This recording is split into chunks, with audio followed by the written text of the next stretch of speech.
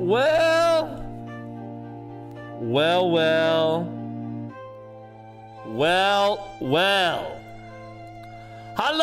Hallo, ihr Lieben. Und willkommen auf den PoorDeadMan Show. Ich bin PoorDeadMan und wir spielen today some Project Zomboid. And if you stick around to the second half of the show, some Baldur's Gate 3 with Pinky, where I play her illustrious and super sexy bard. And we let her be the true hero of the story. Her dragonborn druid. The first half of the day we will do Project Zomboid B42, the new in progress update. If you don't know about it by now, I don't know what to say. I've made 100 YouTube videos on it. All morning, Pinky is going to be working behind the scenes on the show. Pinky is trying to make the second trailer for Season 2 of The Dead Die Here. The filming is done. The voice work is done. All that's needed now is the edit. And so Pinky is here in the studio with me today. Should be in the studio with me every day now that we've made some changes behind the scenes. So Pinky should be here every day. She can see the chat. She might not respond because, like I said, she's working on editing. We'll see. But she's here. She's hustling. And soon, you guys are going to have the second trailer for Dead Die Here, Season 2, The Cult. The filming for the third and final trailer is done. Thank you, everybody who helped do that this past weekend. And with that done, we just need to do the voice work and the edit. So that means that we are almost to the point where me and my team can start focusing on getting Season 3 of The Dead Die Here, aka The Hospital, working and running. Okay, I know you guys are excited for the next phase of it, The Hospital. The Hospital is going to be a great season. You know, we learned so much from Season 2. There's definitely pressure, guys. There's pressure to step it up and make Season 3 even better. I've learned a lot, and I hope to put that knowledge to good use in the new stuff. So Season 3, you can expect some details coming soon. I told you before when Season 2 ended, I warned you, it would be a minimum of 3 months. Minimum is what I said. Between one Dead Die Here season ending and the start of the next. Minimum. And the reason is because I don't half-ass things, guys. I whole-ass everything. I try to make it the best it can be every time. Okay? Unless I'm having like an artistic block. If you're a creative of some kind, you know what I'm talking about. Sometimes you get these things where I guess it's kind of like writer's block, but for a creative. where you're like, I can't exercise that muscle for some reason. I'm trying to use that muscle, but every time I flex, I'm flexing the wrong way. I don't know how to describe it exactly, but basically you can get into a situation as a creative where you have the juice and the motivation to do something, but something's blocking you. I don't know how to explain it. It's hard. But anyway, I go through those times just like any creative, but I really like to take my time. I think that's the key to good art. Yo, KZ with the 5 months. Howdy, gamer. Hello, KZ. KZ, we're going to do some B42 today. And we're going to do some Baldur's Gate with Pinky later.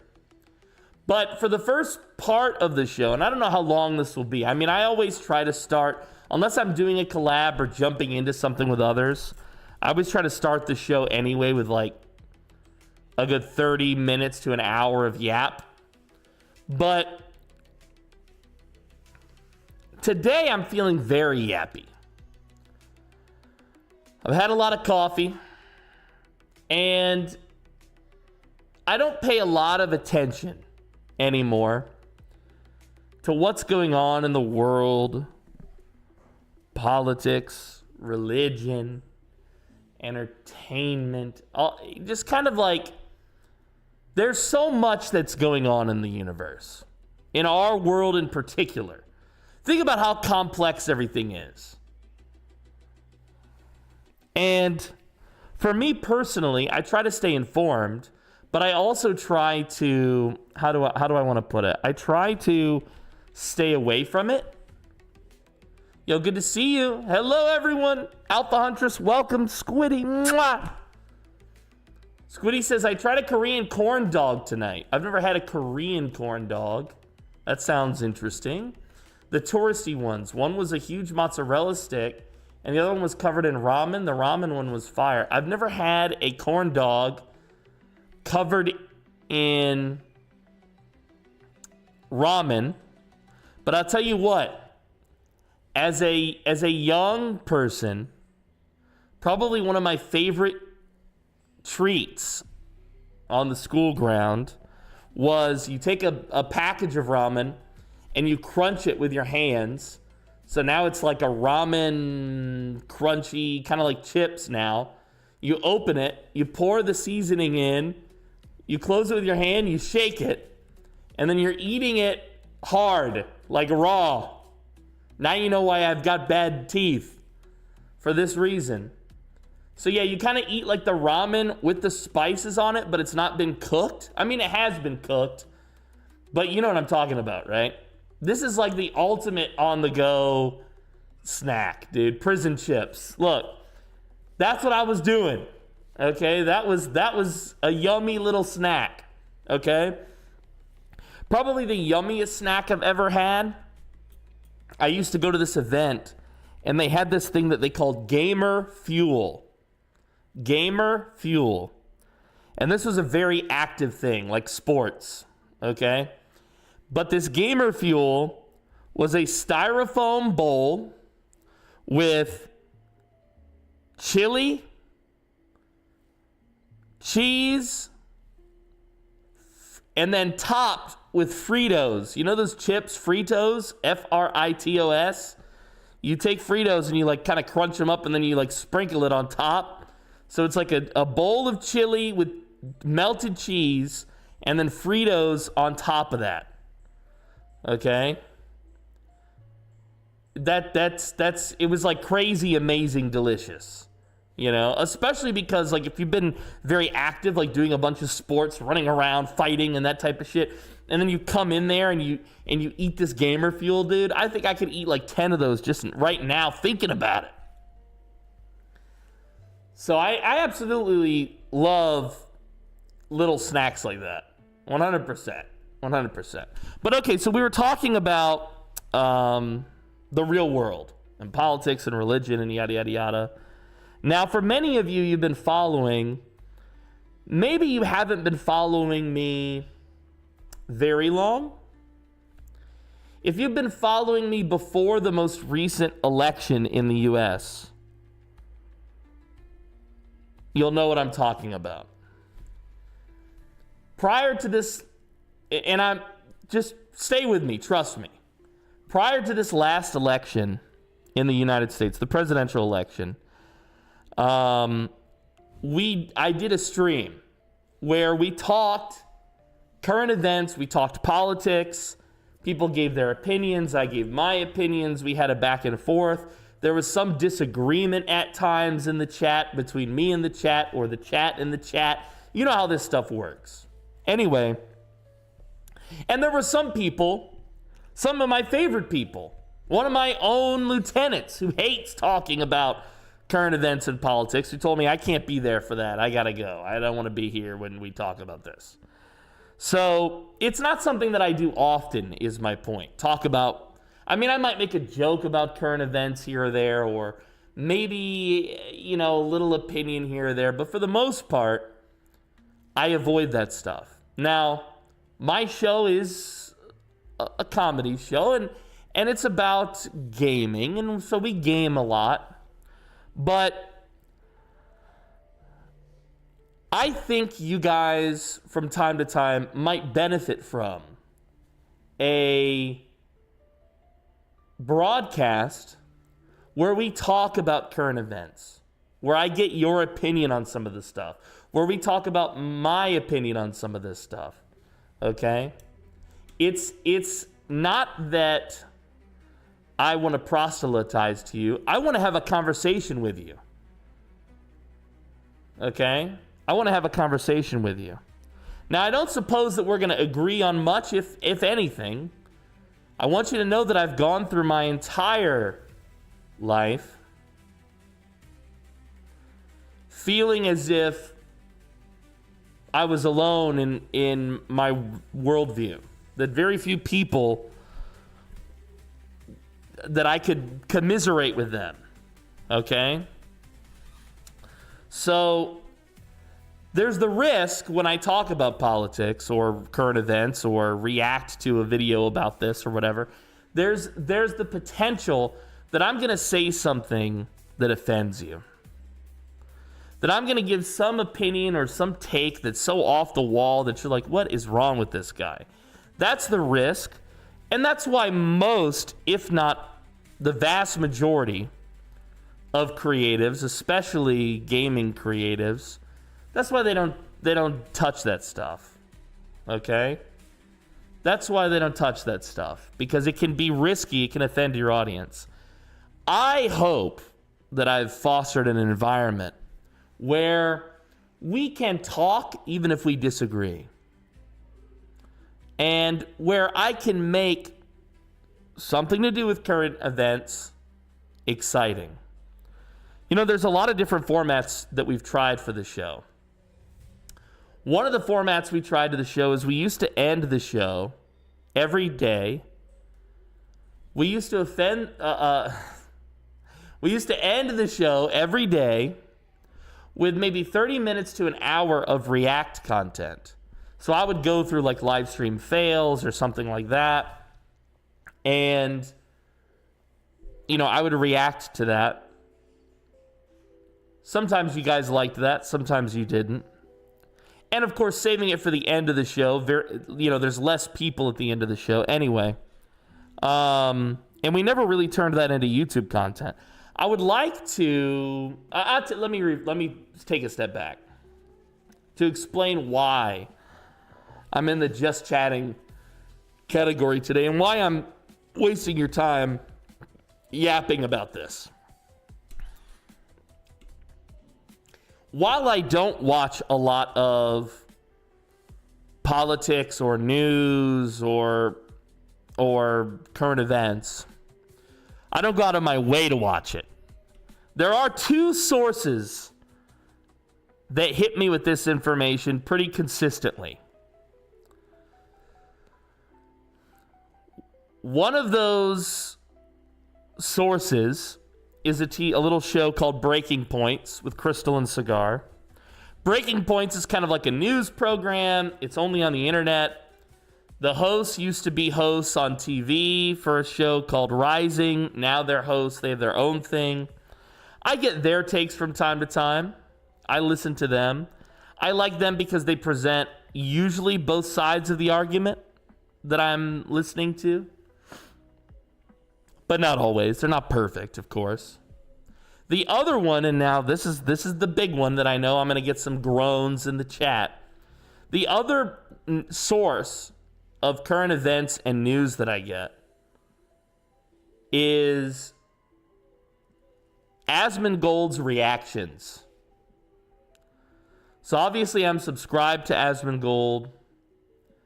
I think what he's doing in a lot of ways is good because he's not all his takes necessarily are something I would agree with, but the fact is he's fighting against censorship, and because he's financially successful enough, he can kind of just risk being himself, even if it means maybe not getting this sponsor or that sponsor, or maybe some people in the chat disagree with him or whatever. Okay. So I've said all that to say that I gain value from these sources, from Breaking Points, from Asmongold. I actually gain value from them. Yo, good to see you, Ivan. Hello. Ivan says, what's the plan today? Ivan, the plan is threefold. The stream is starting today with some just chatting. I don't know how long I'll be chatting, but I'm going to just chat. I'm going to talk to you. It's going to be a back and forth. I'm going to be really responsive to the chat for this portion of the show. I'm going to give you my opinions. I'm going to react to some YouTube videos, maybe some Twitter stuff. I'm going to react. We're going to talk. We're going to have a good time. And then we're going to play some Project Zomboid B42. And then we're going to take a lunch break. And when we come back from that lunch break, we're going to play Baldur's Gate with Pinky. Okay? Baldur's Gate with Pinky. All right, so there's some ground rules, guys, for talking about politics, religion, diet, food, whatever, any serious topic. There's a few ground rules. Okay? The first ground rule is devil's advocate is okay, but bad faith is not. If we're having a discussion about something and you make a bad faith argument trying to trick me or trying to trick the chat or trying to not tackle the issue, for instance, maybe you start throwing around the word racism or something. If you behave in bad faith, I'm not going to ban you from my chat, but I am going to mute you for 24 hours. You won't be part of this discussion. Okay? That's just for my safety of my brain. I can't handle bad faith arguments. They frustrate me too much, and I want to believe that you guys aren't capable of that. So that's number one. No bad faith bullshit. Number two. Are you ready? Number two. So number one was no bad faith. Number two is it's not personal. This is a just chatting thing, and we're going to talk about, we're going to react to YouTube stuff or Twitter. I'm going to talk. I might even respond to something you say I might not read your message and your username out loud, but I might respond to an idea you've put forward. Maybe I agree, maybe I disagree, maybe I break it down, maybe I agree, but I still go on a tangent. The point of this is to say that it's not personal. If I'm personally attacking you, I will spell it out. Okay? But maybe I remember I'm a jokester, so I'm going to say something inappropriate. I'm going to say something stupid. Don't get offended. Don't worry about, you don't have to apologize to me. We're having a discussion. Okay? You'll know if you need to apologize because I'll give you a 24-hour timeout. That's how you know you've crossed the line. If you don't get the 24-hour timeout, all is well. Okay, yeah, so video games, we play video games together all the time. Let's let's talk the world. Okay? Let's talk about, yeah, Pinky's yelling at me because she said, let them know how you offend me all the time. Yeah, Pinky, she sometimes she doesn't get my jokes. Oopsie poopsie, yeah. So I know that that's the thing about being funny also, is that no matter how funny you think you are, sometimes you're just not. And a lot of people in the universe, they have a hard time grasping that one. Okay, so I want to start with talking about kind of what's going on in the universe. I woke up today and caught some. Is it just me or I hate seeing that the PDM is cutting off PDM's forehead? Is it? I don't think it is. I think it's that I'm high up. Oh, you want me lower, huh?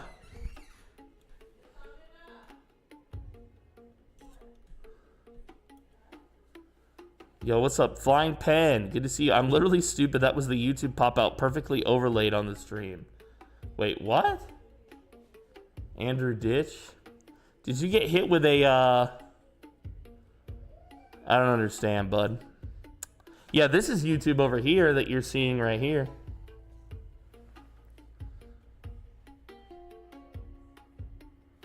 Ah, okay, yeah. So, wait, are you upset that my head is cut off up here? Or are you upset that the bar that's normally up here, I'm kind of behind it slightly? Which one? Does this upset you, the bar at the top? Covering my head? What if I do this? This must really piss you off.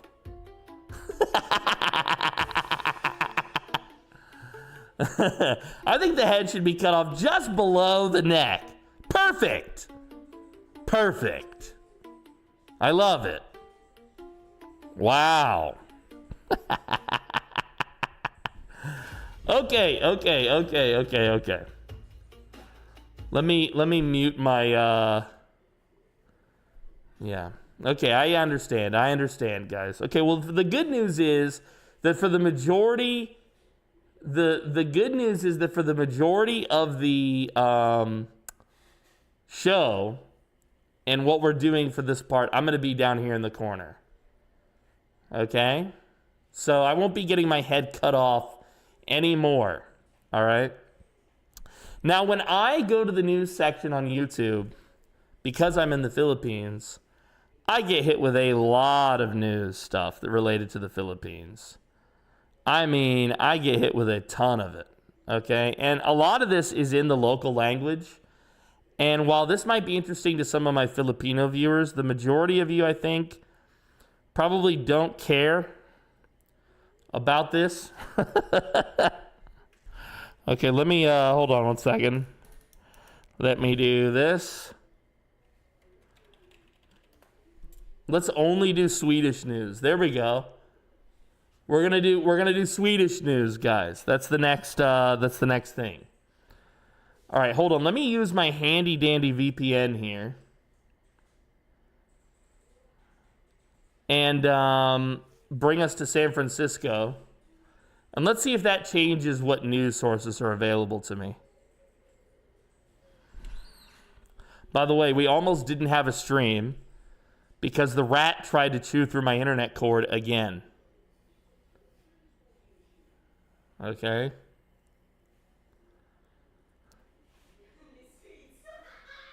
Only Swedes, dude. That's it. That's the one.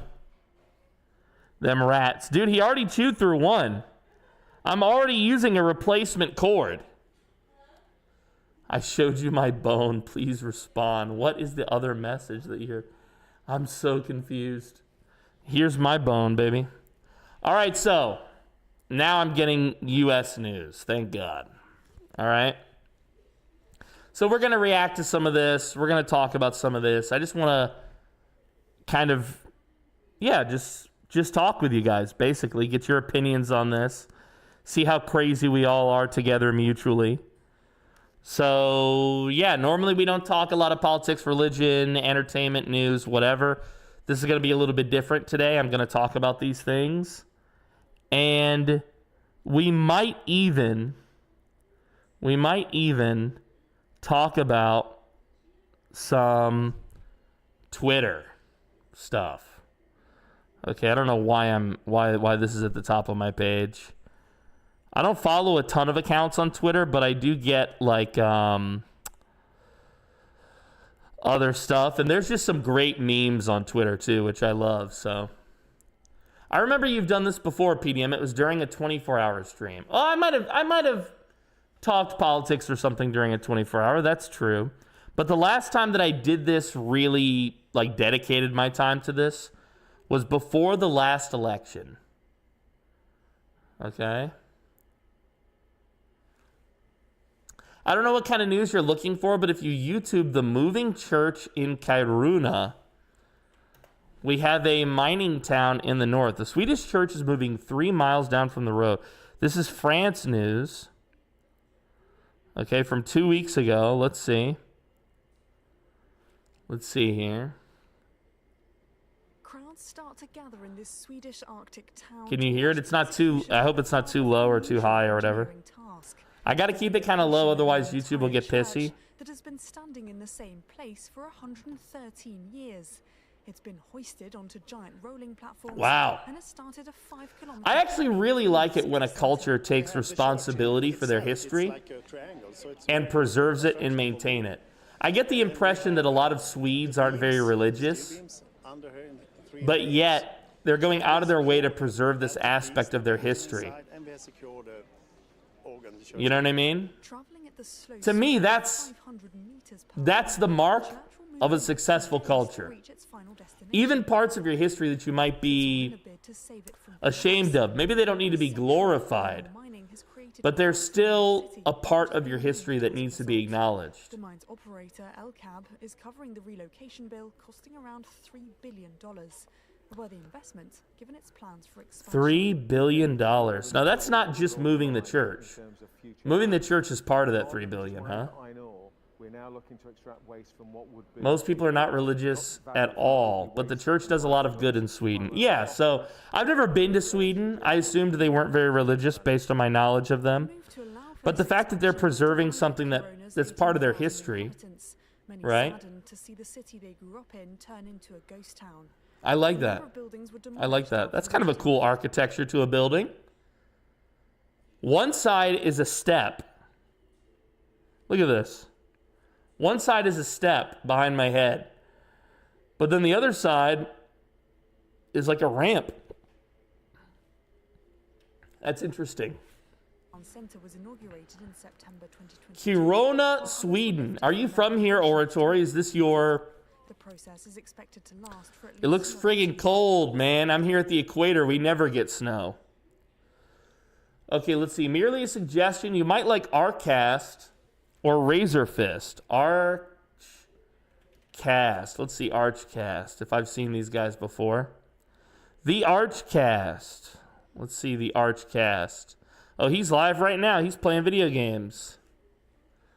Arch was right. Cracker Barrel brings back the old logo. Okay, so this is kind of like his... This dude looks like if you dunked Sam Hyde in a bottle of bleach. Okay, maybe not so much anymore now that we're zoomed in. He doesn't have the hair. But before I saw the zoomed in version, this was like you just Q-tipped him in the bleach, man. I thought it was blonde Sam Hyde. So this guy is Norwegian, huh? Okay. Well, he seems cool. I haven't heard of this guy before. I don't watch, like I said, I don't watch a lot of like hot takes. I know that some of you enjoy this type of stuff, which is why today we're experimenting with this, trying something different, trying something new. But I have to admit, I don't watch a lot of these, a lot of other people's opinion on this stuff. Mostly because, like I said, I never agree with anybody anyway. You know? So why watch them? I'm not gonna agree. And rarely do I feel like I've learned. Okay, that is a hell of a username, dude. Sticks Hexenhammer 666 is another political content creator. I'll tell you what, I like this guy's armor. Okay? Alpha says, yeah, they were pissed off about removing the Cracker Barrel dude. Yeah, they were. What was up with that? What was up with that, right? Okay, wait a minute here. Okay, so here's your Cracker Barrel logo. I mean, I tell you, I've been to Cracker Barrel 1,000 million times. Why is my browser not dark mode? Guys, please forgive me. Hold on, let me see if I can correct this.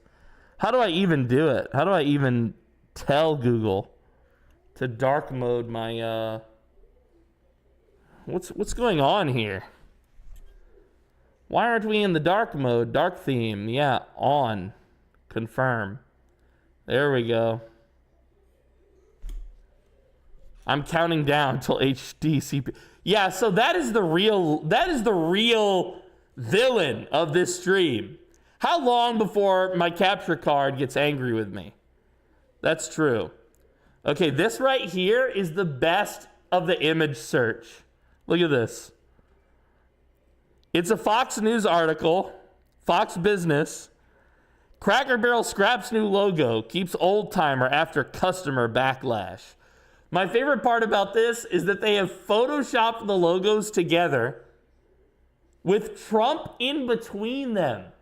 So I am either very out of the loop. I don't understand his connection to this. Is it that he's the president? Did he have anything to do with this? Why is he being mentioned here? This makes no sense. Did he do something that changed the outcome? I feel like he didn't. I feel like he didn't change the outcome. Everything is Trump. No, he had no connection. Yeah, so it's just their normal TDS crap where they throw him into everything. You know? Or they throw him into everything. Wait, they thought Cracker Barrel got woke? Is that because they got rid of the cracker and the barrel? I know, I didn't come up with that joke. I've heard it. I can't help it. But it is a good one. I will say this about the new logo. At least the new logo has this very uninspiring shape. Right? What is this shape on the old one? I understand the cracker. I understand the barrel. What is this shape? Is this a bean? Does anyone know? Oh, I can't go there. I don't want an HDCP. I don't want an HDCP. We came that close to an HDCP. Okay, guys, this is a bean. I've never noticed the bean until now. I've never actually looked at the logo. I have to admit, I don't care about the logo in terms of the yumminess of the food. The food is yummy. The food is yummy. I don't think it has to do with going woke. It's like a marketing decision, right? Now, don't get me wrong. Some of these companies, they make marketing decisions based on politics, I'm sure. But this doesn't seem like a political change. Like they didn't give the guy tits and rainbow hair. There's nothing political about this change. There's not, like, what's the controversy? What's the controversy? I don't understand. I mean, I'll say this. The old logo does have a authentic, warm feeling to it. The new logo just feels like that standard, postmodern, everything is the same kind of crap. You know what I'm saying? Like, the new logo, it doesn't inspire me, but it also doesn't offend me. You know what I mean? Like, I don't think I'm more or less likely to eat here. Yeah, I don't like this minimalism shit that they do. I feel like they do this with logos. They do this with TV shows. They do this with, the dining experience. There's so much that gets watered down now and is just crapola. You know? Is there still... Yeah, right? Yeah. That's what I want to... Good question, Trundle. Can I still get my bacon? Can I still get my mash? That's what I'm looking for. It's the original founder's actual uncle. They were taking it from the older historical vibes to a classy new vibe and generally more modern minimalism. Yeah, so the modern minimalism thing, I think, is a mistake. That's a mistake. Okay? I will say this. Between the two logos, this one is more charming. The old one is more charming than the new one. It is more charming. If you disagree, you're welcome to disagree, but the old one is more charming. And I think that the modern minimalism thing is kind of like a I don't want to call it like the death of art, but it's a fad in art. It's modern minimalism is a fad in art. It's a fad in creativity that I feel like is not from the artist. I feel like it is just a corporate thing. It's like a guy in a suit in an office approved this. No artist looked at this and said, yeah, that's better.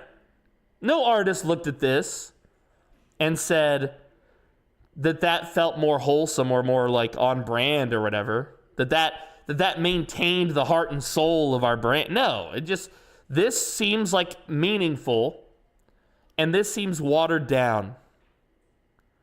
Okay?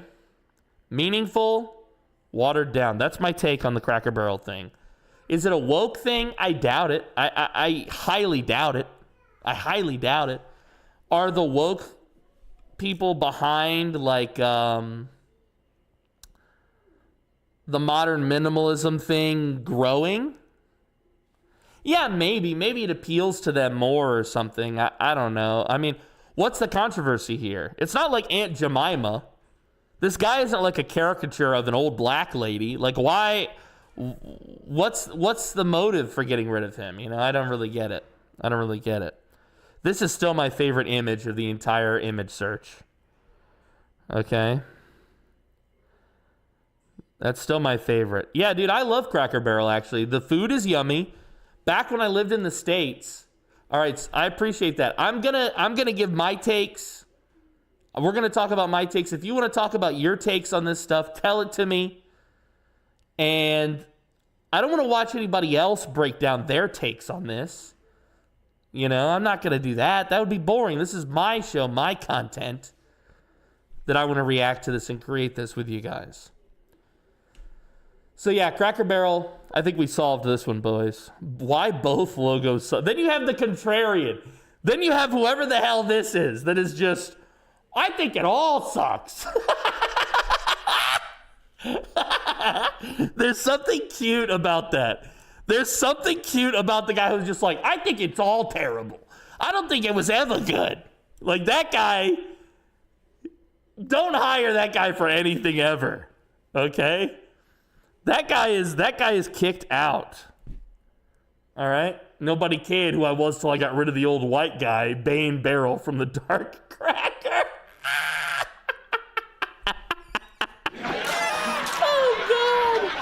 Oh, God, Bane Barrel, dude. Bane was probably, well, Heath Ledger, the Joker, was the coolest Batman villain, and Liam Neeson did a great job.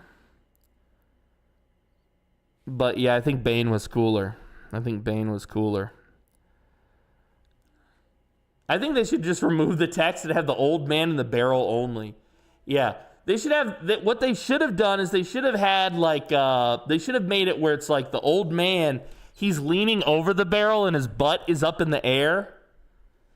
And there's just like, there's the giant bean is wearing a strap on and is just going to town on the old man.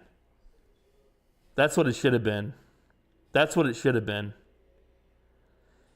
That's really what it should have been. It should have just been the old man bent over a barrel, and the bean now is sentient and is getting its revenge. Okay, no longer will the bean be in the background of the show. Okay, now the bean is in the foreground. Okay? Face down, ass up. That's the way we like to chuck. Exactly. I think there are clubs with that kind of logo. Yeah, well, see? So my point is that it would be an incredible way to expand on this idea here. Okay? As long as the race of the bean is indeterminate, I feel like they can't argue that it's woke. Right? Or give the bean a cowboy hat. There you go. Now he's really not woke. Now he's really not woke. Okay, so we were talking about Cracker Barrel. We were talking about this Archcast guy. Somebody else was also suggested, the Rizzler or something. Let me go back up and see. Razor Fist. Okay, Razor Fist. All right, Razor Fist. The Rageaholic. Is this Razor Fist? The Rageaholic? I guess what's his shtick? He gets pissed off about stuff and talks about it. Damn, dude's doing really well for himself. I need to be more pissed off and talk about shit. I'm always trying to entertain you guys with video games. This is the niche that I should have been a part of. Just me running my mouth. You know what I mean? I mean, you know, everyone knows if you're angry and yelling, then you're right. Yeah, precisely. He's Sticks and Hammer 666's twin. Okay, now we have to find Sticks and Hammer. Hold on. Sticks, Hex, and Hammer 666. Why is his wife in the search? Domestic violence, the quartering. What? Oh, okay, actually, I have seen this guy. I have seen this guy before. Okay, I've seen this guy. Okay. He's got an interesting aesthetic.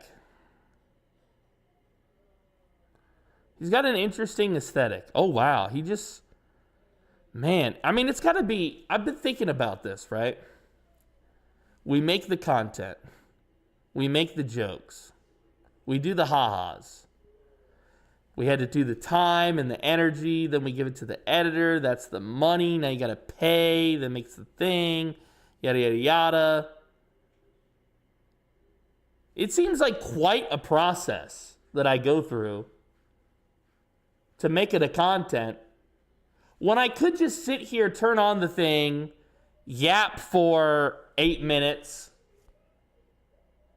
push it out just like that, and call it a day. What have I been doing? Why am I wasting my time trying to do anything with production value? I feel like you see stuff like this, and look, I actually like this dude's takes sometimes. I'm not trying to like shit on this guy. Okay? I'm just saying, as a creative, when you're going like the extra mile and then you see somebody very successful that's got a better process, you're like, wow, this is I don't even have to be informed. I could just shout for 8 minutes. I mean, I don't know if that's what this guy's doing, by the way. The videos I've seen of him, actually, he's been pretty reasonable. I don't want to like play too much of his video because he's not a news source, so we might get like a copyright strike or something. Convincing my opinion that RFK Jr. is probably the most transformative individual that Donald Trump has I'll tell you what I like about this guy, his fashion sense. I don't know about the hat, He's doing a really good job. but I love the hair. I love the beard, Put it that way. the shirt. RFK Jr. keeps getting flat. Oh, is he Australian? Hold on. Hold on. What's this in the corner here, guys? Chat, can we get Alexa enhance? What's this down here in this corner here? What's this down here in this corner here? Vegemite? And what is that? Marmots. That's not... Is this guy a foreigner? What is that? Are you a foreigner? Damn, dude. He's doing well, though. He's doing well, though. I actually do like this guy, Sticks and Hammer. I've watched him before. The goddamn Brandanowitz has sent me his stuff before, so that's why I'm familiar with him.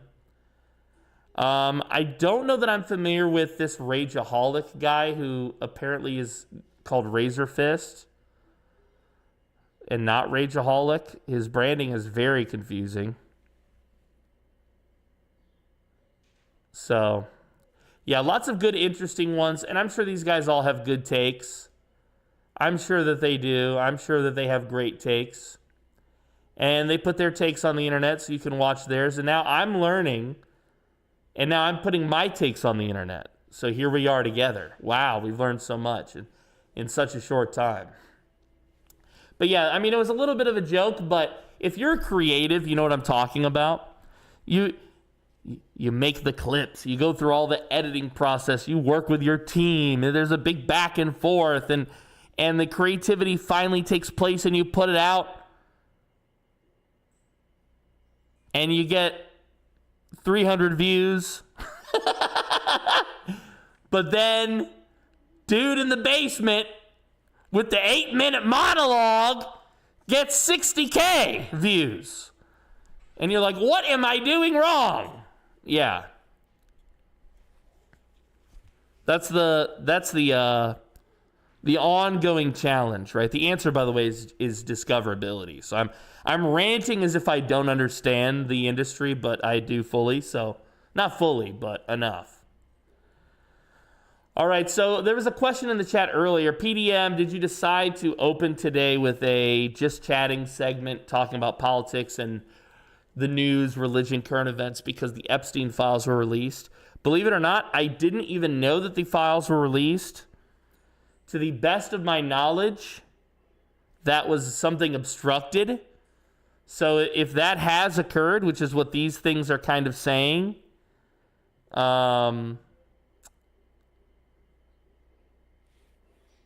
that's news to me. But I will react. Of course, I have an opinion.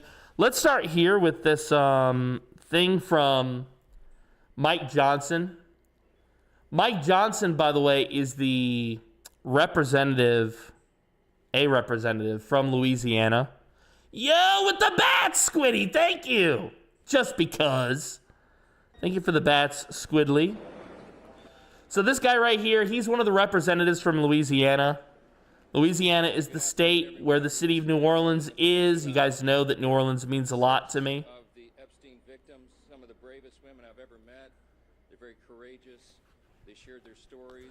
Some of the ladies have shared these. The thing with these politicians is no matter how humble their origins, they always feel very greasy to me. Greasy fucking burger, man. They always feel to me, and I don't know his thing. I don't know Mike Johnson's backstory, so I'm not speaking about him personally, or rather, I'm not speaking about him intimately. But he feels plastic. They all feel plastic. All of these greasy fucking burger, man. They always feel greasy to me. You know? Like, you can't trust them no matter what. Like, if they gave me a bottle of water, I would question it. You understand? Is there pee in this? What did you do to this? So, some people are saying, what is this Epstein thing? Epstein was a very politically connected individual House itself, that we would do this. with a lot of money that nobody can explain where he got it from. They are owed that. There may And be as many as 1,000 victims. he's a convicted Hundreds and hundreds of young women. harmer of Some of us imagine the young people. 96 I gotta watch what I say here, guys, because of the censors. that they speak for all of them. But It's been long yeah, he was a fixer. He was. There's more to his story than we've been told. also But the problem is that we've been told so little. again and ultimately to The facts are so obscured for these ladies for so that long. It is there's a lot of speculation with that may or may not be true. Congress is So we don't exactly know I'm very grateful for the leadership, all the details, but we know that there's enough lies oversight. that we should keep asking questions. Does that make sense? August was a very Like, whatever you've heard about the Epstein stuff may or may not be true. I don't have any intimate knowledge of it. But it's clear that there's so many lies, there's so much deceit, and so many... The stakes are high, right? Because if it's true, and these people get caught for what they've done, 4,000 Epstein you got to put them under the jail, we will not right? They're not even allowed in the jail anymore. Under the jail. through very carefully because So they have a lot to lose. They have a lot of money to fight with, justice you know? every single person And they're not going to go down without swinging. evils of the cover up thereof, but we also want to be equal And there's we protect the innocent now, how many of these politicians were involved in the cover-up of it? I don't know. But I can tell you that names are it's clear now covered a lot of times that these guys are dragging their feet, anyway. So the House okay? Committee in a bipartisan fashion is combing through these If you're on the Epstein list, you don't get the Fifth Amendment, fuck the Constitution, just go straight up death for you. So here's the thing. themselves As a proud pappy myself, you guys know now that I've got two beautiful little great work he's been doing. James liches growing here. Figure I'd just give a quick update. I think everyone knows I agree with the sentiment that if you harm the young ones, we subpoenaed that's it. That's it. That was your one chance. That was your one chance. we've expanded that Okay? Acosta, That was it. That was your one chance. Oh, now we're going to bring him on while we talk about this. Hold on. I don't know if I feel... Let me put that down. You want to say hello?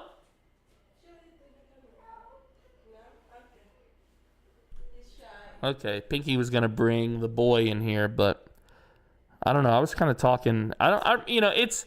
The problem is once you have the young ones, guys, that it feels intensely personal. You know, did this Epstein guy and his friends do anything to my family? No, they did not. But the fact that I have a family and that they did it to some family makes you feel very threatened as a daddy. Okay? It makes you feel like... The problem is that if someone did it to you, how would you resolve it as daddy? Right? Remember that movie? What was that movie a while back? John Q. The plot of John Q is the guy, Denzel Washington's son or daughter or whatever, has got some sort of illness, and it can't be solved with the budget he's got. So he ends up going into this hospital with his kid to get treatment for the kid, but then he pulls out a gun and takes the hospital hostage, basically, on the premise that you got to fix him or I'm going to start shooting, essentially, right? That's the premise of the film, is he takes these people hostage. And then the question that the film is asking you is what he's doing morally acceptable.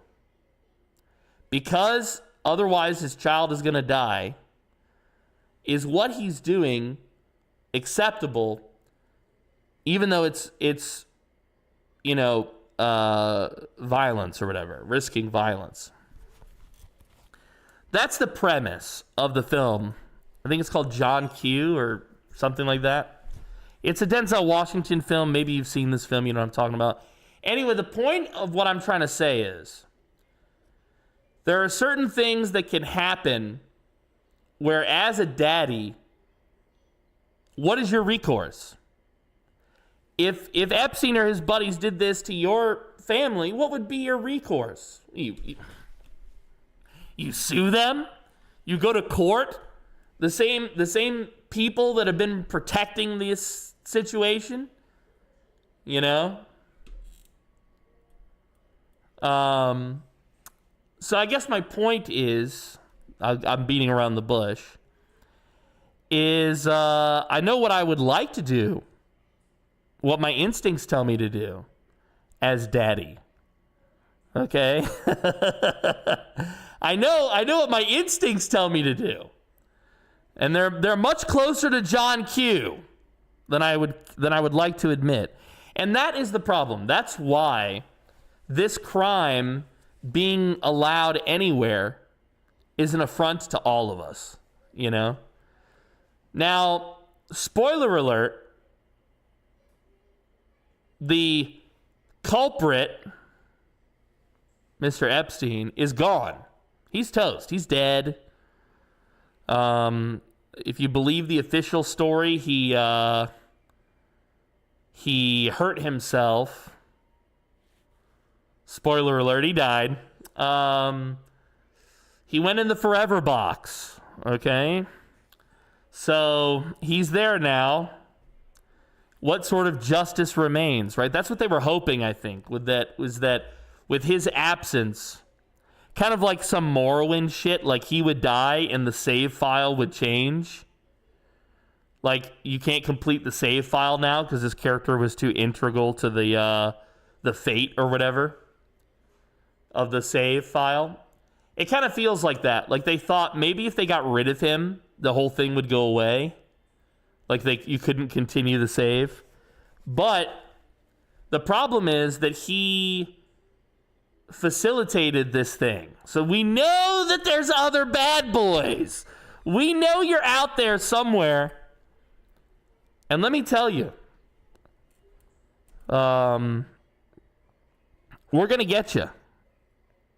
I want to believe that these people will be got. Now, how they get got may not be through the system. Do you understand? How these people get got may not be something that happens within the system of crimes and punishments and right and wrong and police and judge and blah, blah, blah, blah, blah, blah, blah. All these things that we have, which we use to protect us from unfairness and tyranny. Spoiler alert, they've been corrupted, and so now they're like tools of tyranny and injustice, which is crazy. But there will be justice, I like to believe, one way or another. Some people might evade it. That's true. Maybe even some of the worst. But I like to believe that the universe will find a way to correct this mathematical imbalance, if you will. Okay? Now, I got to be careful about how I say this. Do you guys ever heard the story? There's an English king. Yo, what's up, Nuggins? We're doing politics and talking bullshit. Good to see you again, buddy. Nuggins has been back to streaming recently. It's been a blast watching him play some Zomboid, some World of Warcraft. He's playing another game I'm not familiar with. It looks like WoW. Yeah, we're just talking politics, religion, modern events, yada, yada, yada. We're just kind of yapping. We're just talking as a group about all the things out there in the universe. Normally, we don't talk about these stuff on my show, but today I'm dedicating some serious time to it to see if it's a discussion that we all benefit from. We'll have a lot of questions for him. Yeah, there's... The conspiracy of it all goes really deep, and that's what's concerning, is that there is truth, and it's forbidden to us. And the problem is that we have this environment now where information is free, yo, and you can get information all over the place. So the way to fight that is to just dump bad information and to elevate bad information. That way nobody knows what the hell is going on. You know? The analogy would be It used to be you walk in a room with a bunch of doors and you say, which door gets me out of this building? as soon as possible. And then we're going to Very few people would answer. bring in more people. We learned They might give the wrong answer. today. We're going to But eventually you would know to it's one of these 3 doors or whatever that's going to get me out of this room. Now, there's so much information that when you walk in that room and say, how do I get out of this room? There's a million voices all yelling at you different paths, some of which make no sense. sincere about this. This The true answer is still in there somewhere, in this cacophony. bipartisan as anything But you can't get to it because they flooded the discussion with all this BS. for giving us the authority You know? to seek out everything that I think you all want and the Yeah. No, you're exactly right, Brick. You're exactly right. the answers and to do it as soon as possible. Yield back. Question or two, Manu? Go ahead. Let me see if I can find. Yeah, there's a quote by an Iranian, Myself about this many times. I think, that really aptly describes what you're The most transparent president what you're talking about, Brick. Brick said, what's scary is that politically speaking, the problems aren't just liberal or conservative. There are people that are registered Democrats or registered Republicans, and these people control our country's legislation, and they're still free to continue to shape our laws how they want. Okay, I'm going to quote to you, if I can get it, this image by Marjane Satrapi, who is an Iranian graphic novelist. I haven't read her stuff, but this quote of hers, I think, is powerful, and it speaks to what you're trying to say, Brick. The world is not divided between East and West. You are American, I am Iranian. We don't know each other, but we talk and understand each other perfectly. The difference between you and your government is much bigger than the difference between you and I. And the difference between me and my government is much bigger than the difference between me and you. But our governments are very much the same. I come back to this quote often because she was able, with this statement, I think, to very eloquently capture the vibe of what you're saying, Brick, and it's a thing that I feel, which is I feel like I have more in common. You know, I live in the Philippines now. I feel like I have more in common with the average Filipino on the street that I meet and talk to and befriend than either of us have in common with any sort of government individual or institution. So that's my thoughts. The bot doesn't know what to do. He's so used to us being in here joking all day. He's like, what is this serious shit y'all are talking about? Yeah, so this guy, I mean, he's like a Louisiana guy. Suit and tie. And if you remember how this guy got into control, by the way, they had another guy who was in control. What was his name? He was like a California Republican guy. Very Gavin Newsom, you know, $7 million haircut, veneers. And no, Boehner was a long time ago. Drew Brees is the answer. That's correct. Drew Brees. Yeah, no, it was a different guy. It was after Boehner, after Ryan.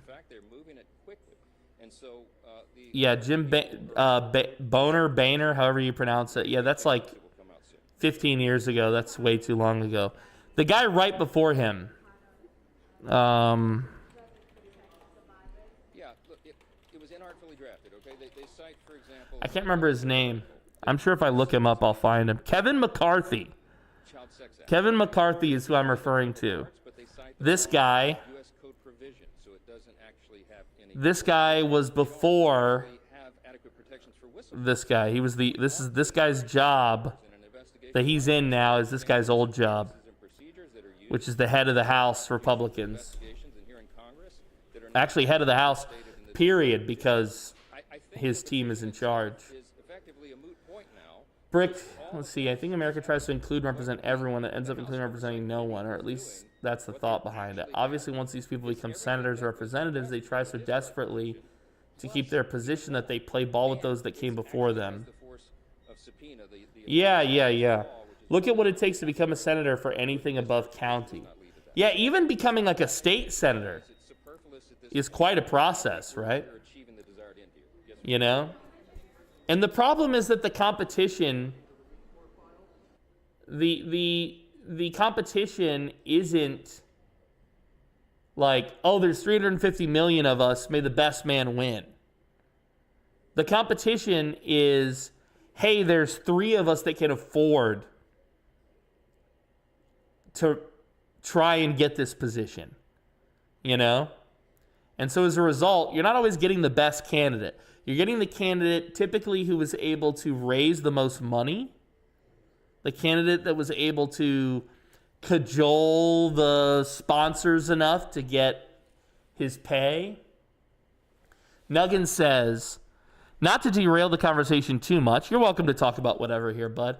I had an application to a GTA RP server not go too well. Bro, they never approved me either.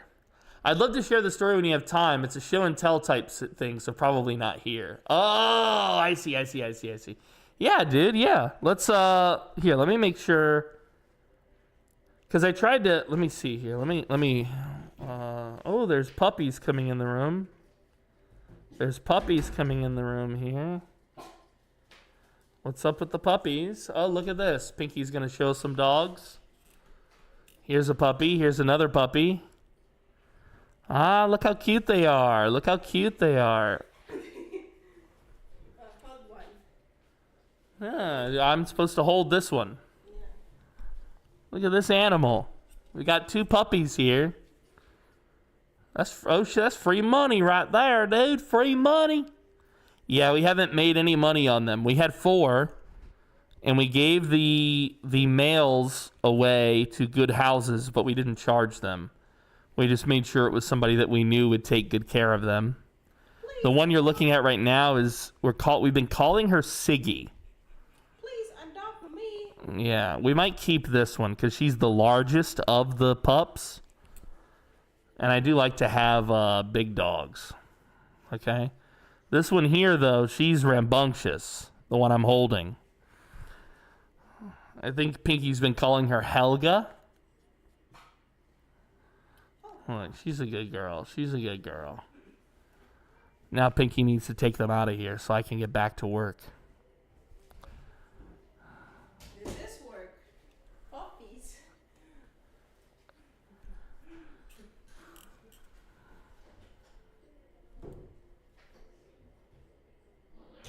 Yeah. We gave both of the males to family so that we would know that they would be well taken care of. All right, let me scroll up a little bit, guys, because I missed some chat. Let's see here. Reminds me of the average person does not exist, says Oratory. So when we do things for the average person, we're helping no one. Right? Yeah, that's a good point. PDM, have you ever listened to Tom McDonald? He's a rapper that does good music, sharing what's going on in the government and how fucked up it all is. Tom McDonald. I think I know who. You said he's a rapper. So maybe I don't know him. Tom McDonald. Let's see. Tom McDonald. All right, that's this guy, huh? I just found his channel. Wow, he's very popular. The devil is a Democrat, dude. 2 weeks ago. Yeah, that fits. I really don't think like it's good to get like too politically sycophantic. No, I haven't listened to this guy before. I'll have to check him out. Any relation to Ronald McDonald? Yes, this is his cousin. Ron and Tom McDonald. Well known. He's a very good listen. Yeah, I'll have to check him out. Absolutely.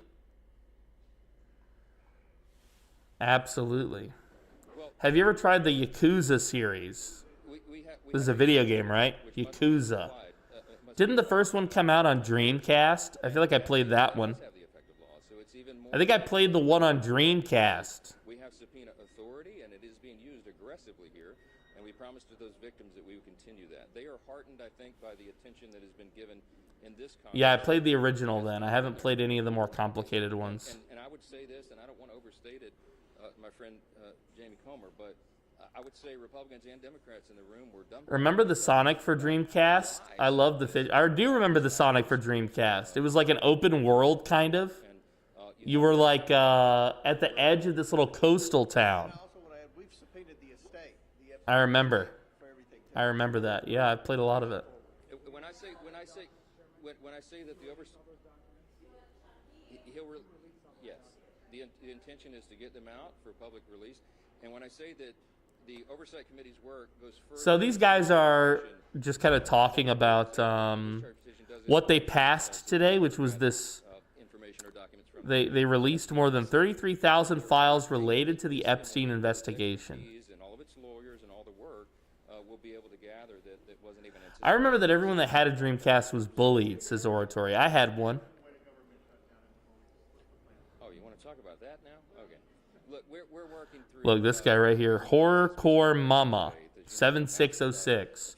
We want the names of the offenders and other locations. We want to know who Epstein's customers are. Look, you can tell she hit a nerve because look at the sheer amount of comments. 34 replies compared to all the others. It's naive to believe that such a list exists. But if it does, Israel has it to make sure Congress votes their way. Talk to them. Yo, Patsy Lee Oswald. Why are you so knowledgeable?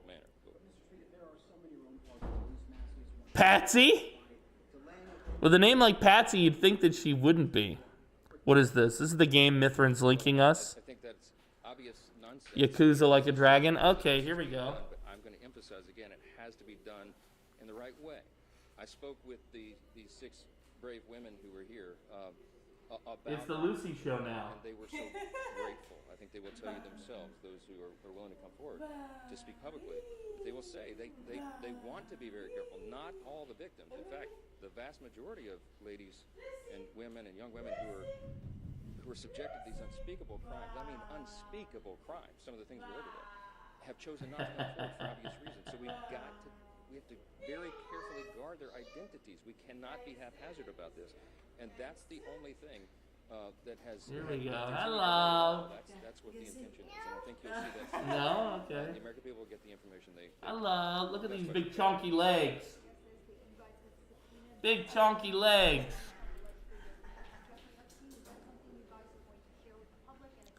Yo, welcome everybody. Good to see you. Yes, that was what affectionately we refer to her around here as the Skelly Bean.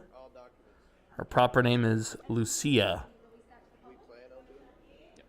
You're going to see full disclosure. I never had a Zune or an iPod, actually. I did have a Dreamcast, which was crazy because we were so poor growing up that I didn't have many consoles, you know? I think we follow the truth. Like until I started working and earning cash myself, I didn't have a lot of consoles. But I did have a Dreamcast and I did have an Xbox. I always wanted a PlayStation and never got one. And then And look, I will say this again. I'm emphasizing right before, participation of the administration and the White House. I think it was right before COVID or right after COVID or during COVID, that's when they released Red Dead Redemption for the PlayStation, Red Dead Redemption 2. So I finally bought a PlayStation in adulthood just to play that Red Dead game. And then immediately once I was done, sold the PlayStation.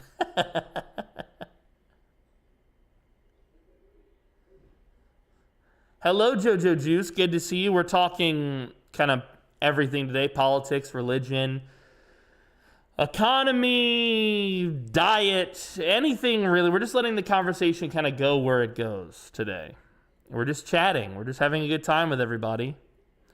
And then we'll play some games later. We're going to play some Project Zomboid and some Baldur's Gate 3 a bit later. Yes, Apex. Yes. Welcome, buddy. Good to see you. Absolutely, my bean. Yeah, well, the game looks cool. It kind of looks like what I remember of a Yakuza game. Yeah, interesting, I guess. A new meme template is born. Have fun, internet. Okay, that's actually a pretty good meme template. Immediately, dude. Immediately.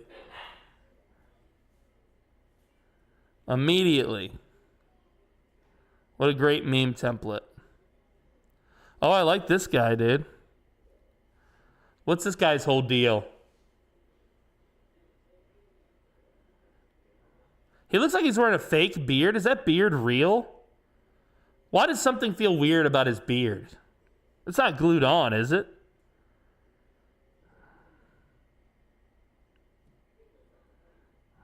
Damn, dude. And that's definitely a wig. Yeah, he's absolutely wearing a wig, but the beard is real, huh? It's ma'am. Oh shit, dude. Sharing the cig. That's the longest draw I've ever seen anyone take of a cig. She immediately spit it out, too. Damn. Him wearing a wig for sure makes the beard look fake. I agree. This is absolutely a wig, and it does make his beard seem like it's not real. This dude has got the sunburn to kill all sunburns. Look at the top of this man's poor shoulder. Jesus Christ. There's no way on earth. There's no way on earth you are feeling good tomorrow. I have 2 Twitter accounts. One where no politics are allowed, and one that's full of retweeting politics. If you're interested, let me know. Interested in what? Your political Twitter? I am not. I am not interested. No. But I am interested in talking to you about stuff here on the live show. But no, I don't want to. No, I don't do that. In fact, I don't think I follow. Let me see. I don't think I follow. I'm only following a couple people anyway. Yeah, I'm only following like a couple people. And it's usually people I work with, people who are really strong supporters of the show, or people whose art inspire me. Yeah, I don't follow anything politics or whatever. And then I have a separate list called creatives I fuck with, and this is just like anybody who wouldn't make it to the follow list. Like, I don't want to see your stuff all the time, but I do like your creativity. And so I have that list up here at the top, and I some of that has like a political person here or there. But most times if somebody makes like I have to admit, this is why, remember earlier I was saying about the sources that I get for the news is Breaking Points or maybe Asmongold reacting to something. Because the truth is that I cannot stand people who make politics their whole identity. You know, you run into people sometimes who it's like all they talk about is current events, politics, blah, blah, blah, blah, blah, blah, blah. And to me, it almost approaches the realm of like small talk. You know what I mean? Like, I would rather that we just stand in this elevator silently than, you know, yeah, I hope you understand where I'm coming from. But suffice it to say, I don't follow a lot of this stuff on purpose. I don't consume a lot of this stuff on purpose, simply because I think that when you do so, it rots your brain in the same way that like soda rots your teeth. You know? That's not to say that being informed of politics or whatever, you know. And look, I'm terminally online. I spend all my time online, so it's not like I'm saying touch grass. I'm just saying it can't be the whole thing. So every once in a while when I find like a Twitter account and it's just politics or something, yeah, I have to go right past it because it's like, well, that's your whole thing. And I understand like if it's your brand and you're somehow making money from it. Here's an example. Hassan. All Hassan does is politics. So of course that's 99% of his content. It'd be like somebody complaining that my content is gaming. So there's going to be some people out there, I get it. They make their nut from politics. So politics is everything to them. That makes sense to me. Okay, they're in that world. But for most of us, it's not good. It's not good.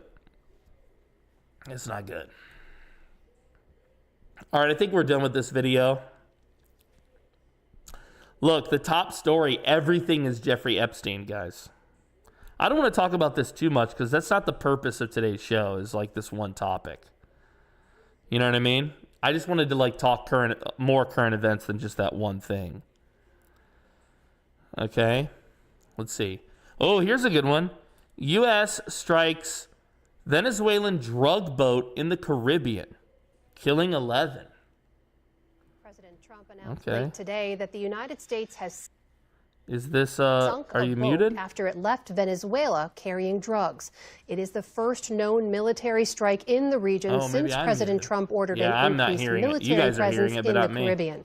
Nick Schifrin's following all this, and he joins me now. So, Nick, tell us, what do we know about this strike? Yeah, we forgot if there were manatees. Oh, there were some man and there were some tees. Yeah, there were some manatees too there. Administration as a foreign terrorist organization, and the president posted this video on Truth Social this afternoon, saying 11 members of the group were sailing toward the United States carrying illegal drugs. Yo, what's up, And Wendy? Attached to the video. Wendy says, "What's up, Skelly man?" I will respond. Wendy, welcome, buddy. We're gonna do some Zomboid a little bit later. We're gonna do some Baldur's Gate after that. In the meantime, we're just kind of watching and responding to some news articles, some YouTube vids.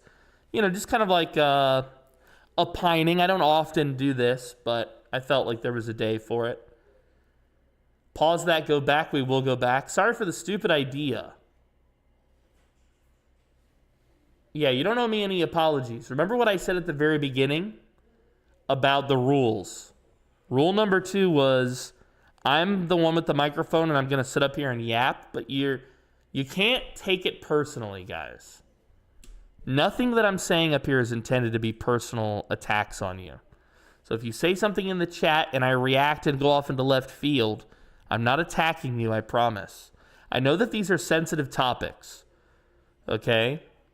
But we have to be, excuse me, ladies, men about this, okay? We have to be men, which means we have to be able to talk about this, whatever it is, address it, disagree, and move forward. It's okay if we don't agree on everything or if whatever.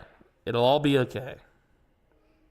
President Trump announced late today that the Dude, her name is Amna Nawaz. That's such a crazy name. United States has sunk a boat after it left Venezuela. Wait, what is this? Hold on. Support PBS NewsHour. Your donation directly supports vital journalism.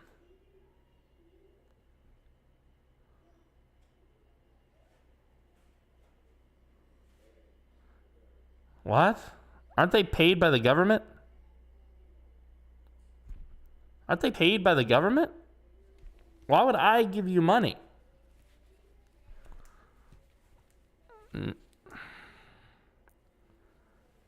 PBS lost a shit ton of funding, if not all of it. I mean, probably for the best, to be honest. Like, do we really want the government in control of media? Any media? Probably not, dude. It's all propaganda. I don't know. I didn't know that they lost their funding. Carrying drugs. It is the first known military strike in the region since President Trump ordered an increased military presence in the Caribbean. Nick Schifrin's following all this, and he joins me now. So, Nick, tell us, what do we know about this strike? President Trump said that Wendy, the U.S. I think Navy you're exactly correct, against buddy. that boat that you said that was operated by Tren de Aragua, that has been designated by the administration as a foreign terrorist organization. And the president posted this video. Trump cut PBS, NPR, and various other liberal-leaning journalistic publications. Good. Good. I mean, I'm not really like a Trump guy, but I'll say this. I think the government's budget should be as small as possible. So, like, anything extra that we can get rid of, I'm fine with it. Now, look, I liked this stuff. I feel like, wasn't Sesame Street or whatever PBS? I feel like I benefited from this stuff. Okay? But that doesn't mean that it has to go on forever. You know what I mean? It doesn't have to go on forever. Okay? It's okay for things to stop, to be an experiment. You know what I mean? It's okay. It's okay. It's okay. That's fine. But yeah, we really want the government to be as small as possible. Because the smaller it is and the less money that it's able to spend, that wasn't even a link, and it hit him with it knocked him out of the chat. Why did it do that? I can still see your message, Nuggins. Sorry about that, bud. Sesame Street, Hey Arthur, Mr. Rogers' Neighborhood, they're all at risk of going away. Well, they are and they aren't, right? Because those IPs, those properties can be sold to other entertainment venues. So those shows don't have to go away. Nightbot thought Mr. Rogers was a link. Okay, Nightbot. Oratory says we have state-funded comedians here in Sweden, and they mostly do jokes that would get them canceled anywhere else. Oh, really? Can they make jokes? Can they say something really controversial like the president of France's wife is a man? What happens if they say that in Sweden? Does the government still fund them? Is that allowed? Because if so, that's pretty dope. But I still don't think the government should be paying comedians. And I say that as a comedian. I'd love a check. Don't get me wrong. Okay? But I'm trying to stick to my principles here. Yeah, sold and then changed, and the originals are never seen again. Yeah, well, and I mean, again, that's the nature of, nothing is forever. We can't like delude ourselves into thinking that anything is forever. Okay? We can't. And the purpose of these entertainment, of these shows, right, was to educate children, to create entertainment for children, and not to, toe the government line or engage in concealed propaganda or whatever, And even back in the day, the government was doing this. There's a really good, you can find this video on YouTube, and it's basically, I think it's like the Senate or the House. This was following the assassination of JFK, I believe, or maybe just prior to it. And they're interviewing these CIA spooks, and the CIA spooks admit pretty openly that they have their hands and fingers in all the various media outlets, PBS included, and that they are manipulating them. Hold on one second. Pinky, please let him in.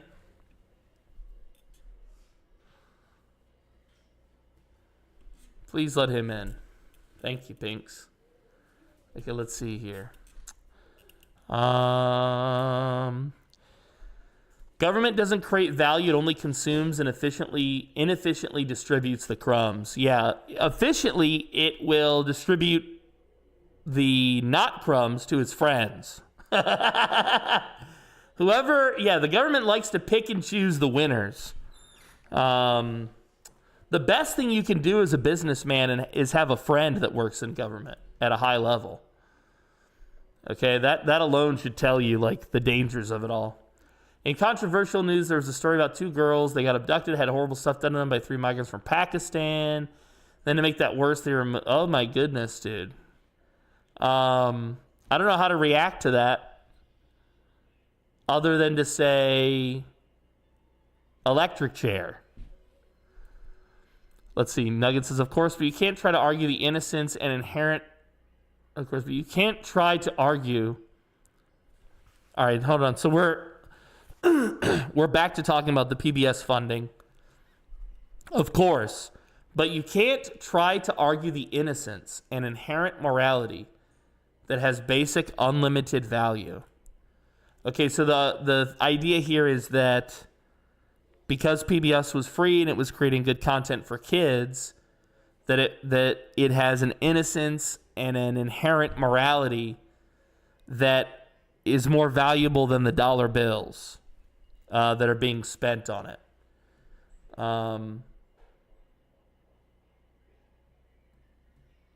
I don't know that I agree. I don't know that I agree with that statement. I don't know that. I maybe it was a hyperbole when you said unlimited value, but I won't get in the weeds here and argue the value. But I will say this.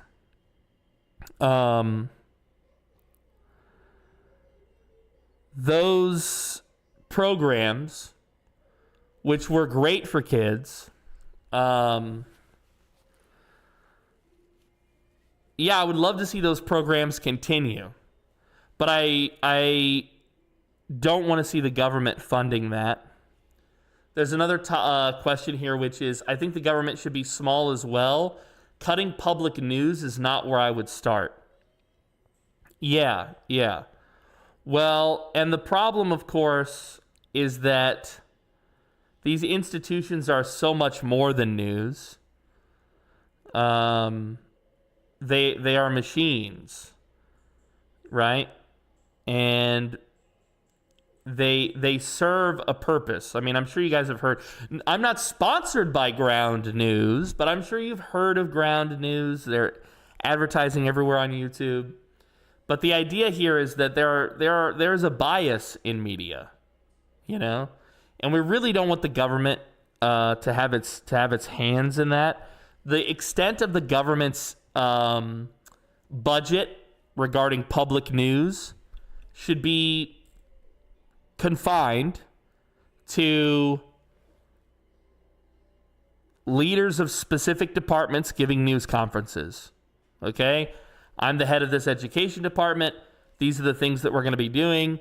Here's my agenda on this. Hi, I'm the president.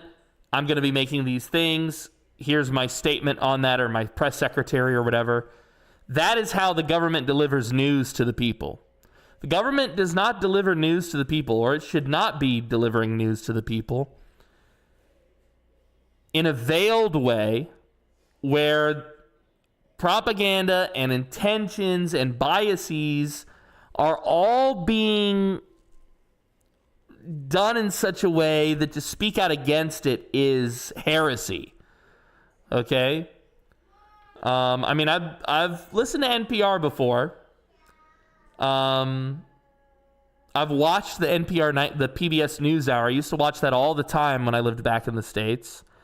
And I have to admit, I only remember them really advocating news-wise for one particular set of ideas. Okay?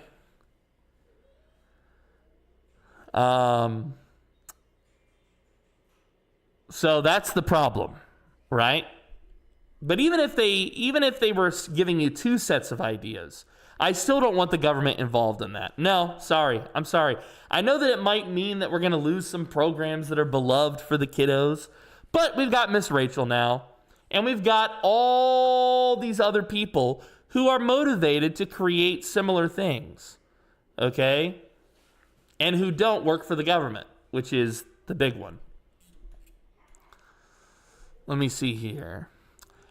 Yeah. I'm a little bit beyond lifespan. Let's see here.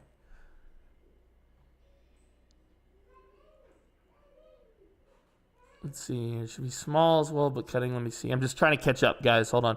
News sources aren't reporting news or facts. They offer opinions that people take as fact. Yeah, that's the problem that's happening a lot of times today. When Americans say government, do you all mean state or local as well? So when I say government, typically, I'm referring to the federal government or the central government. The distant bureaucrats who try to control every aspect of our lives from afar. That's what I mean when I say government. Typically, I'm referring to the central or federal government. But technically, government is also the state government. So the individual state that you live in and the county and the town, depending on where you are. So I really refer to it at all levels. If I had a choice, in my world, if I were king, things would be different. The power structure would be reversed. So instead of a strong central government, you would have strong local governments. For instance, maybe living in Atlanta would be very different from living in Los Angeles because the city of Atlanta would have so much more control over its environment than it does currently. And the federal government would be so weak that it would almost be ineffectual.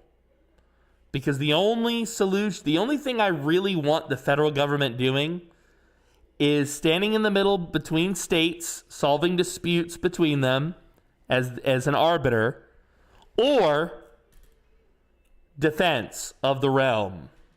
Okay? Beyond those two responsibilities, I think that the government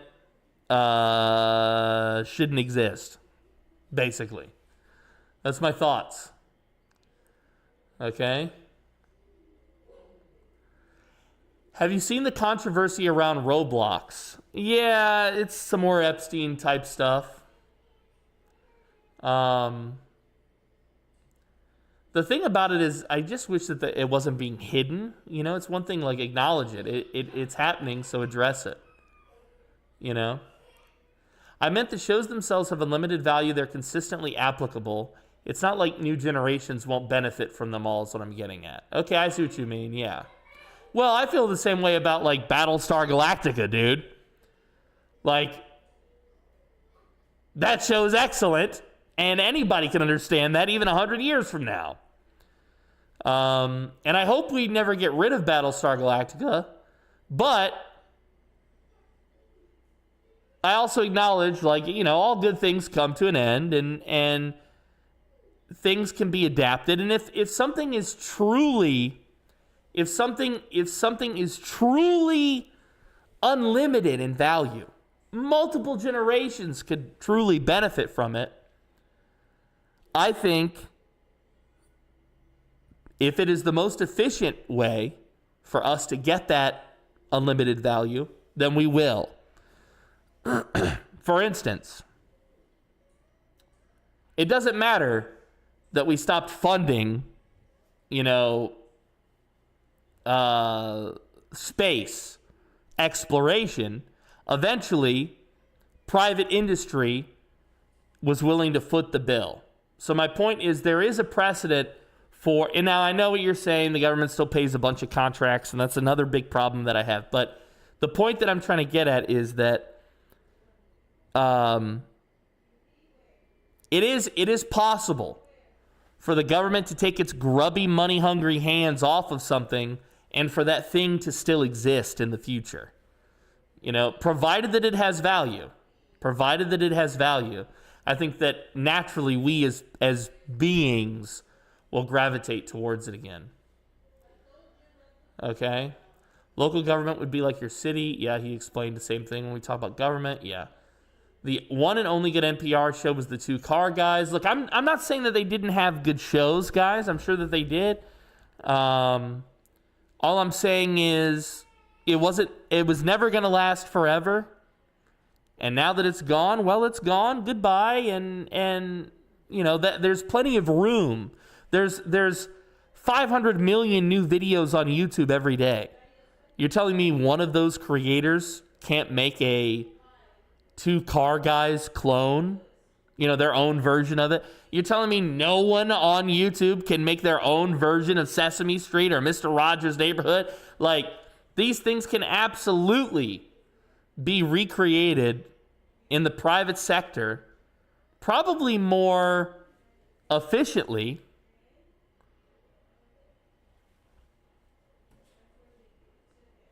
Blippi is an example. Yeah, I mean, I don't watch Sesame Street or fucking Blippi, but I'll tell you what, Blippi exists now.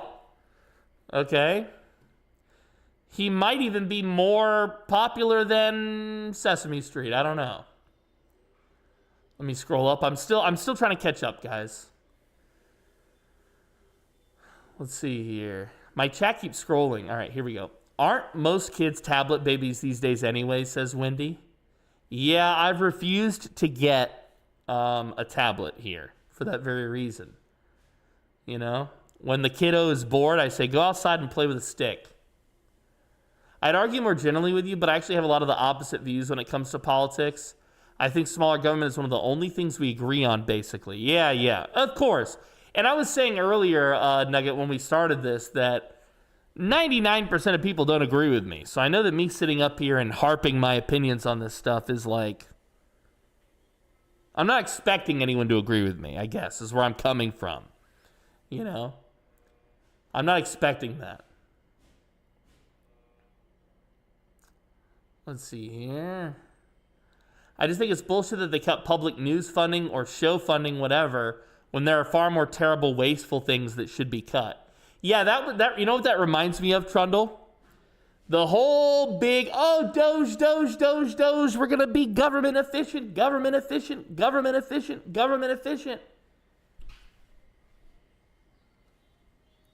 Knock. Hey, just poking my head in the office of budgeting here. I noticed that we're spending $40 trillion on bombs. Did anybody else notice that? 40 trillion on bombs? And then you got somebody in the corner who's like, yeah, but don't worry, because we saved like 10 million on cutting PBS.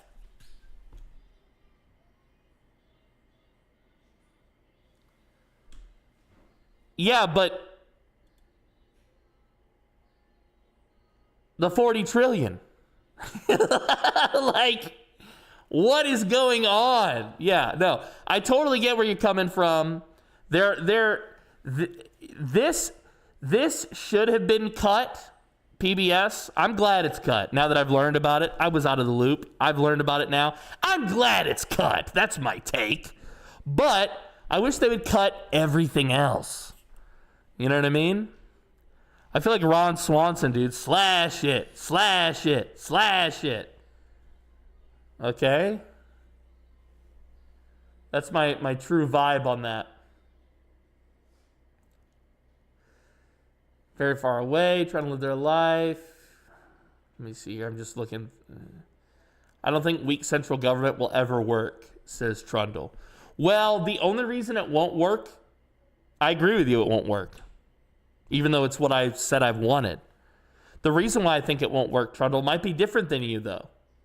I think it won't work because the government's power is a line of scrimmage that it is constantly moving forward. Every little new power the executive office gets, the line of scrimmage runs forward. Every new law that Congress passes that reduces our rights or gives corporations some right over us is the government's line of scrimmage getting further and further towards its goalpost. And the goalpost of any and all government is absolute control, which is why the founders tried to design a system that would, as much as possible, slow or prevent that growth. But even the founding fathers acknowledged that it was a Band-Aid on the problem, and that, to quote the founding fathers, that occasionally the tree of liberty must be watered with the blood of patriots. Meaning, quite simply, that despite all of the best efforts of the framers to create a system that they thought would exist in fairness in perpetuity, even they knew from the get-go that eventually it would take revolution to bring us back to the baseline of fairness. Okay? Even they acknowledged it. Even they knew it. And any student of history can tell you that every 200, every 400 years, we gotta roll these guillotines out and get to work. I'm not advocating for it. I'm just telling you what you will notice if you study history and if you study our ancestors and how they have previously dealt with some of these problems. Okay? You guys think slashing funding is extreme. You think slashing funding is extreme. It's one of the slashing funding is the system still trying to correct itself before it fully is undone. This is the system trying to acquiesce to the pressures of the constituents. But eventually, if the system doesn't acquiesce enough, which history tells us it won't, eventually the problem will be corrected, typically with violence.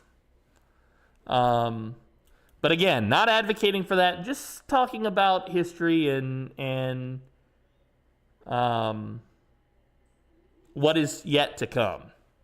Okay? Oh, I see your link now. Let me click on this link. Let's see. This is a YouTube video. Oh, I love this video. I've seen this video. Yes. Yes. I know. But the people, they are... Because democracy basically means... Love it.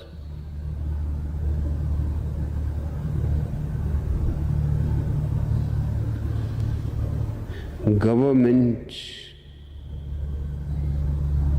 by the people, of the people. Yeah, he's very calm. For the people. I love that.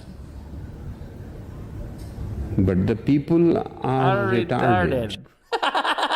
My favorite part, the closed captions, right? This had to be auto-generated. Are these auto-generated ones?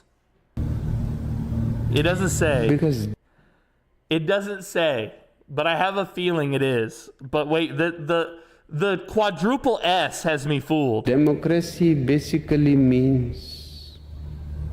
No, it wasn't automatically created. Somebody added these to the file. Okay, so here's my favorite part. He says all that stuff, and then at the very end, the word retarded. But the people... is blanked out.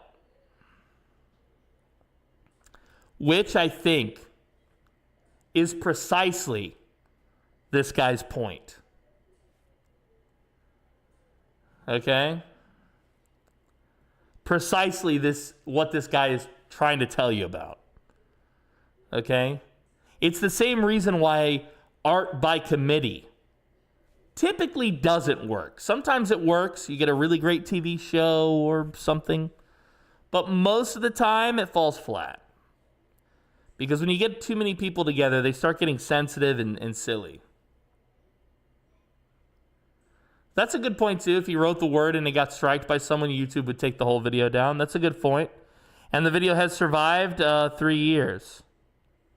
So, yeah, this is a great video. Thank you for sharing with us. Holy shit, there's so much here. Yeah, this guy is like a cult leader also. This guy is like a cult leader, which is, super cool. Super cool. I always love going down to the comments.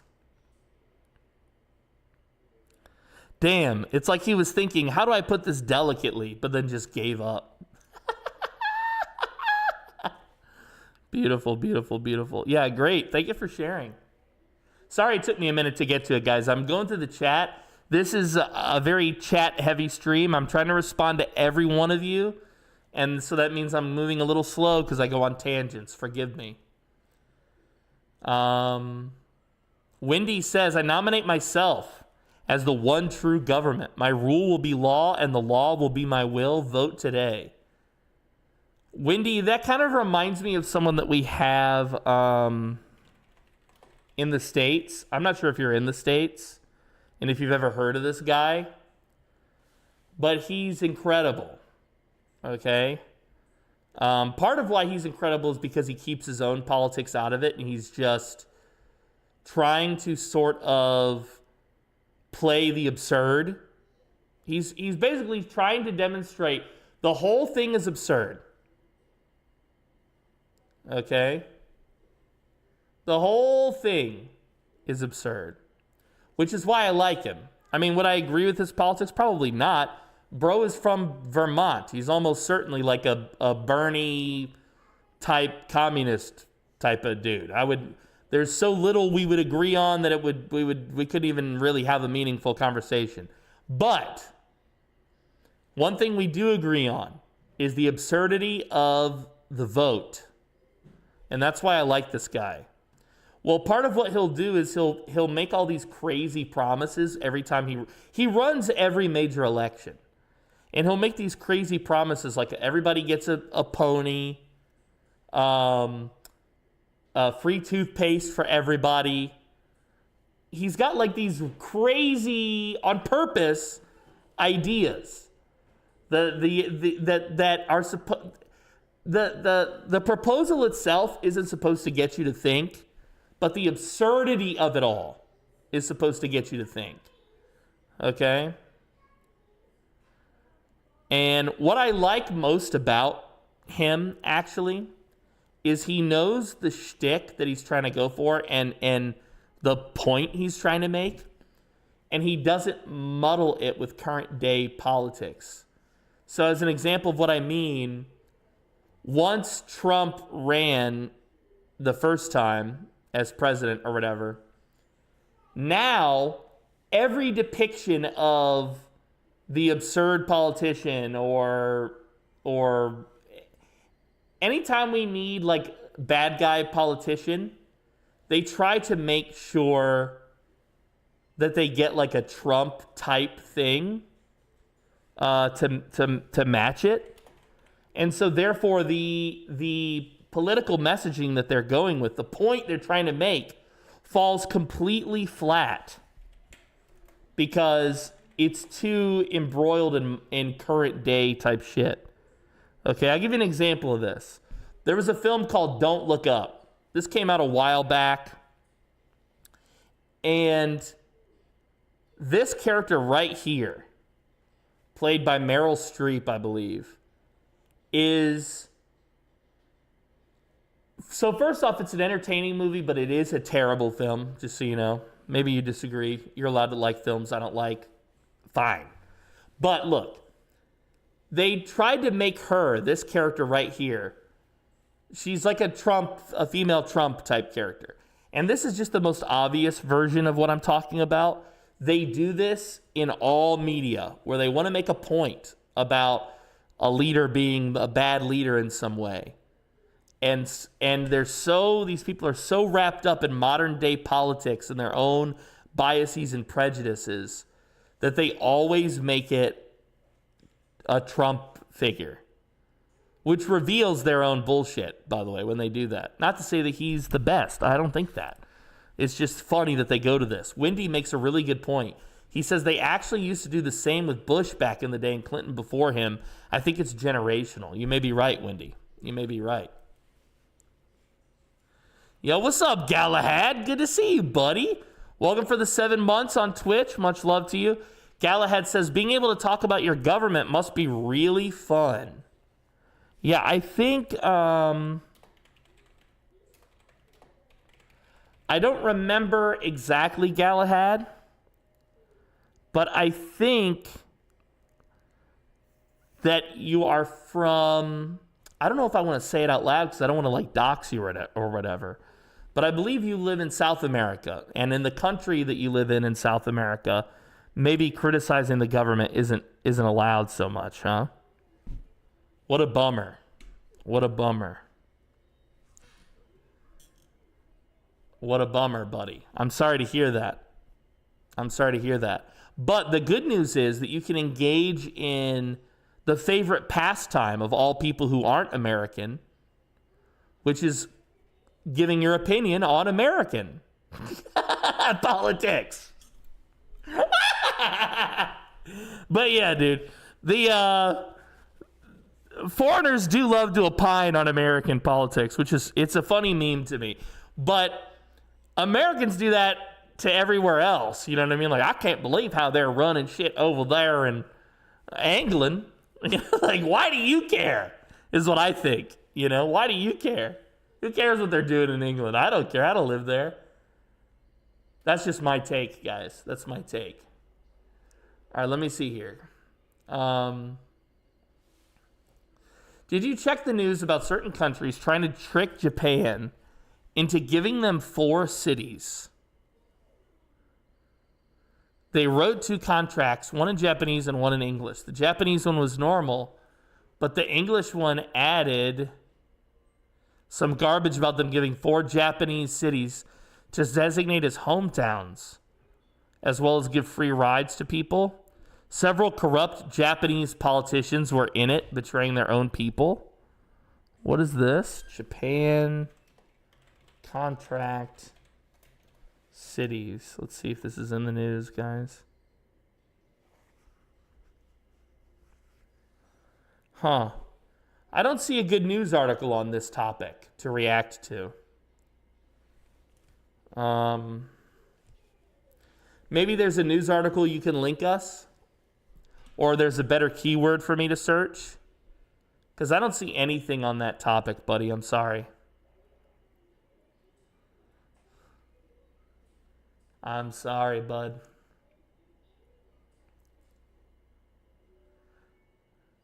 The politicians got caught and they're calling it disinformation. I would deliver good news if I had some. There's plenty of good news in the world. A lot of the good news starts when you step away from, like, this stuff, as cool as it is, and I'm reacting to this today and I'm making this my part of my content for today because I thought we would benefit from this mutually, you and I.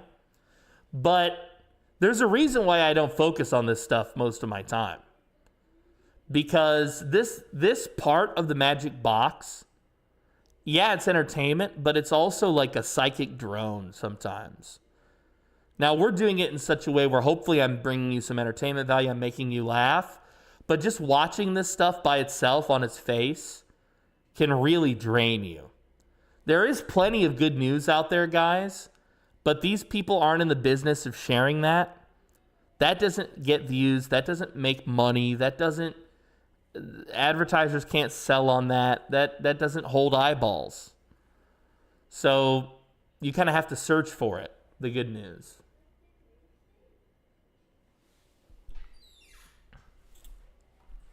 I hated that movie because it was too real.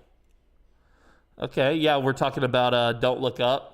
See, and I didn't think it was real. I thought it was heavy-handed nonsense. That's the best way to put that, guys. It felt that movie to me felt like, now granted, look, Pinky loves that film. I already told you most people aren't going to agree with me on shit. I know that. That film to me felt like heavy-handed nonsense. It felt like they were trying to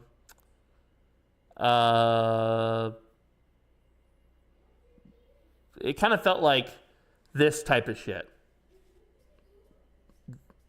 You know what I mean?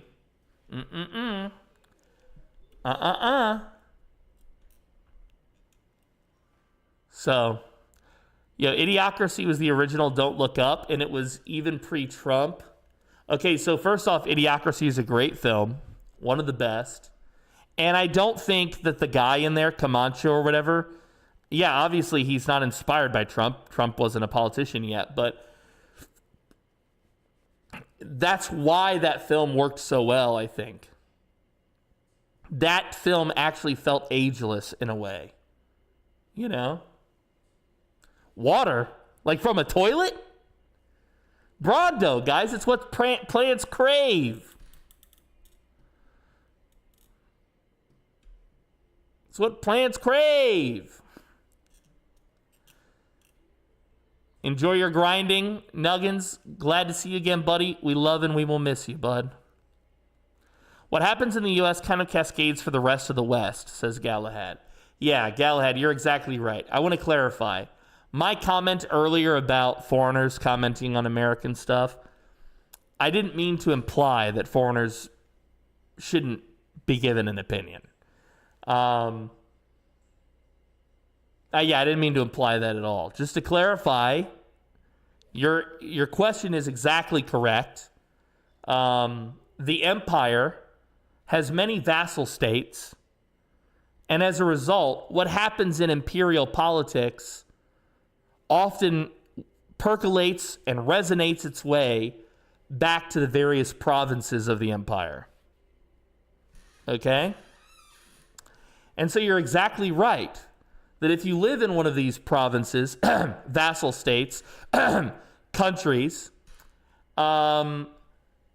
these you do have an interest in what's happening in imperial politics, and it would be foolish of anyone to say you can't opine. What's funny to me, though, is the ubiquitousness of it and the reaction back home. Okay? I think that's funny. RIP PBS. Okay, Hump. You want me to get back to that one, huh? Good to see you, bud. Internet algorithms are designed to give you all the bad news in rapid succession so that you'll engage. This took me a long time to realize it, but yeah, the good news is out there. It's just buried. It is.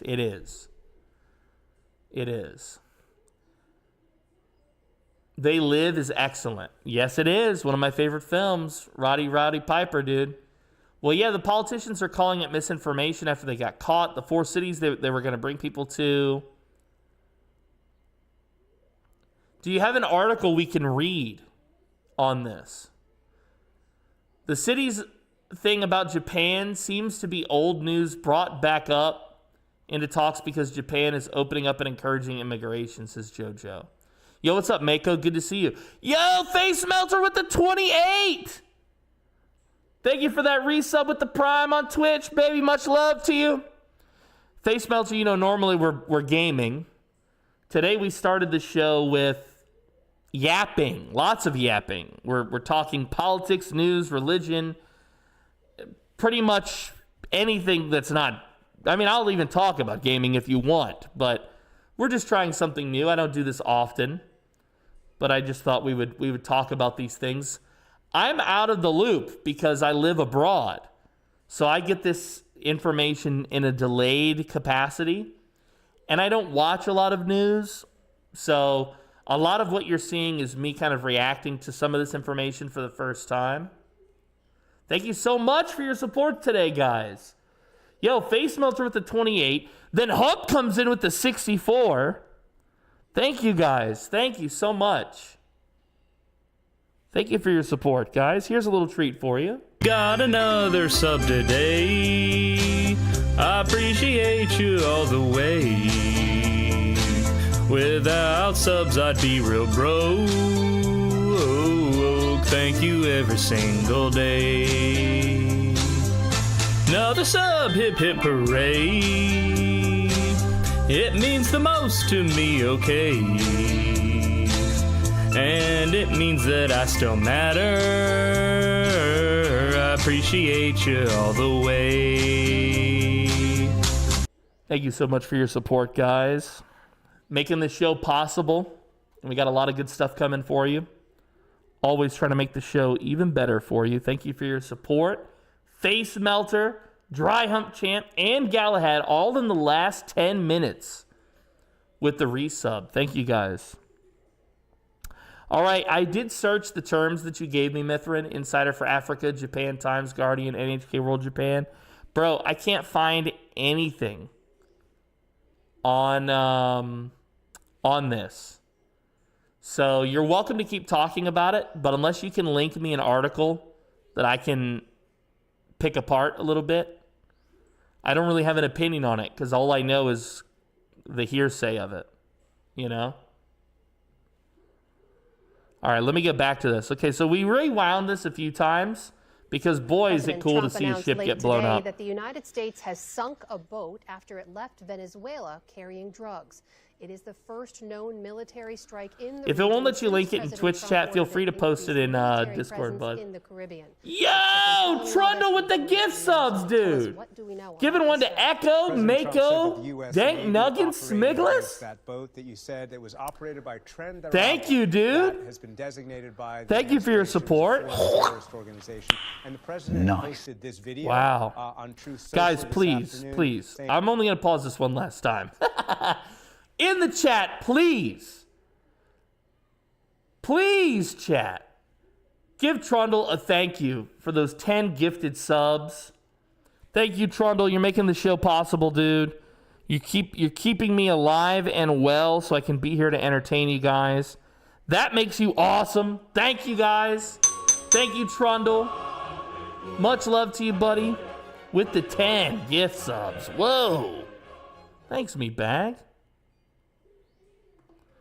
Now we can watch together without Twitch ads. Thanks, bud.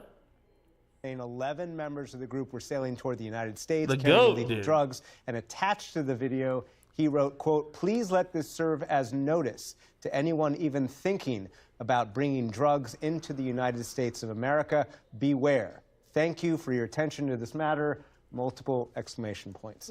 Now, as you said, Amna, President Trump this summer ordered a large Navy and Marine deployment to the area. You see some of the ships there. A Navy official says it includes destroyers, cruisers, as well as smaller ships capable of launching Marines onto shore. And in total, it's thousands of service members, including submarines. The administration describes it as a drug mission and uses the language of war, as Secretary of State Marco Rubio did today. We destroyed a drug boat that left Venezuela, operated by a designated narco-terrorist organization, which is what these are. And, and he's been clear that the days of acting with impunity and having an engine shot down or a couple drugs grabbed off a boat, those days are over. Now we are going to wage combat against drug cartels. I watched a video a while back, maybe a month ago, that broke down the custom vessels that these big cartels use to smuggle their stuff. Guys, they make custom submarines. Like, in their backyard type custom submarines. Okay? In their backyard. It's crazy. It's crazy. I wish we had Swell Hell here to tell us like a Coast Guard story, dude, because he's caught some of these guys before, I think. Yo, Vogue with the bats, baby. Thank you. Vogue says, PDM, do you have any thoughts on deploying National Guard troops to the major city? Not DC, as it's okay there. Yeah, so the thing about DC and the National Guard, let's see here. And I'm gonna National Guard DC. Let me just bring up some news articles on this so that we have something behind me, okay? My understanding is that the National Guard in DC is legal, or like, I'm not going to say not controversial, but it's much less controversial because it's considered like a federal territory or something, right? Now, you know, my personal vibe is I want the government to be as small as possible. I also think that we have some problems that probably can't be solved in the amount of time that the king currently has. And I understand why he's going double speed to correct some of these problems, because especially after last time, seeing how much the other team will delay and obstruct and defend their BS, you kind of have to, like, you can't play the game by their rules, or they will just slow you to the point of molasses where you can't accomplish anything. So I totally understand that from his perspective as king, you know, haste is important. Because if he can get something done before they have had a chance to go through the more laborious, litigious process, then at least he can have made a dent in something he sees as a problem before they obstruct the obvious solution.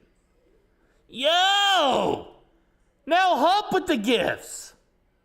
Thank you, Humpty Dumpty. Thank you, baby. Thank you, Hump. Thanks. Guys, we have a lot of generous people in the chat today showing love and support for you guys with the bats and the gift subs and the kissy poos here. Thank you, guys. Gotta keep the girls safe, baby. Thanks. So, all right, you. Go on now, you. You're out of here, man. Thank you very much, Hump. You are awesome, dude. So, guys, do they belong in these other districts? Do they belong in these other places? Well, I'll tell you what. Having lived in the city most of my time, I can tell you, you probably know yourself, they're pretty wretched. Lots of crime, a big issue with homelessness. I mean, it's unless you're lucky and you live in one of the few cities that has managed to either hide these problems or band-aid them, you've probably seen what I'm talking about with the crime and the homelessness, and it's not pleasant to be in these places, you know? I remember right before I left the States, I stayed very briefly near Detroit. And Detroit has had this huge wave of migration where a lot of people have left. And as a result, there's entire swaths of the city that are just abandoned. You can literally just drive through 10, 15 blocks of nothing. Just boarded up buildings. No natural disaster. It's not like Hurricane Katrina came through and damaged these properties. And you can buy a property in Detroit for fairly affordably if you don't mind all of your neighbors being rats and roaches in the abandoned homes. Obviously, this didn't impact the most wealthy areas of Detroit. The areas that have nice gated communities, those still exist. Those people have maintained their property values and they have not migrated, a lot of them, or not all of them. But the point of what I'm trying to get here is, while I was there briefly, the city of Detroit had released a big news. You see, they had just redone the downtown Riverwalk. And now there were all these fancy, expensive restaurants. And you can walk downtown and you can go through these old factories that have now been turned into open space merchant malls and yada, yada, yada. And I get it. All of that is necessary to revitalize the place. But you know what they didn't do? They didn't solve the crime thing. They didn't solve the homeless thing. So when you actually go to this big thing that they put all this money and time and effort into, you still feel like you're going to get robbed. You still feel like, is it safe to park the car here? You know what I'm getting at, guys? You see where I'm going with this? This is a ubiquitous problem. And even in the scenarios where we've, the boat was sinking, but we put, flex tape on the hole or whatever, The boat still took on a lot of water. We still got to bail this thing before we can boat. I hope my analogy is making sense. So the problem that's being addressed by the National Guard going into the cities is absolutely a problem. And it's a problem that, with only a few exceptions, the cities have demonstrated an inability to solve it. Now, me personally, I don't want to see the federal government involved in solving this problem. I don't think it's good for distant, in many cases, unelected bureaucrats to come to my locality to solve my problems. I don't think that's ideal. A better solution would be giving the authority to the local government to resolve these problems. Of course, they tried that. They funded, the big police thing. Remember after the last war, all the cops, they had like these huge, they had like war machines. They basically had tanks, like APCs and shit, body armor. That's why the whole police body camera thing happened overnight, where now like all the cops have to wear cameras pretty much. Because the cops got a bunch of military stuff, they misbehaved and didn't solve the problems. And so we tried trusting them to solve it. I don't know, man. I mean, I think it's probably not good that the National Guard is being brought in to solve crimes or prevent crimes or whatever it is. That doesn't feel like the right solution, but I understand it's one of the only solutions on his tool belt, So he feels like he has to reach for the hammer. But I don't think that's the solution, guys. I don't think that's going to fix it. There's a really good quote from Battlestar Galactica. We brought it up again. Look, There's a really good quote from Battlestar Galactica in the very first episode where, I think it's the first episode, where Commander Adama is talking about the role that the police and the military play in solving problems. And the statement he makes is something along the lines of, you do not use the military to catch criminals, because the military fights the enemy of the people. And when you have the military doing civil stuff like this, the people become the enemy. Okay?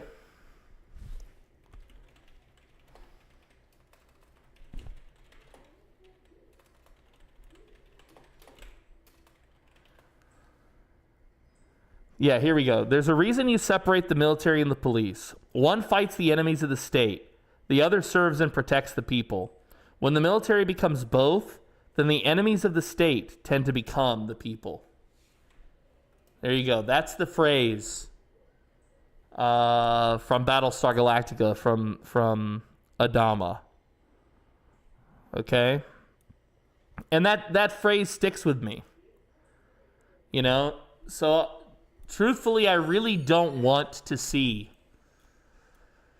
the National Guard in these various cities. I really don't even want to see it in DC, frankly, but I understand that DC legally fits a different definition, and then also it is the capital. So maybe DC is different. I don't know. But I definitely don't want to see National Guard in New Orleans or Atlanta, Detroit, Chicago, New York City. I don't want to see them there, you know? I don't want to see them there. That feels like a solution to the problem, yes, but it feels like going 100 miles an hour in a 20 mile an hour zone. You know what I mean? It feels like way more than we need. And remember what I was talking about earlier, guys, about the line of scrimmage and how when the government is able to push that line a little bit forward, very rarely do we, the people, have the power to push that line back. In fact, that's kind of the success story of all the COVID shit, is that they tried to take a bunch of extra powers during that time. And it took us a while, but we eventually were able to fight them back to the baseline in some regards.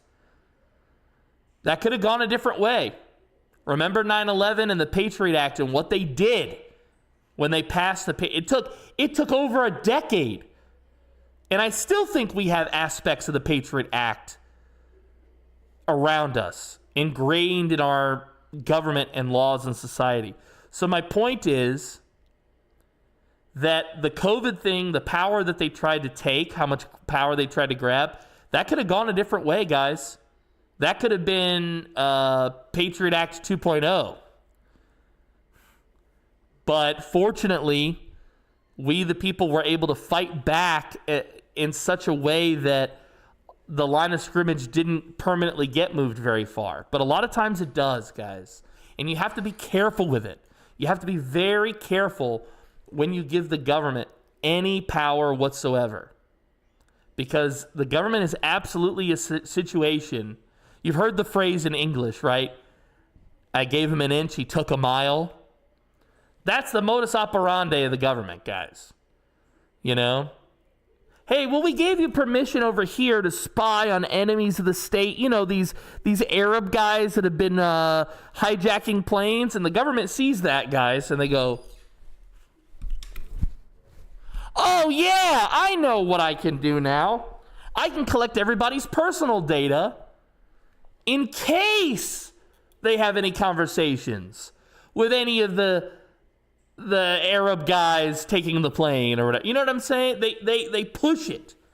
They push it to the farthest possible extreme that they can. So for that reason, even when somebody comes to me and says, hey, PDM, don't you think it's reasonable that the government has this right? Shouldn't it be reasonable, PDM, that the government should have the right to send in National Guard to solve crime problems? When somebody says that to me, I think, you know what's reasonable? The absolute minimum power necessary for central government. That is what's reasonable to me. So to me, I understand where the king is coming from and why the king thinks that this is necessary. But I know he won't be king for long, and I don't want to see the next Obama do something like this. I don't want to see the next Bush do something like this.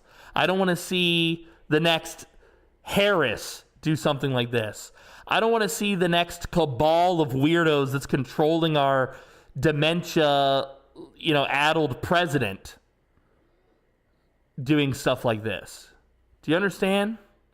And the problem is that if we allow the current dude to do it, future people will do it too. Future rulers, future kings. So, yeah, I don't dig it so much. That's my take. You asked. And you gave me some bats. Thank you very much. Appreciate that. Hype train. I missed the hype train because I was yapping. Sorry, Chad. I missed the hype train. I didn't play any hypey music, but you got my genuine thoughts. Let's see here. We have paid soldiers that stare at sidewalks so they don't get painted with chalk. Exactly. Like, what are these guys solving also, right? Feels more like a Band-Aid until they find a viable option. Spoilers alert, Bruce Willis was dead the entire time. Even more spoiler alert, there's no such thing as Bruce Willis. Look it up. He's not even real. It's like a Berenstein Bears thing. You think that there's a Bruce Willis, but there never actually was one. It's just an amalgamation of other memories you have that you piece together to create in your head a reality where Bruce Willis exists, but actually he never existed. Ronald Reagan or somebody similar once said that there was nothing so permanent as a temporary government act. Yeah, he said it really well.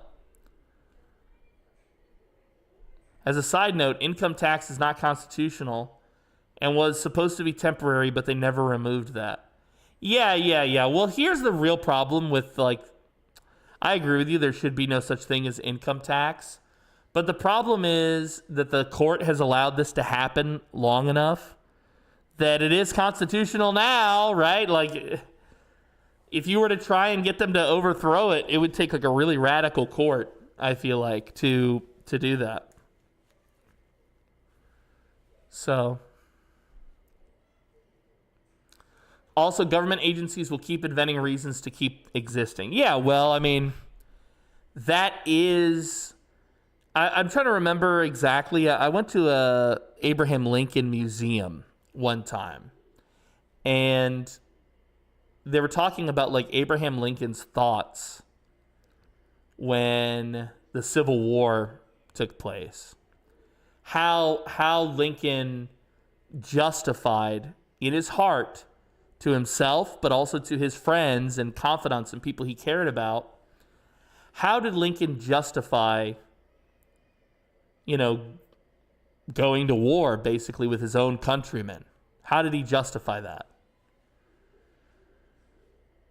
And in the museum, I remember learning that one of the ways he justified it was the idea that the sole responsibility of the office of the executive, the president, the king, whatever, is to maintain the Union at all costs, no matter what else. In other words, all other considerations come after maintaining the Union itself, the office, the government itself, right?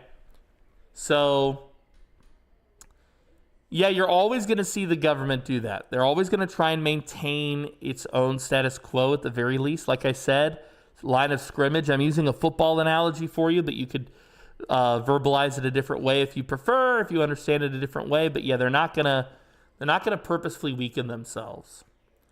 Person A is a terrorist and talk to person B. Person B talk to a terrorist. Person B talk to a terrorist. Talk to person C.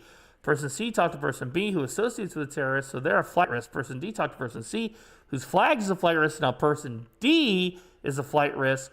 Where and when does it end? It doesn't. Yeah, Brick, you're precisely right. This is how a bunch of people ended up on those no-fly lists.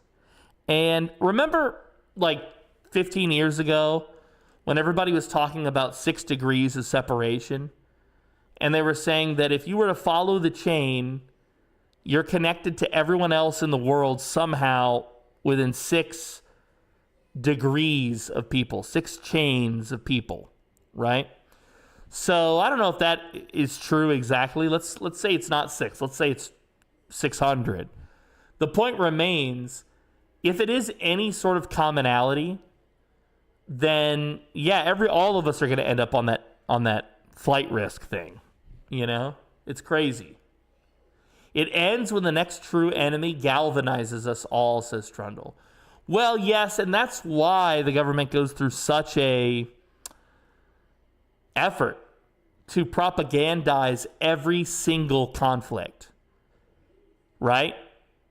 Whether it's Iran, Russia, Venezuela, anyone that we think you might be next, we might have to come fight you, we immediately start doing the task of putting the spotlight, which is called the next true enemy, on them. Even if it's not true. Even if everybody's like, wait a minute, Afghanistan? We're still, True enemy. We've got to put that spotlight on someone. Okay, and this is casus belli, dude. We need to have just cause to engage in this type of behavior. WIC was supposed to be temporary too. Is that what it was called in the 40s? What is WIC? What is WIC? WIC program. What is WIC? Special supplement. What is the meaning of WIC? Women, infants, and children. Has been improving pregnancies and preparing kids to learn for over 40 years. Yeah, I mean, if this is done at the state level, that doesn't offend me because, again, it's the state or the locality choosing to fund this. But why I have to pay for some kid in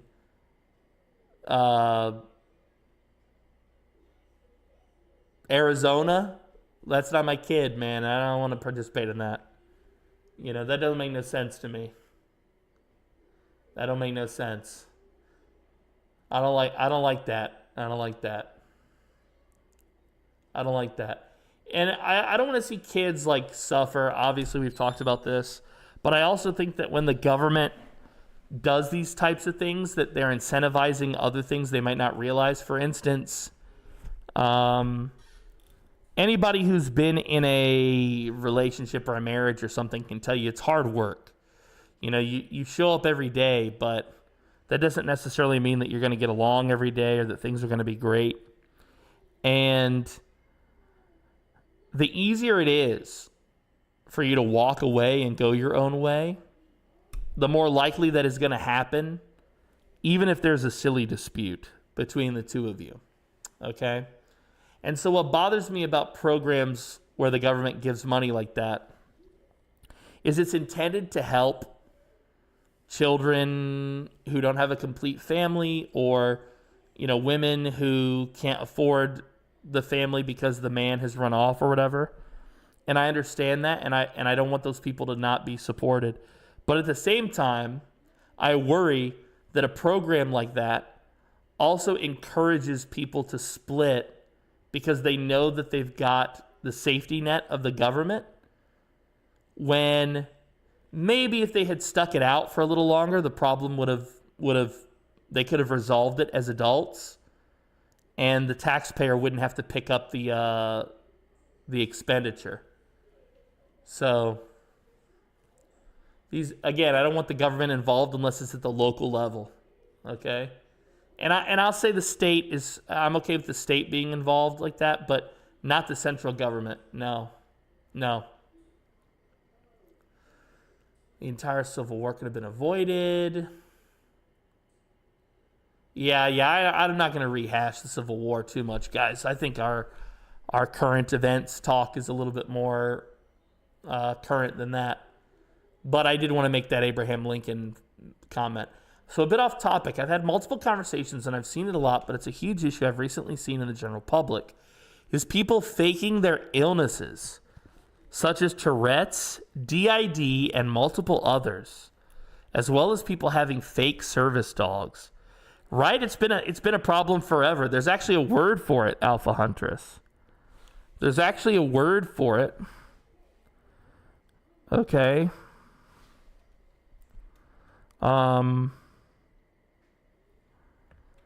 Let me see. Let me see if I can find it. Here we go. This is the term for it, what you're looking for. Malingering. A malingering is when a person is intentionally faking or exaggerating an illness for personal gain. This is distinct from a genuine medical condition, and it is a form of feigning illness.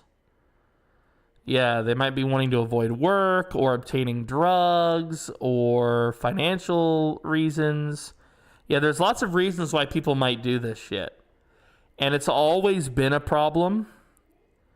And it will continue to be. So we're noticing it more often right now because the internet makes this stuff easy to find. Everybody's got a camera now and there's records. But it's been happening forever. I mean, forever. Okay? So, yeah, I mean, the problem is, like, what do you do about it, right? What do you really do?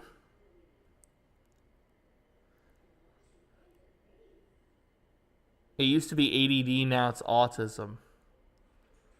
Oh, yeah, that everybody has. Everybody used to have ADD, now they all have autism. I see what you're saying, Hump. Yeah, and we never learn, right? Because back in the day, we learned that if you diagnose all these kids with ADD and give them all Ritalin, some of that is a... Wait, what?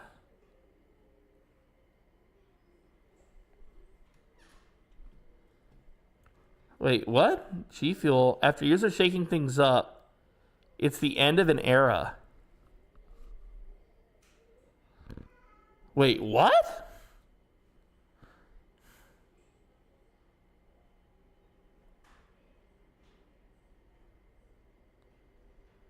G Fuel isn't shutting down, they're rebranding. Okay, I was about to say, like, I have a partnership with you guys. Why am I reading about your canceling or something on live? Why was I not sent an email or something? Actually cringe, pretending to be shutting down when in reality you're just rebranding. But G Fuel has always been cringe, says this guy. Dude, it's actually pretty yummy. It's actually pretty yummy. But I don't really understand, like, what's changing. I don't really understand. And that's like their only post about this too. What the hell, G Fuel? Help me understand, G Fuel. Help me understand. Maybe there's something. They've probably messaged me in Discord and I just haven't even read it.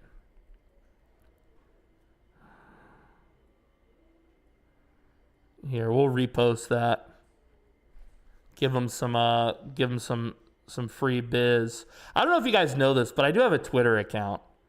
Most of what goes on here is like my go lives and stuff. I used to opine quite a bit on here, like forever ago. But not really so much anymore.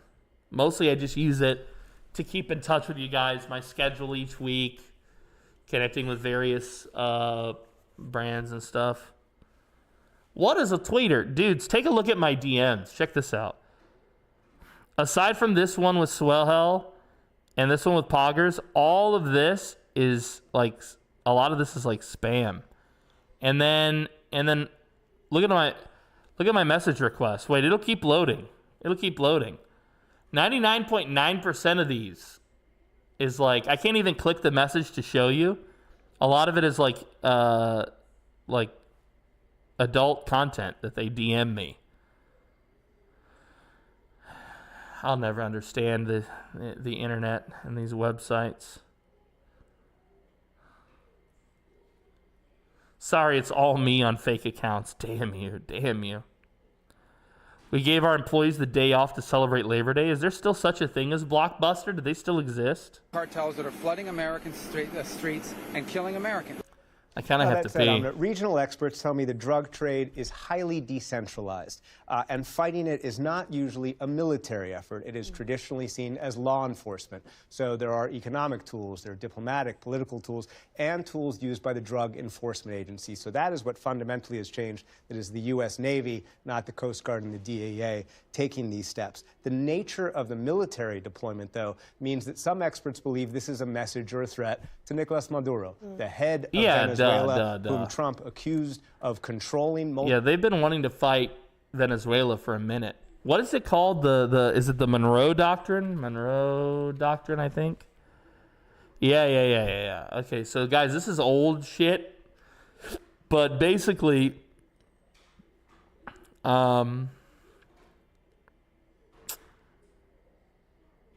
This is the principles right here. The U.S. agreed not to intervene in Europe, and Europe was forbidden from interfering in South America. Okay? Basically, the U.S. said, yeah, that's not us, but everything over here is, we make the rules, so stay out of it. We need to probably do this again. But not with the Europeans. They're not really the problem. It's the Russians and the Chinese who are involving themselves in South America and creating a lot of conflict down there. Gangs, including Tren de Aragua, and whom Trump tried to depose a lot of problems during the first down there, term guys. by backing an opposition figure. I feel like the U.S. is always in European affairs. Yes, and that's true. Now, remember that the Monroe Doctrine was in the 1800s? There was a little event you might have heard of that changed the Monroe Doctrine and got the U.S. very involved in European affairs. You might have heard of this little event. It was a little something called World War II.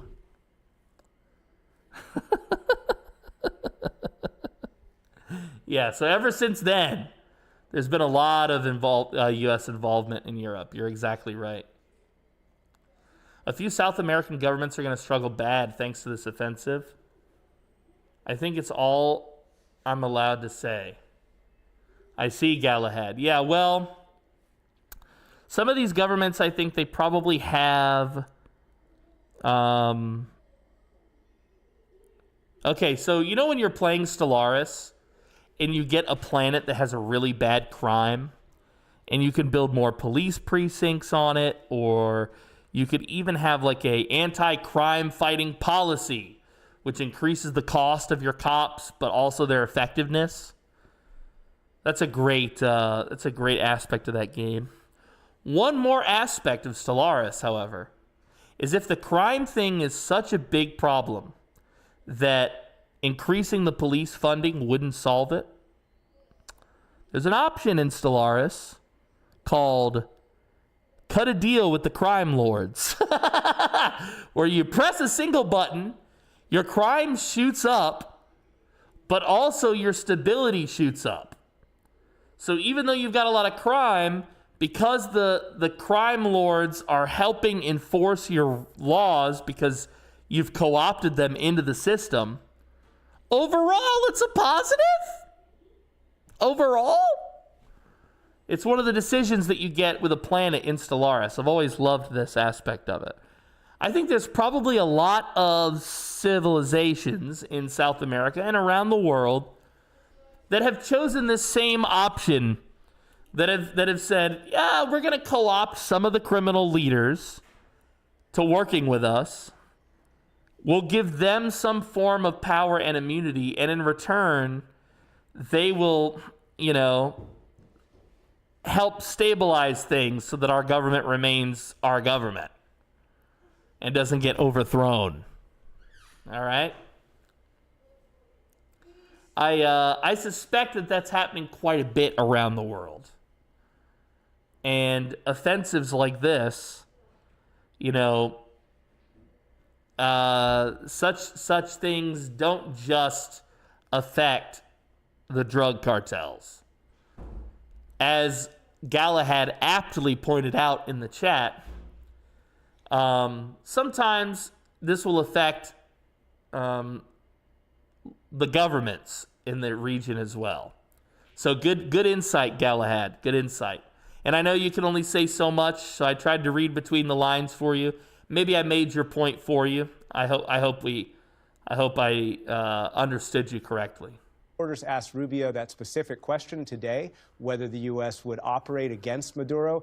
He said, look, this is a counter-drug operation. You're exactly correct, Brick. Any future yeah. And has correct. there been any response from the Maduro government in Venezuela? There has not been today to this strike, at least not in a couple hours. But just yesterday, Nicolas Maduro gave a rare press conference. He described the military deployment by the Trump administration as proof the administration was seeking regime change, and he tried to paint Rubio, not Trump, as the aggressor. Mr. President. Mr. President Donald Trump.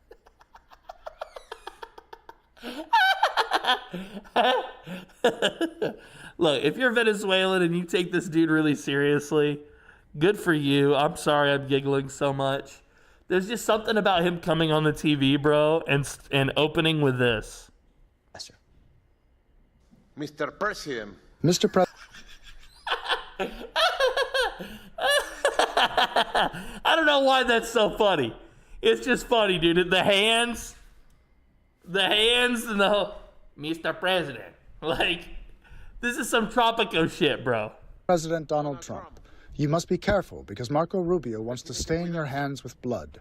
South American, Caribbean, Venezuelan blood. They want to drag you into a bloodbath, to tarnish the Trump name forever with a massacre against the Venezuelan people, with a terrible war across South America and the Caribbean. This would be a full-scale continental war. Maduro trying to paint this clearly, Amna, as an inevitable U.S. military effort against Venezuela, which the Trump administration says is not on the cards right now. Nick Schifrin, thank you as always. Interesting threat.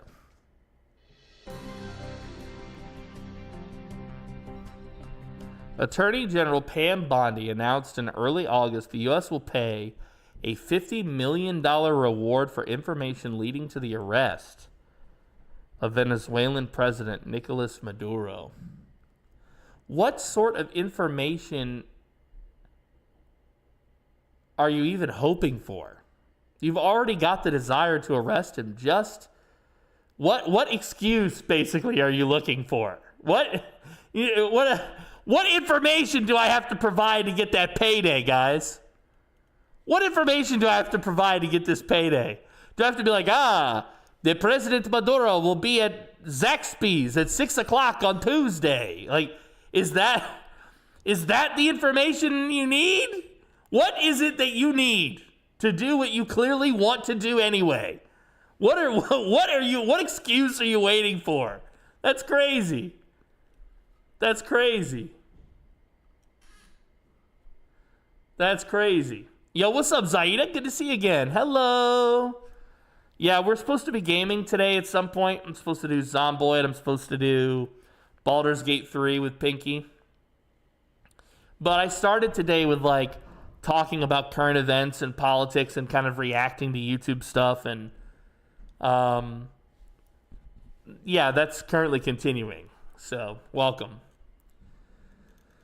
Interestingly enough, there's a scorpion somewhere where if you can get a gallon's worth of their venom, they're offering $40 million per gallon.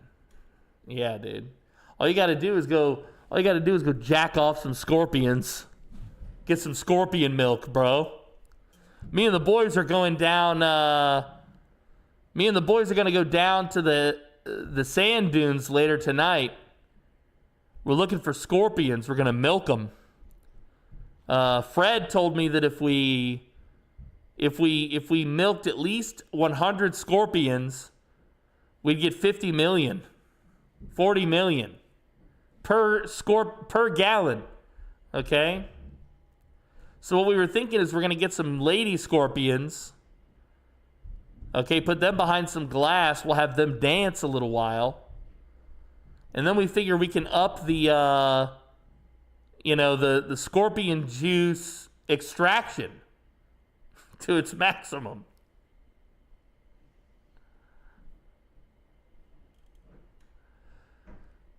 Oh my goodness.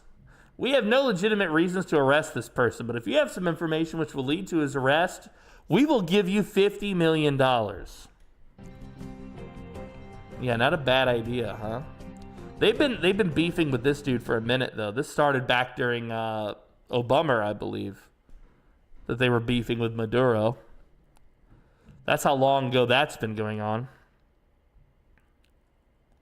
A lethal strike. Yeah. So it's all about this strike, which I know seems like a big deal because it's like another country's boat and they blew it up and yada, yada, yada.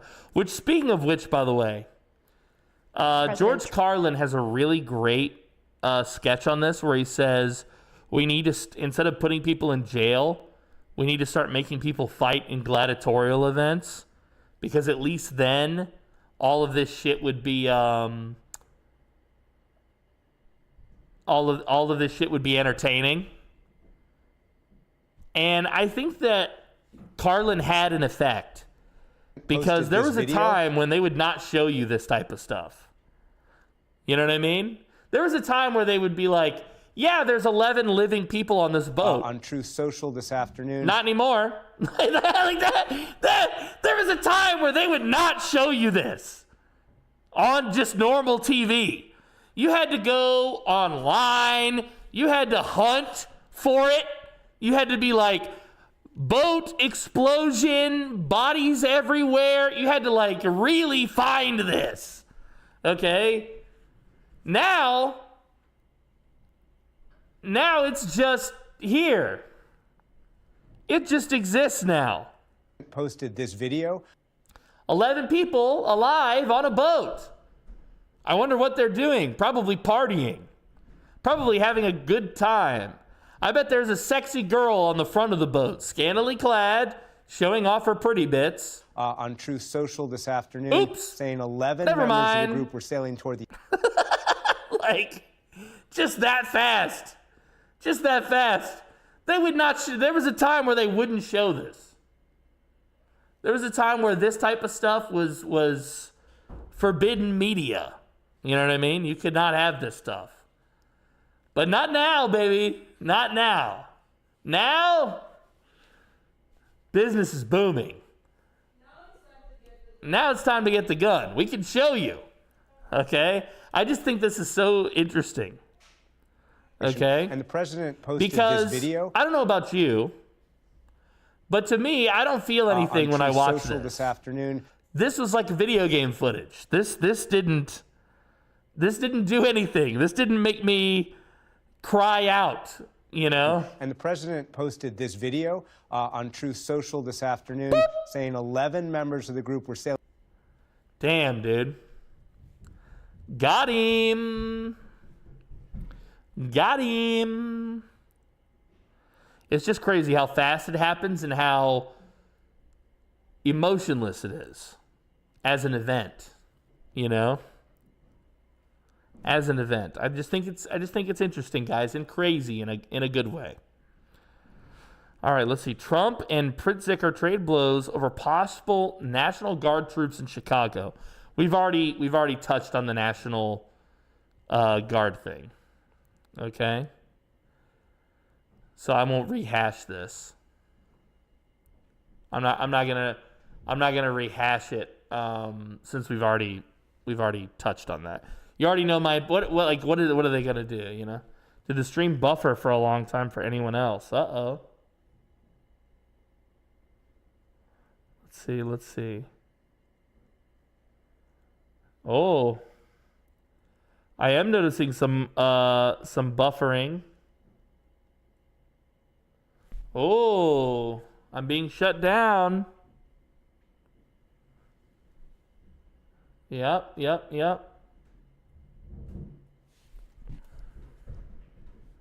Uh-oh. No, I don't have power loss. I do not have power loss.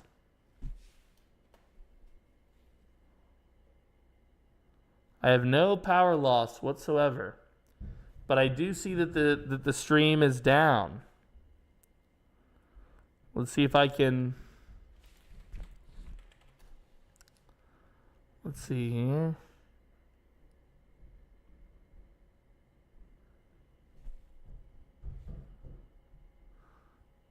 I'm not sure I understand.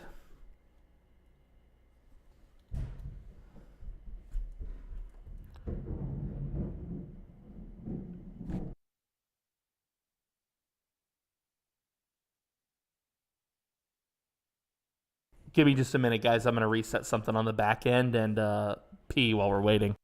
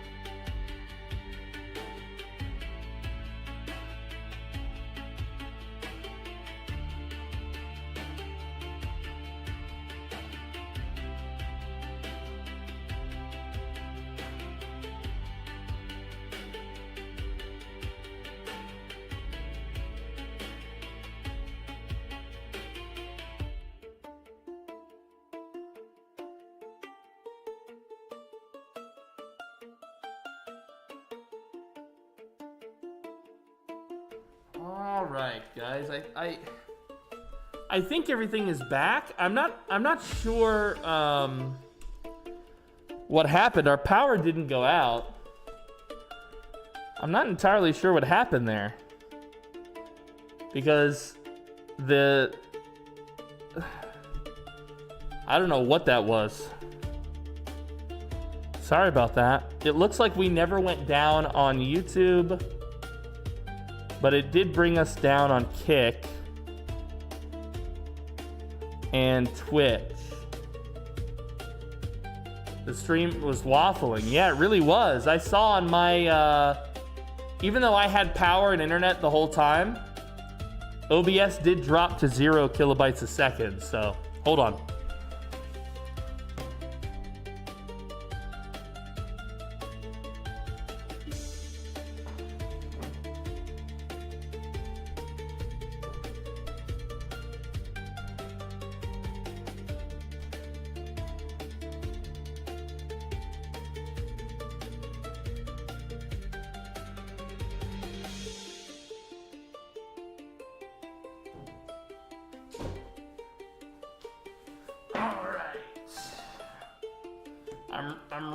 I'm really not sure what that was. Yo, thank you for the membership on YouTube, Trundle. I appreciate that, dude. Thank you.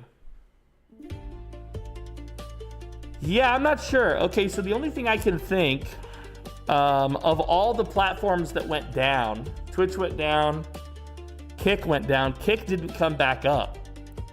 So maybe there was an issue with Kick. I'm not sure, but the YouTube never went down. So YouTube doesn't care about my BS, but Twitch does. Okay, well, let's just continue what we were doing, huh? I'll kill my music now. I just played music while the break screen was on. All right, so let's continue. Ba ba ba ba ba ba. Trump to move Space Command HQ to Alabama. Isn't one of NASA's big headquarters in Alabama?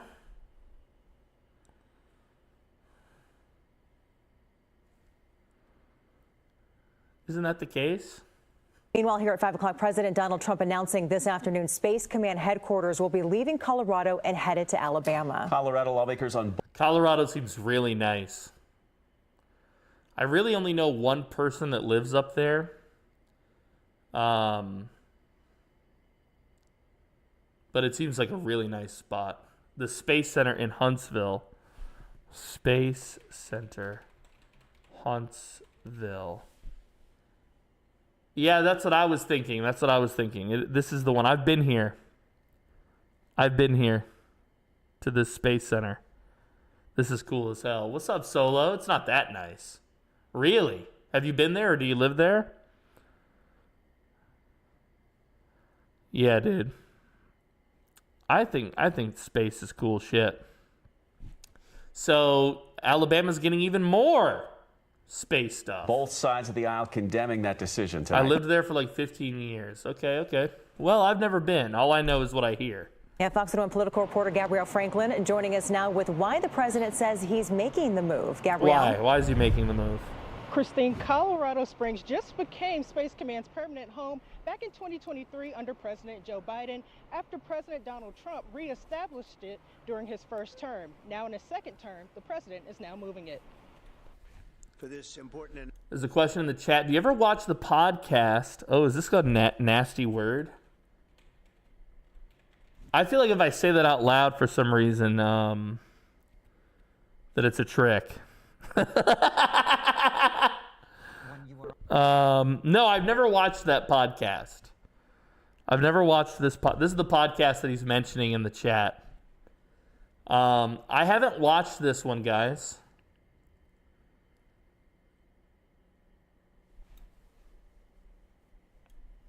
I haven't watched these guys' stuff. Are they good? This is like their is a free speech YouTube show and podcast. I do like free speech stuff.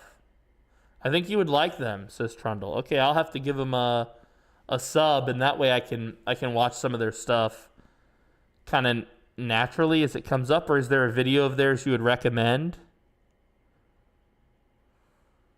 Rob Schneider, Tony Hinchcliffe. Off topic again, but can we talk for a bit about how scary the Marines are, says Alpha Huntress.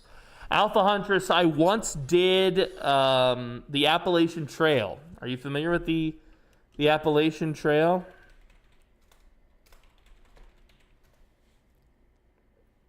Are you familiar with it? It starts in Georgia, in North Georgia, and it goes all the way up to Canada. And my trail name, I was the Mountain Man, Jim Bridger. And I was not alone. I went with a friend. We did the Appalachian Trail together. I know you're waiting. You're like, why? How does this have to do with the Marines? Well, you see, my buddy who was with me, he was a Marine. He brought a gun on the Appalachian Trail. And his trail name, he was my Indian guide. Pelayo was what we called him. Which was kind of a joke because like everyone in the South, every human being in the South will tell you that they have some like Native American blood. It'll be like the whitest guy you know.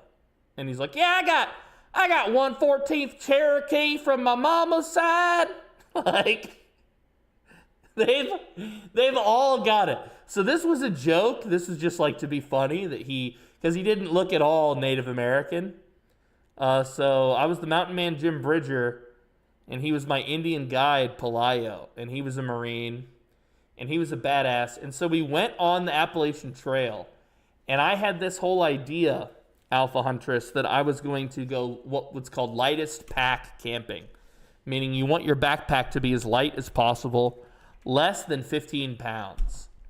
Okay? So I brought a bug out bag with all the essentials, but 15 pounds or less weight on my back. Pelayo brought this huge hiking bag that had to have weighed as much as a man. It was huge. He had shelter, he had food, he had water, he had everything. He was super prepared compared to me for the Appalachian Trail. And he was tough. And, I thought he was absurd for bringing that gun with us on the trail until we thought there was a bear that was about to eat us in our sleeping bags. At which point in time, I was very thankful to have Pelayo and his pistol. Yeah, the Marines, man, they busted. They work hard, and they're tough.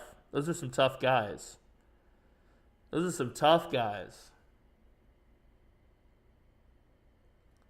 No, I don't know anything about that. Okay, so this is like, what, a map of the trail? Yeah, it starts in, what is it, Alhuna Falls or something like that? In North Georgia. Altahuna, something like that. It's the very beginning of it is you go up you literally go vertically up the start of the Appalachian Trail in Georgia is you go vertically up a waterfall. There's like a literal stairwell, an iron stairwell that zigzags directly in front of a waterfall. So you get on this thing and you go up and up and up and up and up and up and up and up and up and up and up and up and up until you're finally at the top of this waterfall. and you follow the trail for another like 3 or 4 miles through woodlands, and then finally you get to a section that says, boop, boop, you are now officially on the Appalachian Trail.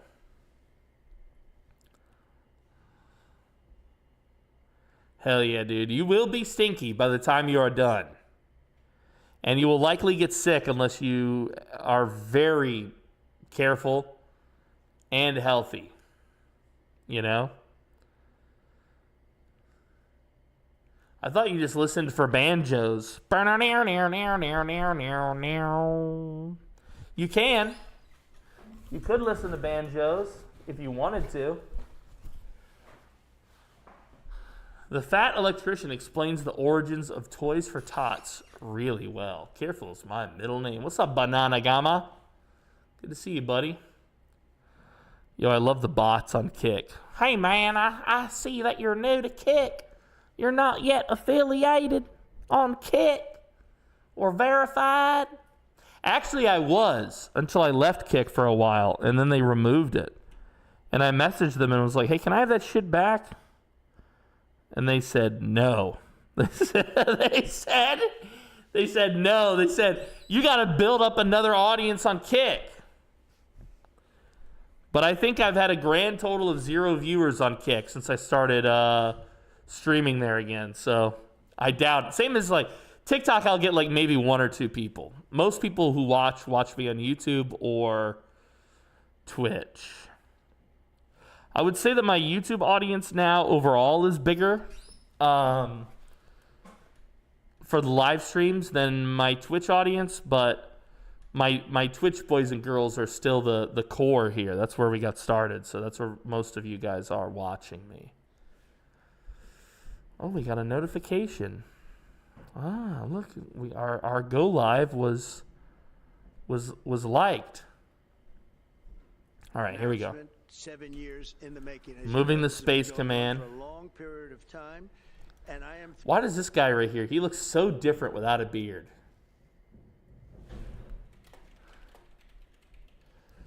This is one of those situations where you see a guy and you're like, never again, dude.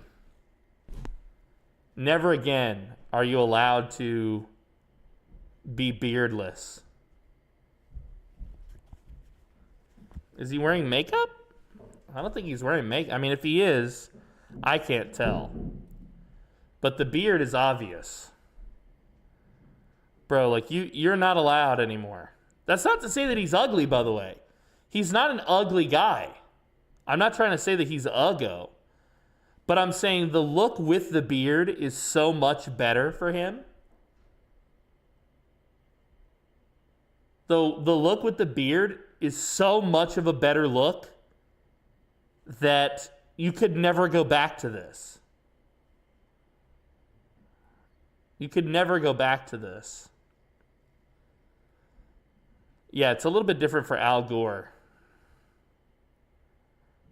But yeah, Vance. And he's married to an Indian girl, right? Yeah. Beautiful big family.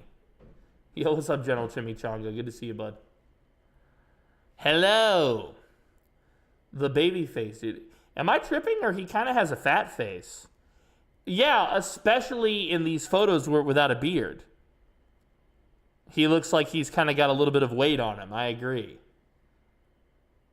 Even here, where he kind of looks thin in his torso, he kind of looks like he's got some poofy cheeks there.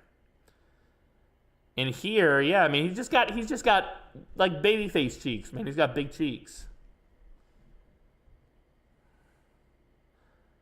Oh, I see what you're talking about. The orange on the guy. And how his eyes are a lighter color. Around his eyes are a lighter color, but then like his actual skin is this orange thing. Yeah, it's so weird, man. It's like tanned. Tanned has always been like kind of sexy in the States. Like girls go and they get tans, guys go, they get tans. Tans is kind of like a thing. I would have thought it would have been a fad, but it's not. It's really like a persistent thing that good-looking people want to get a tan, typically. Light-skinned people who are good-looking want to get a tan. I find that interesting. And he kind of like does like a spray-on thing, right? This isn't like a natural tan. Is it? This isn't like a natural tan. Yeah. Me who likes goth chicks, and I prefer pale to almost alabaster or albino. Interesting on the albino one, Brud. Yeah, obviously I think girls can be sexy whether they're you know, whether they're tanned or not. Okay? It always reminds me of this meme. Let me see if I can get it. It's on X. Yeah. It always reminds me of this meme every time we have this discussion. Okay? Hands down reminds me of this meme every time. Sorry about that, bud. Yeah, hands down reminds me of this meme every time.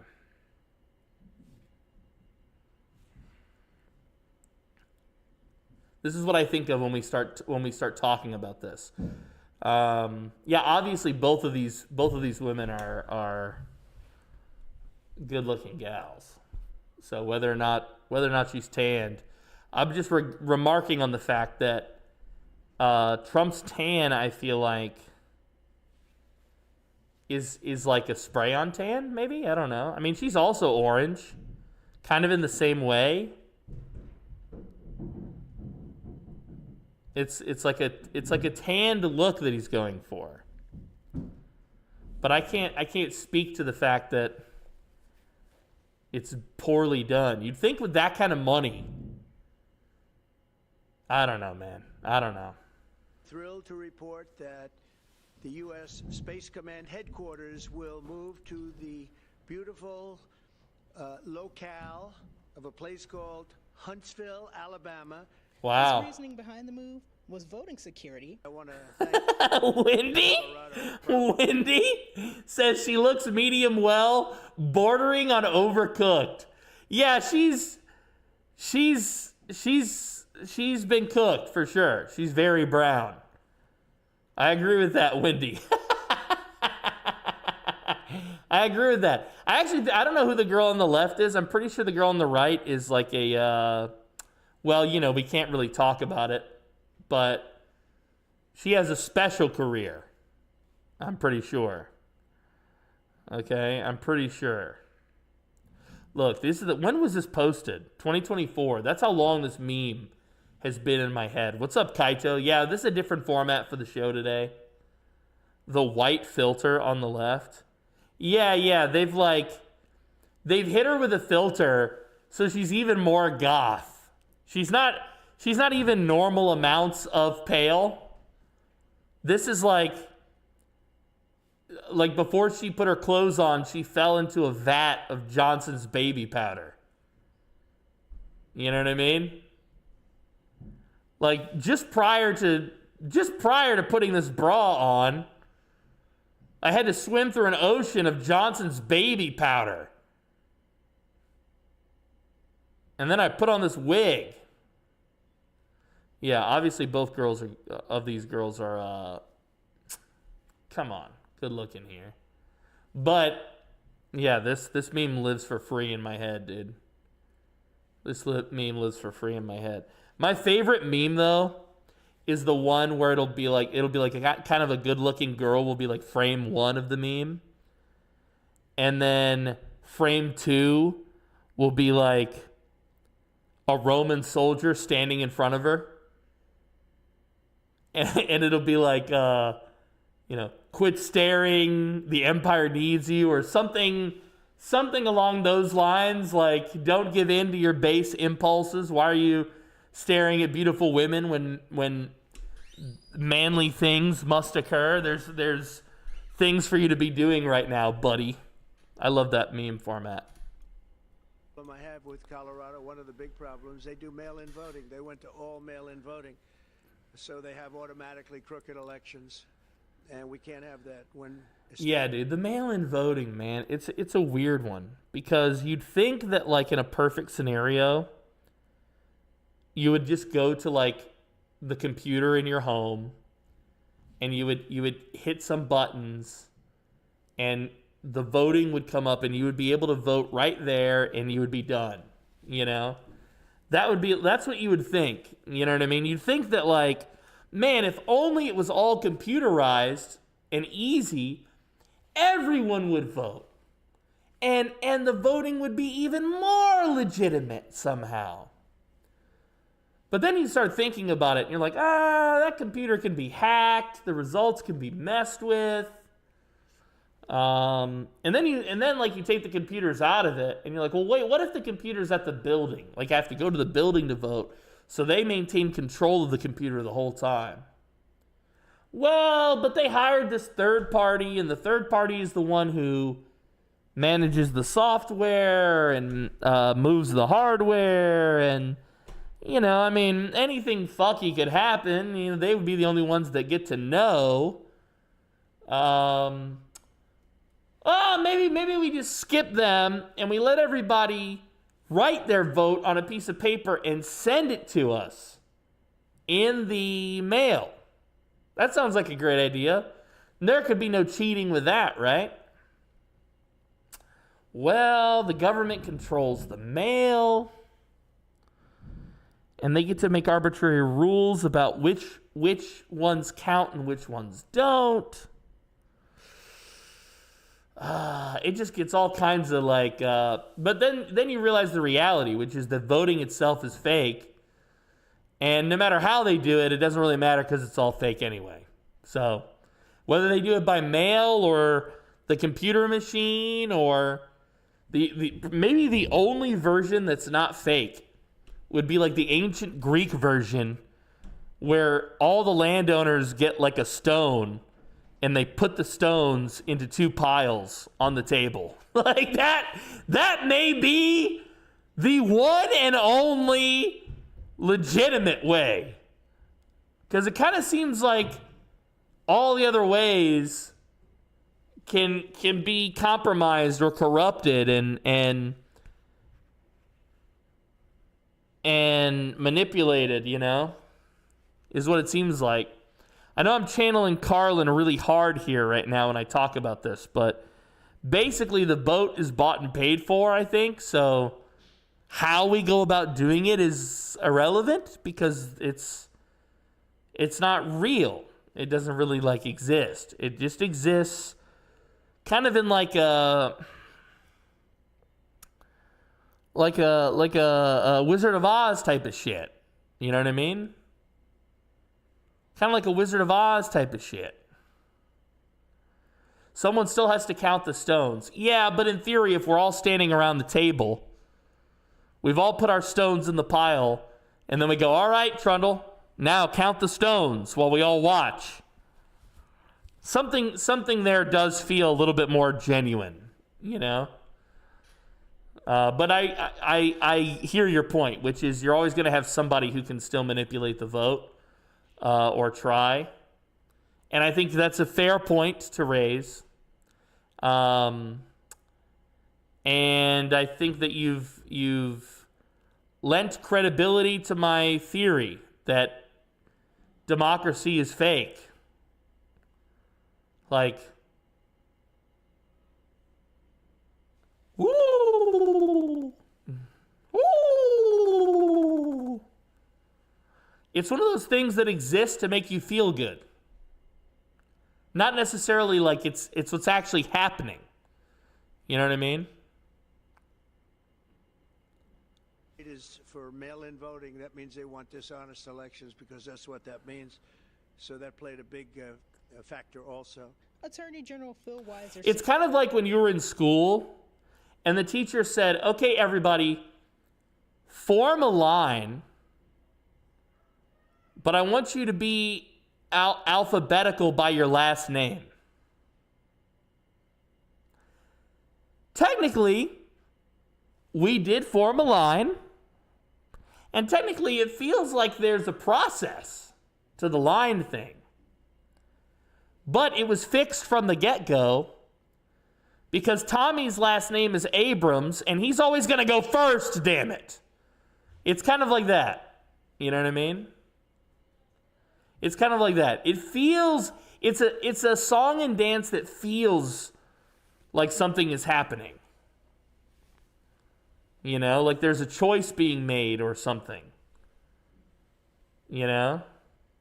But it's fixed. The vote is fixed. Says the state has been preparing to challenge any attempts to move Space Command. He stands by the state's voting system and is telling the president, see you in court again. So we are gearing up. This nerd. Look at this nerd. Need to exactly make sure we've got all our I's dotted and T's crossed, and we're going to be doing all we can to bring the best challenge we can. Even if the result is correct, you saw him fire the last guy that gave Trump statistics that he didn't like. Yeah, so I didn't see that because I'm not aware of that particular story, but I do want to comment on it. The problem is pretty simple, guys. Throughout history, these institutions, the ones that give statistics out, the Bureau of Labor, whatever, the so-and-so of such and such, all these institutions, they fib, they lie, they manipulate the data. And the people who are in charge of these institutions are people who have been in government as their career. They're not elected individuals. These are people who are entrenched bureaucrats who are in charge of these various executive institutions. Now, granted, sometimes they serve at the pleasure of the president. So as a result, the president can appoint or dismiss them as he wishes. Sometimes he has to get like approval, you know, from the Senate or the Congress to appoint or whatever. But anyway, the point that I'm trying to raise here is that these individuals typically who work in these institutions, aside from maybe the top leader, these are entrenched career bureaucrats. These are individuals who have made government their job, okay? And they survive multiple administrations. They survive the changing of the political tides and the changing of the political agendas, just like the institutions that they work for survive. But the problem is that typically the way that these institutions survive is by working at the pleasure of the executive. So as a result, every president that you've ever known in your lifetime has used these statistic reports, the data has been manipulated to their benefit. Oftentimes, the branch of government itself responsible for reporting on this data will engage in the subterfuge, but not always. Sometimes they put out the data and they back off and they let the administration do the propagandizing. But what you're seeing in the case of Trump is that he has been so vocally opposed to these lifelong bureaucrats, which he and his political leaning, they refer to these individuals as the deep state. They have been so opposed to the deep state, and they have made so many open promises to dismantle the deep state that these job reports, the guys who make them, who want to keep their careers and who see themselves as the true representatives of the people, not the individual who was elected, they have always been in the business, long before Trump, of manipulating the data, lying about the data, publishing the data in a weird way as to always achieve the goals of the government. But now you have somebody in charge of government who they know wants to dismantle them.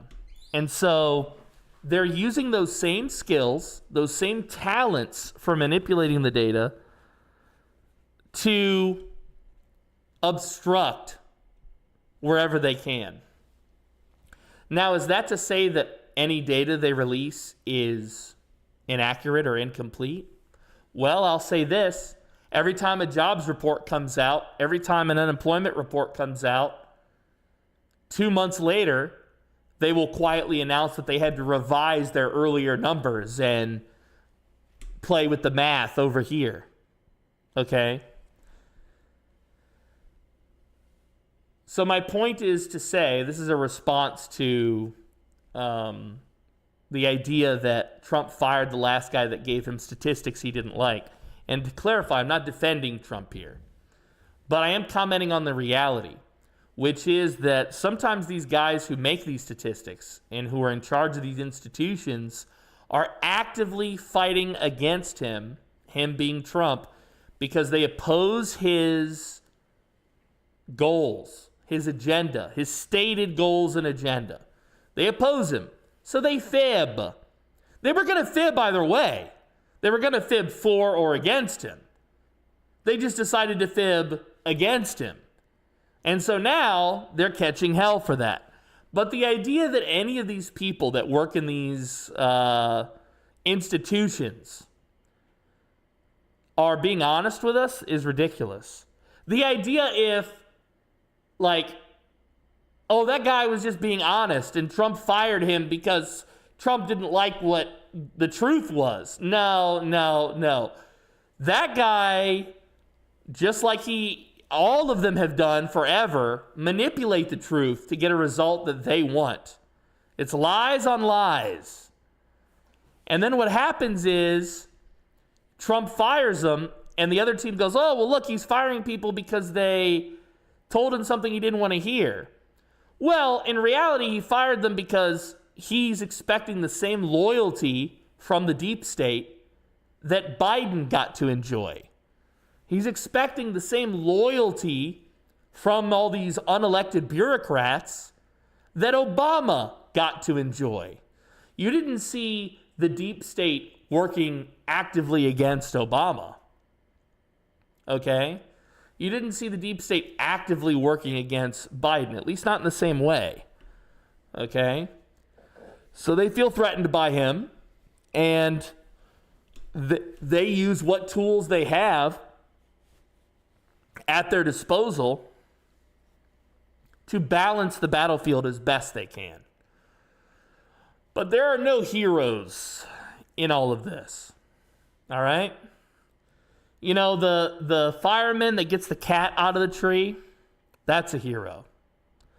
The cop that stops the robber from hurting people in the grocery store, that's a hero.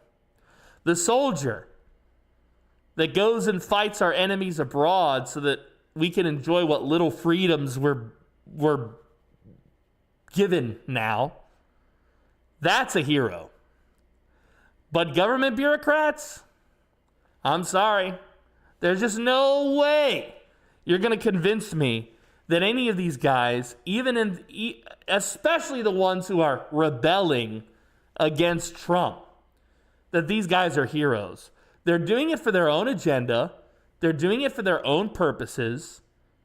They think they know better than we the people. And they claim to be doing this stuff to protect we the people. It's no different, by the way, than that lady. Remember back when they made gay marriage legal? And there was that county clerk in like Kentucky or whatever who refused to marry the gays? And she caught all sorts of hell for that, and it was like a big controversy and yada, yada, yada, yada. Okay. The people, elected the individuals. The Supreme Court was created. The Supreme Court made a decision, and yet here this bureaucrat, this lady, back when gay marriage was made legal, she thought she knew better than all of us. She thought it was up to her to save the day. I'm not going to marry these gays. I'm a representative of the government of Kentucky or wherever the hell you guys might not remember who I'm talking about. But anyway, the point is, that's the same type of BS, but on the other team. And this stuff happens all the time. And I don't think any of these, turns out she was right, though. Right in what way? Right, I mean, it's complicated, but right in the way that she had the authority to do that? No, I think they roundly rejected that. She had the authority, you know? And I don't really want to see the government in the business of marriage. Anyway, I would like to see gays free to marry and do their gay shit. Go do that over there. I don't care. It doesn't affect me, you know? I do agree that it should be left at the local level, once again, a lot of this stuff, but that's a separate thing we've talked about. My point here in bringing her up was just to point out the fact that these deep state guys sometimes, they get so focused on thinking they do it right that that they don't care.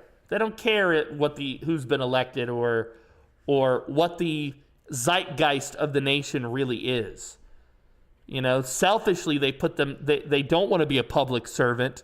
They want to be a public leader. They want to change the rules, change the policies, adjust the data to fit their goals and not the one that is ours, our mutual goal. Yeah, go do that over there, dude. I don't want it near me. That's for damn sure. I mean, but I don't want anyone's private shit near me. You know? I don't ask my I have friends that are straight married couples. I don't want them coming over here and I don't mean like making out in front of the kids or whatever. Like, come on, dude. Get out of here. What the fuck are you doing? You know? Yeah, let's see here. Marriage is seen by the state because you get state benefits for being married. Yeah, I think that should probably be removed. The government should be out of it completely. Aside from, I mean, it is a contract, so if there's a dispute, obviously a judge needs to be there to be involved, but that should be like the limit of their involvement.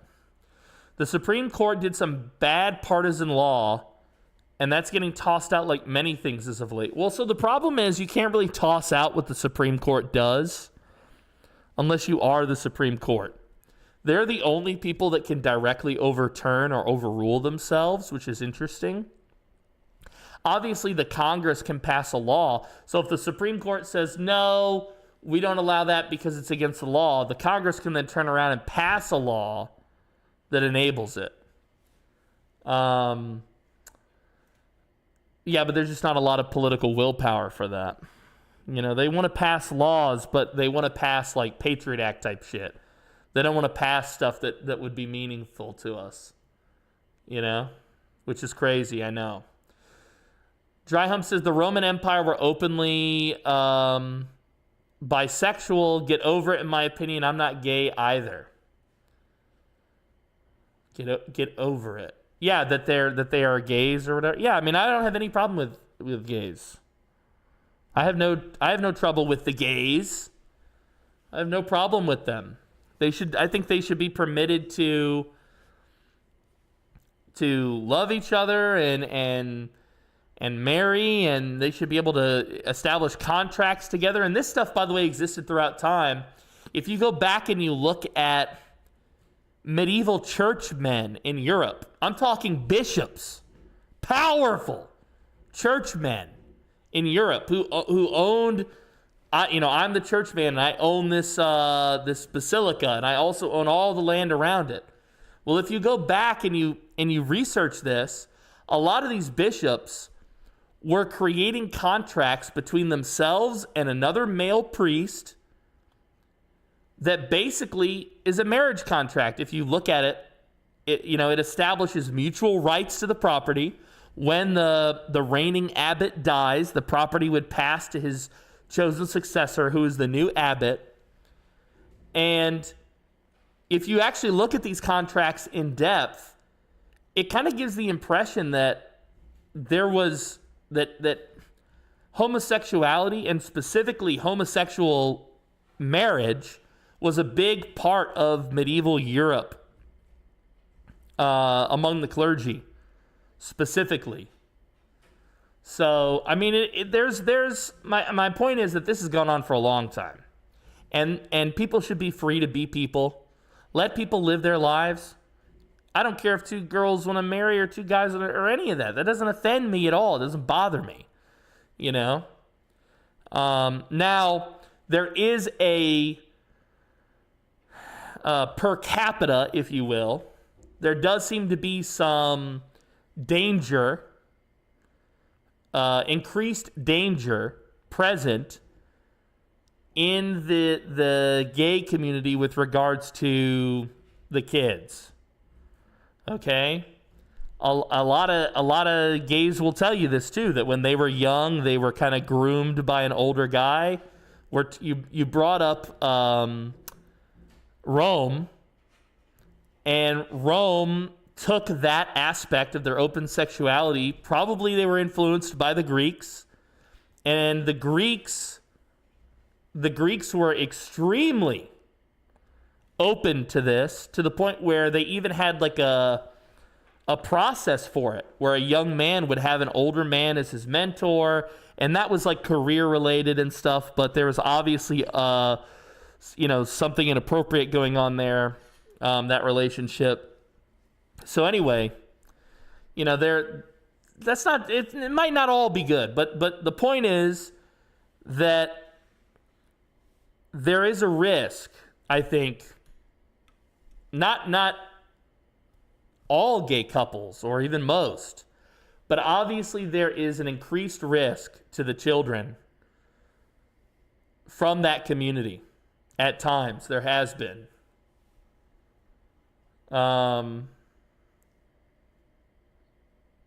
It's just a reality. It's just a reality. Now, that's not to say that straight people don't offend in the same way. They do.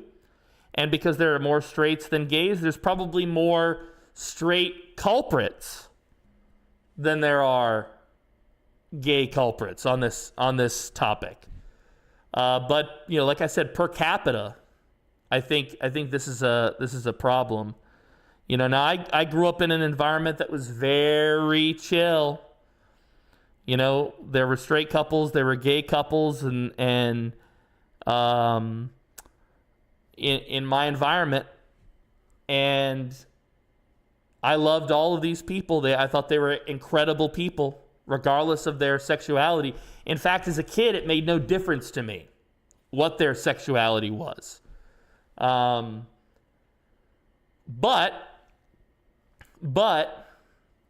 as I got older, yeah, I did notice there were some weird things. There were some weird things that were going on there. When you use arguments like per capita to deny the rights of people, you're talking about locking up innocents just so a guilty doesn't walk free. That's a good point. And I want to clarify that I haven't called for anyone to lose their rights. Just because I said, as a father, I would be more cautious around one group than another group, doesn't mean that I'm calling for the group that I'm cautious around to lose their rights. And their rights stop at me. So they have no right to be around my children. Okay, just to be clear. Okay, just because I made them feel bad by telling them they couldn't be around my kids does not grant them some magical right, okay, to be around my kids. It's my choice as a parent whether or not I want them to be around my kid. So I'm not saying that they should lose rights. Okay, so you might have misunderstood what I meant by bringing up per capita. I'm not calling for them to lose rights. I'm not calling for any additional legal restrictions against them.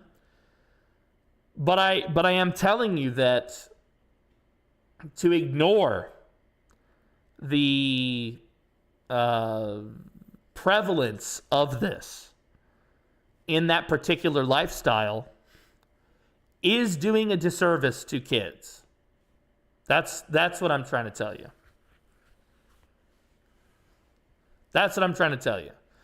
If you're really against, and it seems like you are based on what you said, that you're against predators of this type, we both are, then it should be acknowledged that a lot of those types come from certain angles.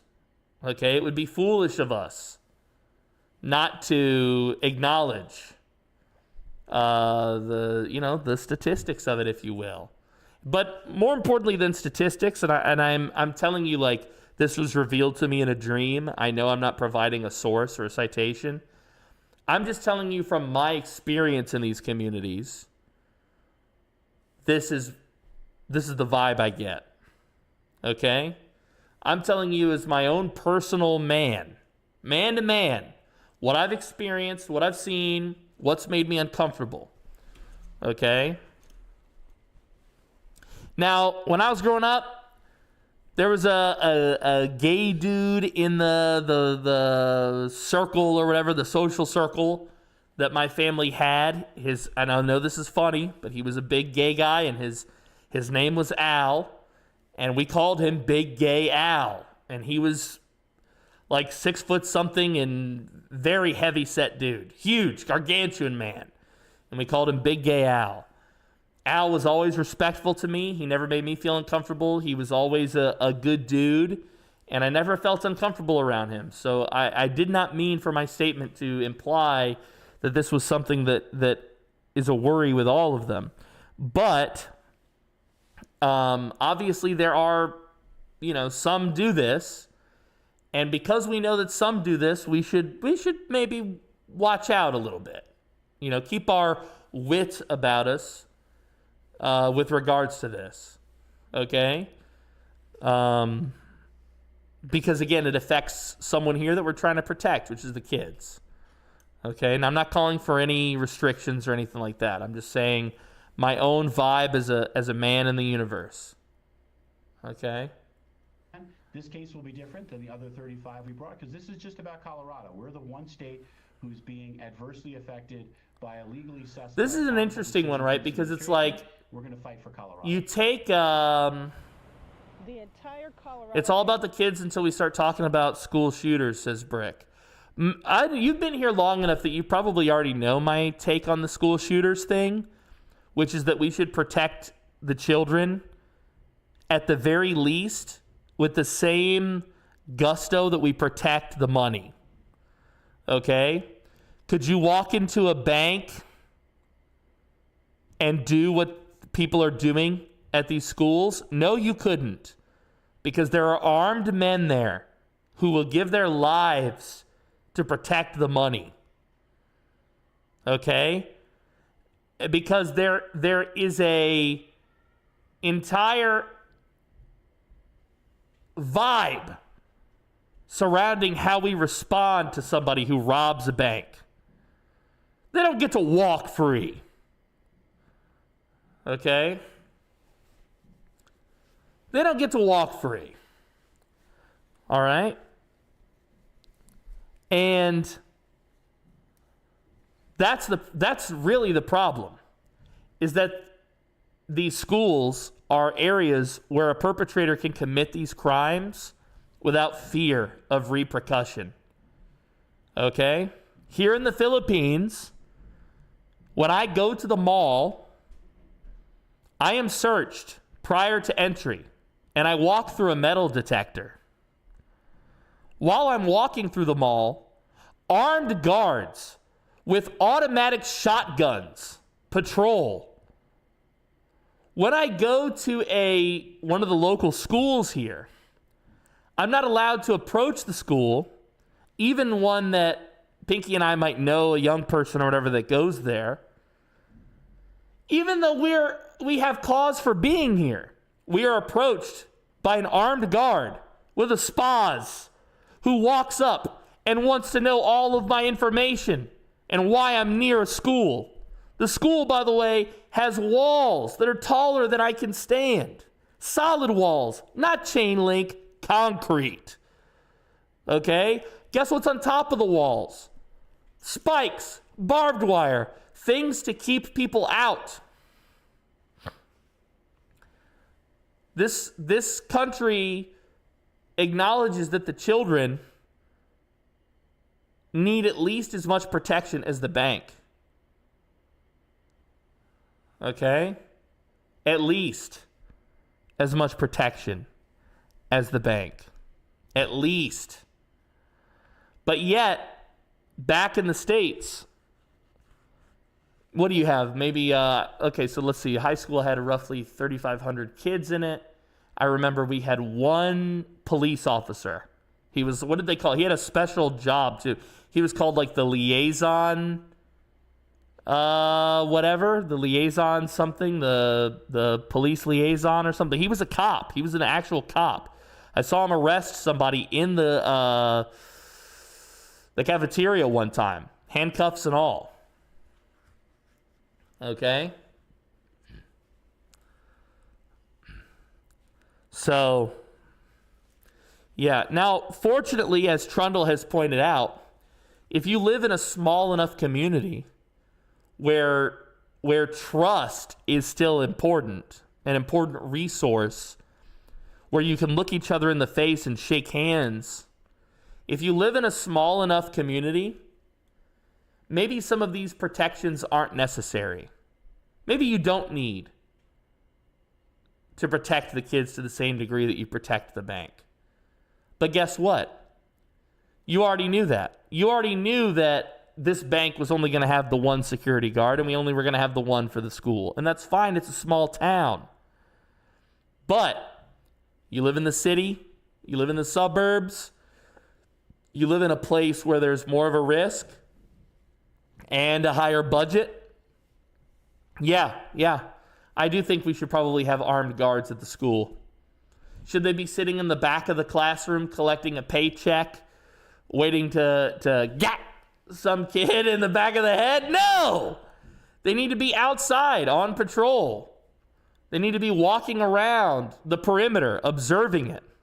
They need to have a clear plan for what to happen if something occurs. And they need to make it where nobody's getting in or out of this compound with a weapon. That's not too difficult. Okay? That's not too difficult. That's not too terribly difficult, guys. What's up, Hearth and Harmony? Good to see you. She says, we have one security guard. Yeah, see, to me, that would scare me. The trainings we have to go through as as teachers for active shooters is terrifying. I believe it. And frankly, there should be someone there who knows how to deal with this, who is not a teacher. I don't think the solution to this problem is giving, Mrs.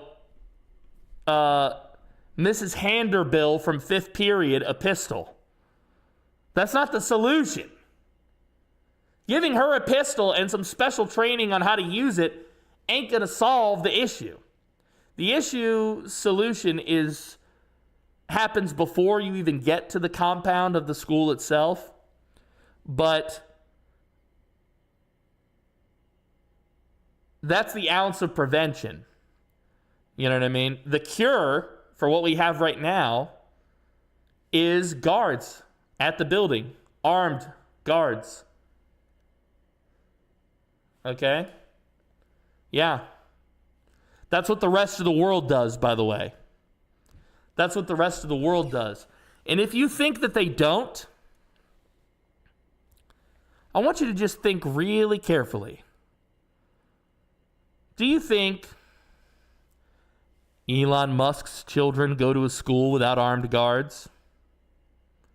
Do you think Barack Obama's children go to a school without armed guards? Do you think Donald Trump's grandchildren go to a school without armed guards? Do you think the governor of your state, wherever you live, does he send his children somewhere without armed guards?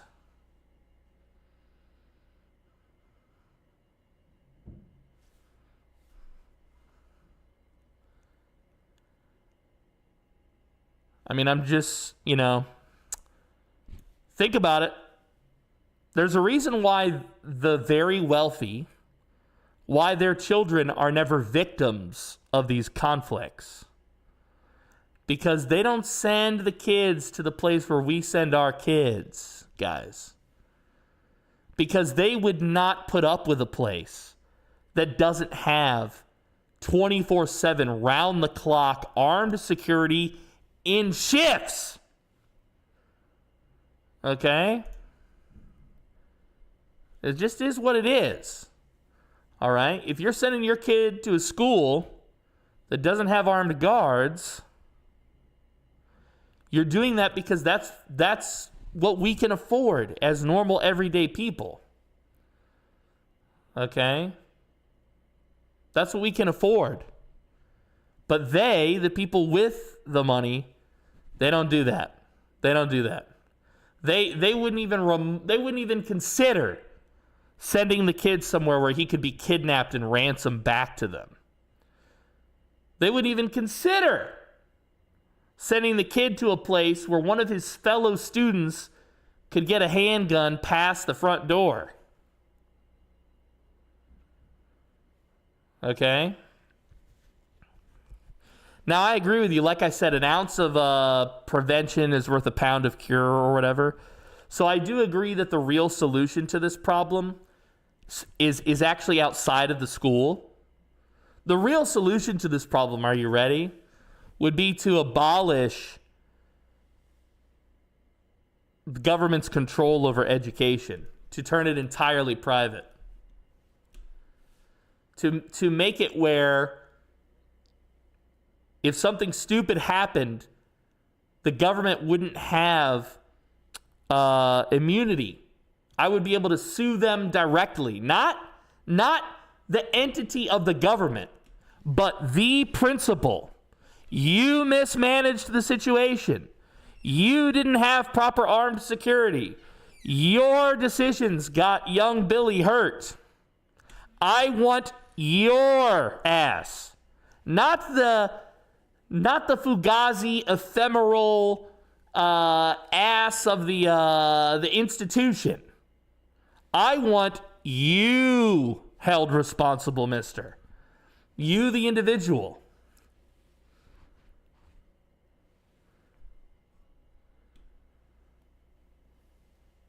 The cure is direct accountability. Okay?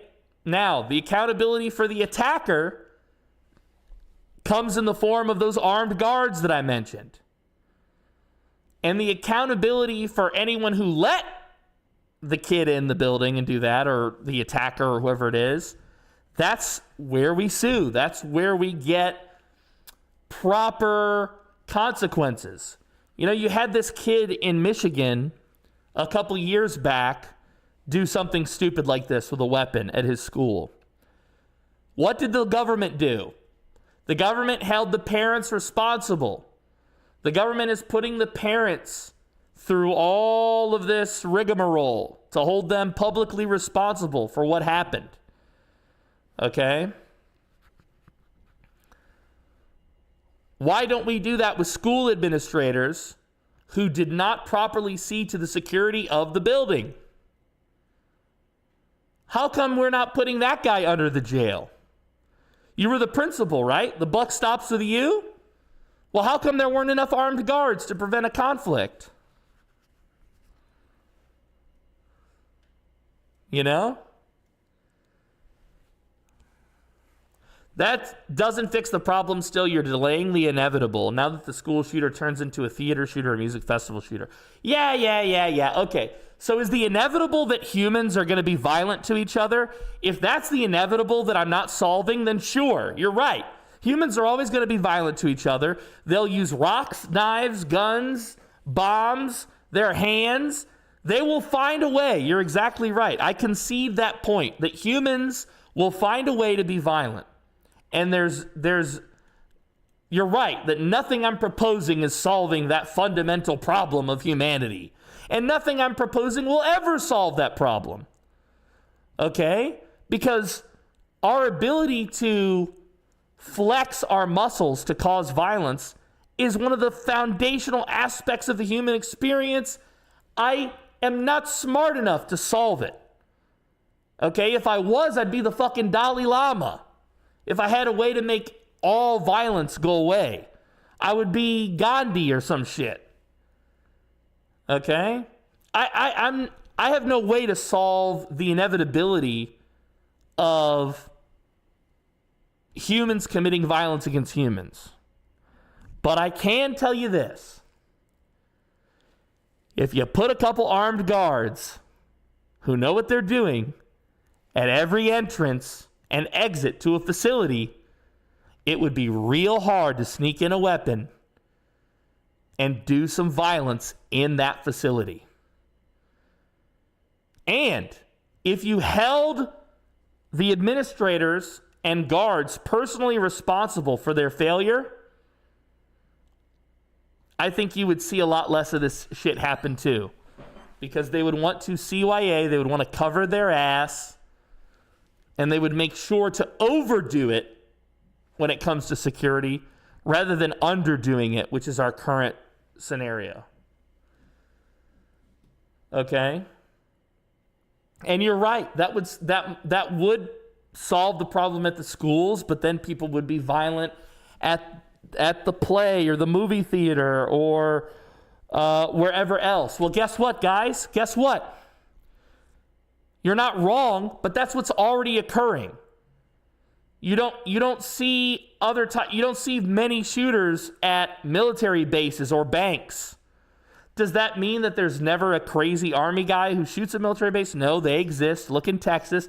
Does that mean that there's no one willing to take to rob a bank? No, those guys exist. Violence still happens. Even with all of the precautions in place, even in a room full of guys with weapons, you're still going to have people act out. Okay? So, yeah, you would have less school shooters, and maybe you would have those same people who wanted to commit violence do violence in another way at another place, trying to target the same crowd, perhaps. Maybe they'll just go to your house and do it. That's also the case, right? They don't have to wait to the movie theater. They could come right to your front door if they wanted to. But guess what? That problem is already occurring. We're already doing my suggestion of armed guards, and it's already pushing the problem elsewhere. We're already doing that problem at the bank, at the military base, at the courthouse, yada, yada, yada. So those places have less of an incidence of this violence.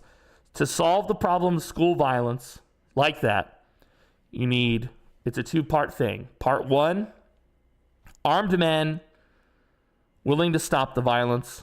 Part two, serious consequences for those people who, through their negligence, allow the violence to occur. Okay? That would be the solution right now. There would be, whatever the numbers are for how many kids are hurt, I guarantee you my proposal would half it overnight. If we put this into place, it would half the problem overnight. But yeah, it would move it to other areas, and we're never going to solve the capacity for human violence. Our best solution so far has been to monopolize the use of force in the hands of the few, aka government. And that situation doesn't really seem to work that great either. Okay? So it is what it is. I think you'd have a hard time finding guards and admins. You can't find police in New York State. Yeah, that may be true. It's kind of like I've known some guys that worked in the prison system, and they will tell you got to be the dumbest of the dumb to get that job. I mean, you literally have to walk in and piss clean, and you got the job. We need guys to guard the prisons. This job sucks, okay? I have no doubt that, putting in rules where there were actual consequences and stuff would mean that we would have harder time finding officers, harder time finding administrators. But guess what? The candidates that we did find, I think, we will have screened out many of the losers, the unqualified people who never deserved that job in the first place. Okay? The guys who were going to sit outside and just let it happen like that cop did in Texas. Okay? I'm not worried about it. I still think that would be a better solution. Congressional delegation is uniting on this one, saying that it not only sets space. And I do agree also that also wastes billions of taxpayer dollars. recognizing, diagnosing, and treating mental illness would be a big part of the solution.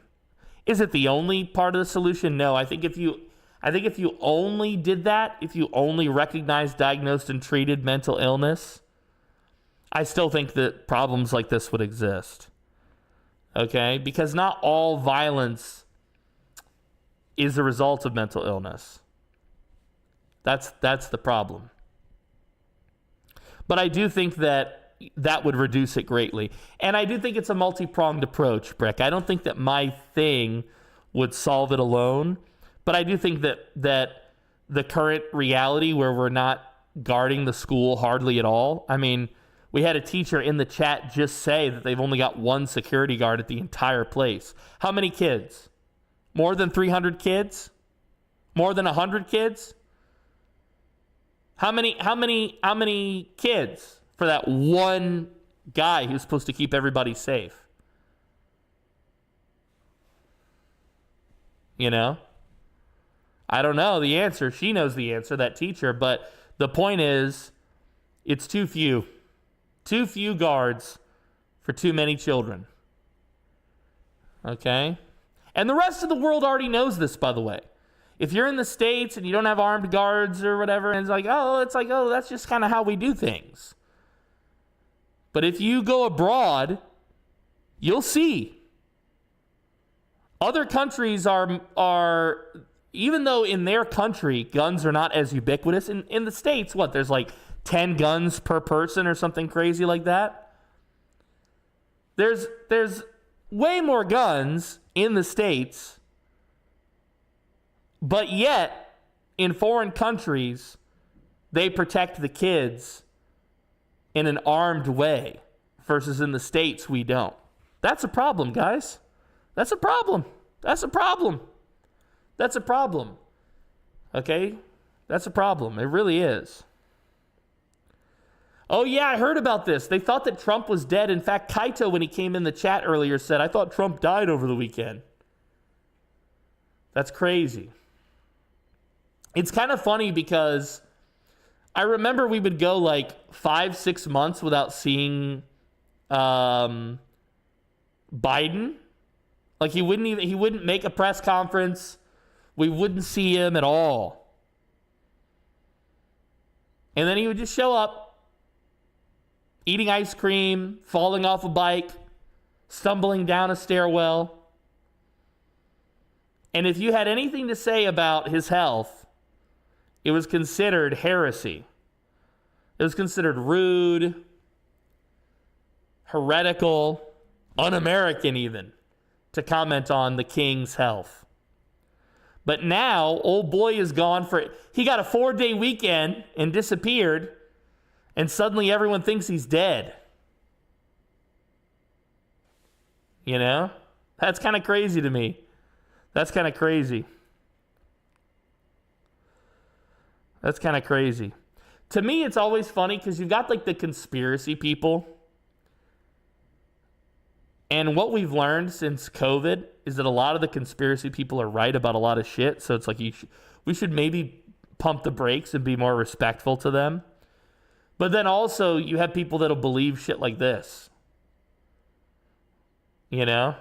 And it's like, what? Yeah, what? What? What are you talking about? New York State is going to need a whole thought change, says Trundle. That I can speak to. The police here are just villains. They get very little support from the state. Yeah. There's, man, You know, I bet it's different living rural in New York State than living in the city. I'm just not convinced that humans are supposed to live in a certain amount of density. You know, I think that there is a threshold that of population density that really should be the cap. Because once we go past it, everything seems to start breaking. Everything.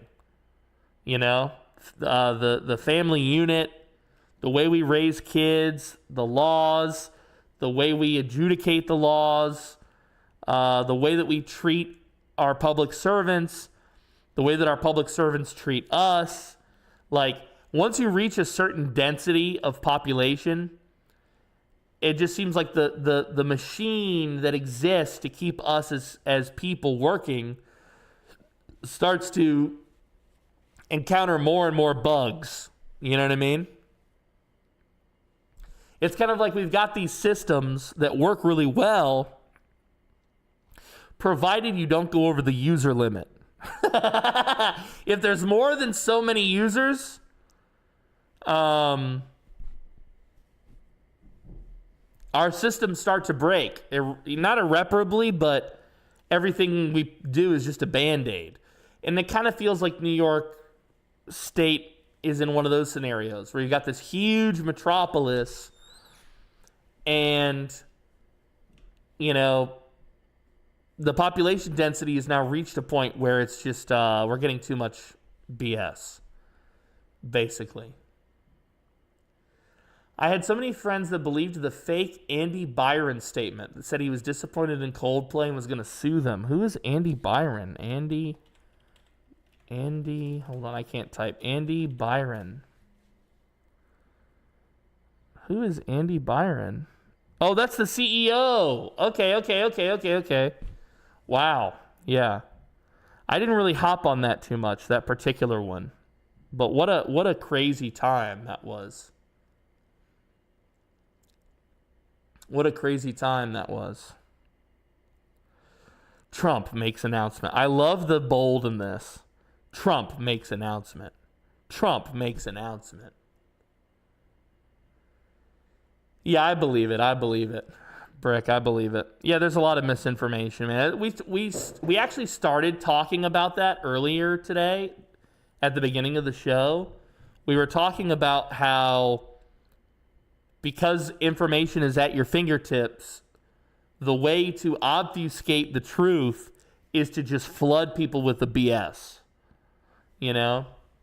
And like most things, I don't think the government is responsible for it directly. Instead, they just take advantage of what's happening kind of naturally. You know what I mean?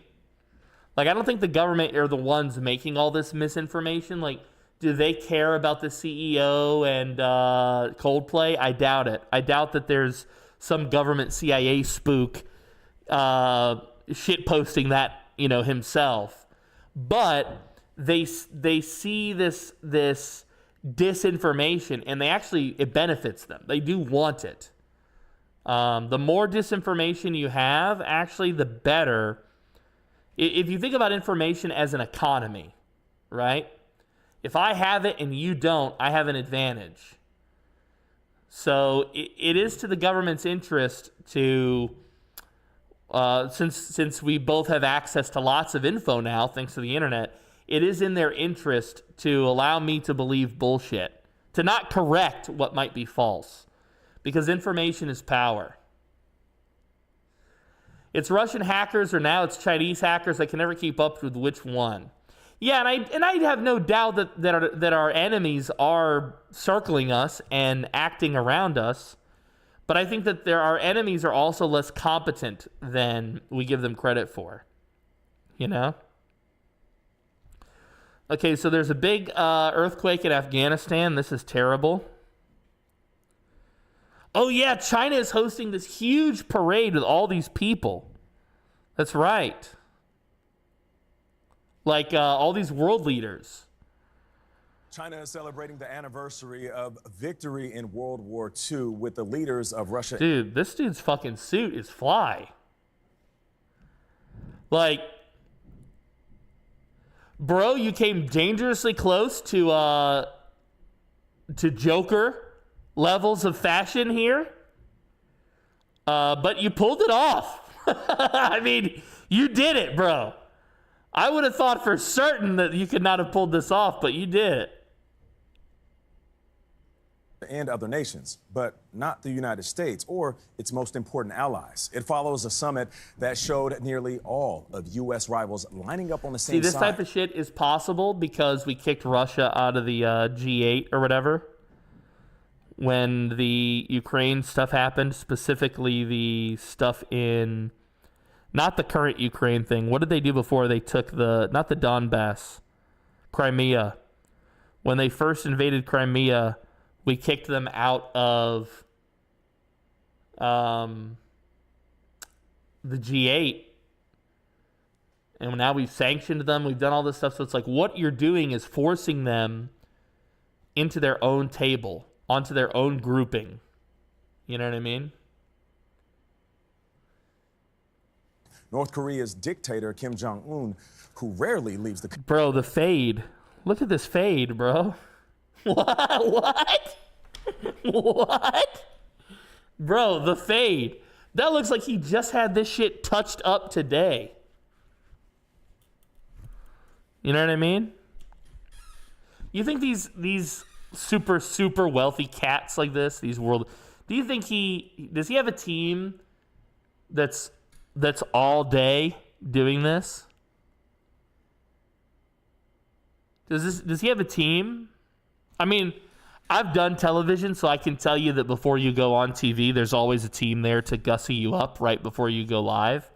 So he absolutely, is made up or whatever right before the camera comes in the room. That absolutely is happening. But do they touch up his hair every day aside from just a little combing? Because this looks like a 5 o'clock shadow, bro. Like they shaved this morning. That's what this looks like to me, man. Who rarely leaves the country joined the celebrations this morning. Anna Korn has more from Beijing. Good morning. Behind me on Chong'an Avenue, China will host its biggest ever military parade to commemorate the... Is her accent Australian or it's got to be an Aussie accent, huh? That sounds Aussie to me. Good morning.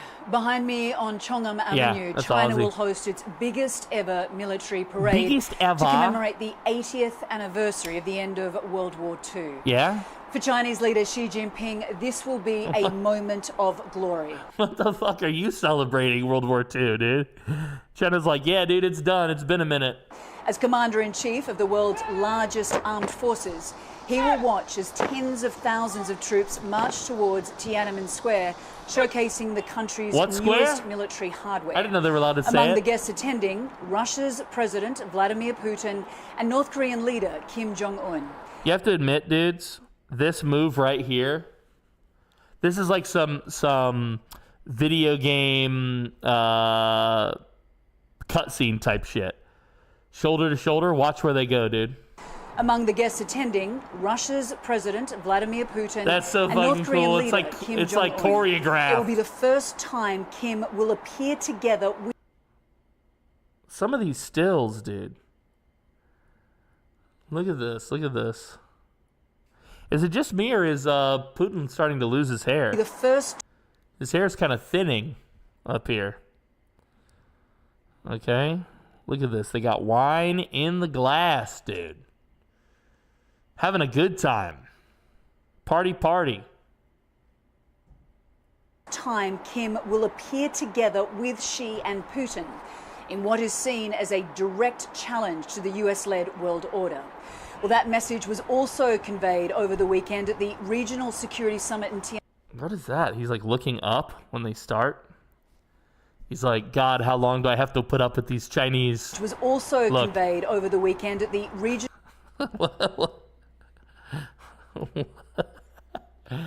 Oh, we can't zoom. Hold on, I'm too far. Hold on.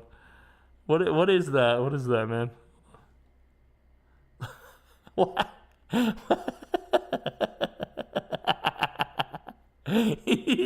he's like not fully here. Let's watch it again. Over the weekend at the Regional Security Summit in Tianjin, northern China, where she hosted more than 20 world leaders, including Putin and Indian Prime Minister Narendra Modi. There's a balloon up there. Oh, okay. She is not only Hillary? asserting China as a stable and reliable partner, there's a balloon you said, she's also showing off the country's alliances and its might and power. Where is it? A message Is it up there? solely intended for the United States. Oh, there's a balloon? For CBS Mornings, Where? I'm Anna Corin in Beijing.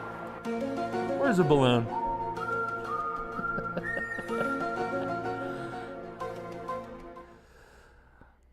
All right. China. It's technically, you know, we've missed all of our Project Zomboid time, and now we're even cutting into my lunch.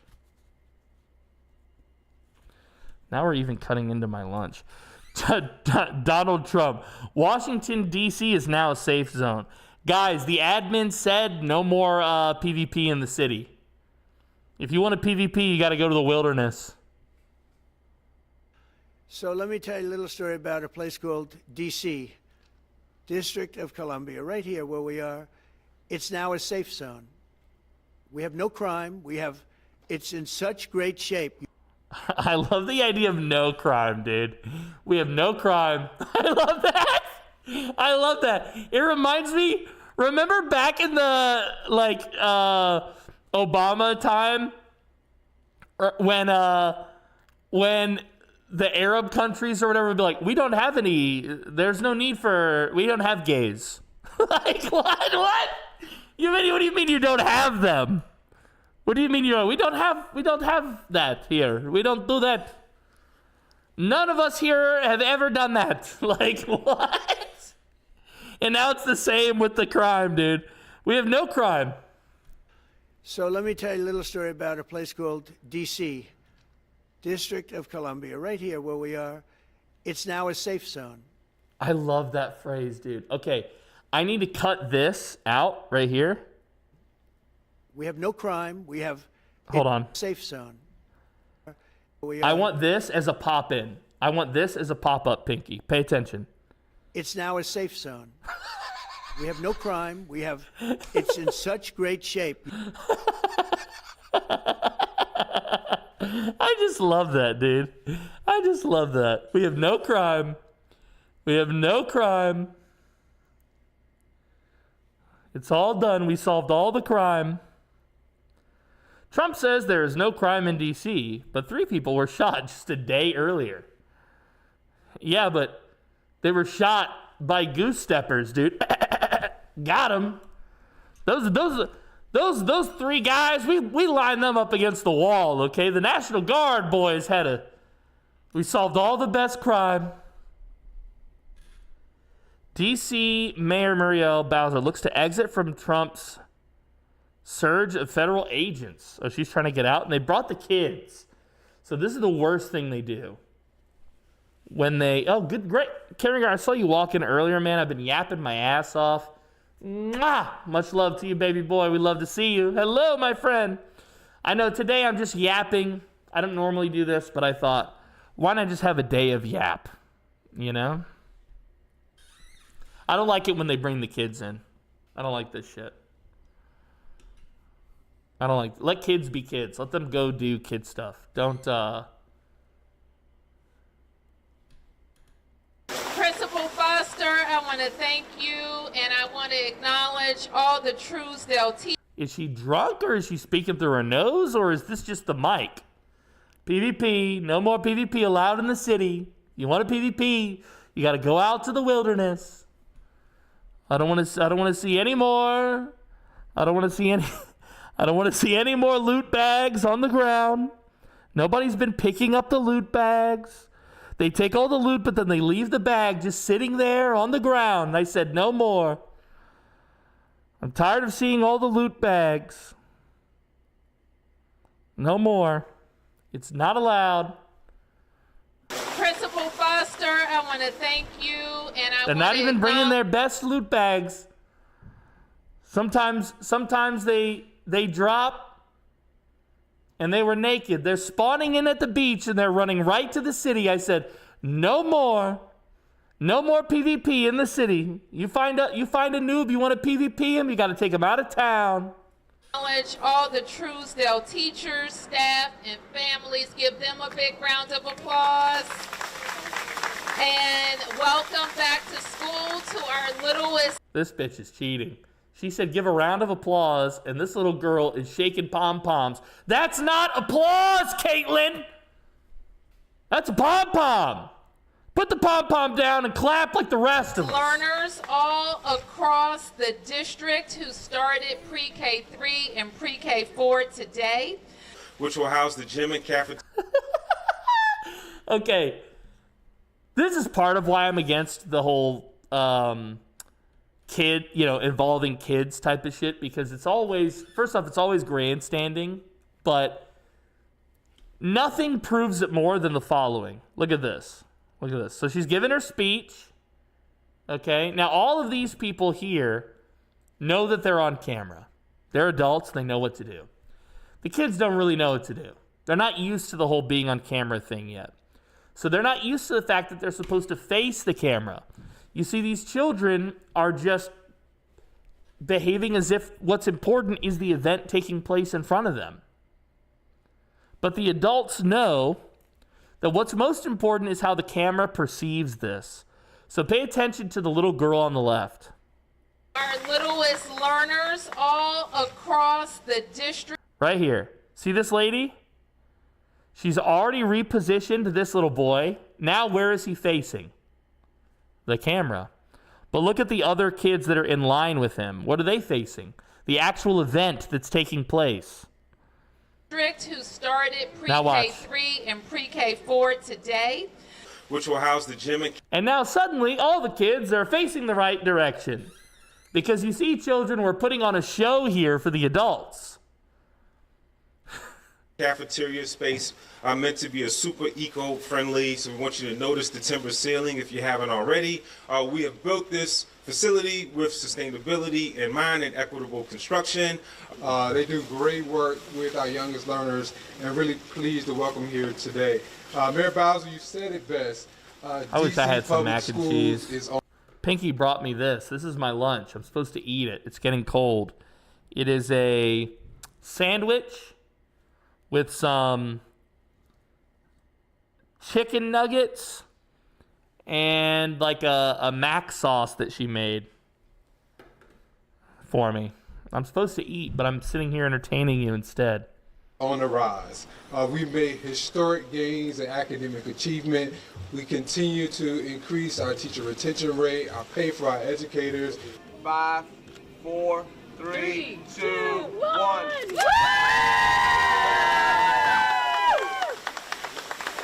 Okay, well, I mean, it seems like a nice, innocent video. Our North Star is protecting home rule and the district's autonomy in all things, especially during this last. The district's autonomy. The district's autonomy. Interesting. Yo, what's up, Frosty? He's on cam. Yo, what's up, baby? 8 months, where it has been clear that our autonomy has kind of been in the crosshairs. That's our North Star.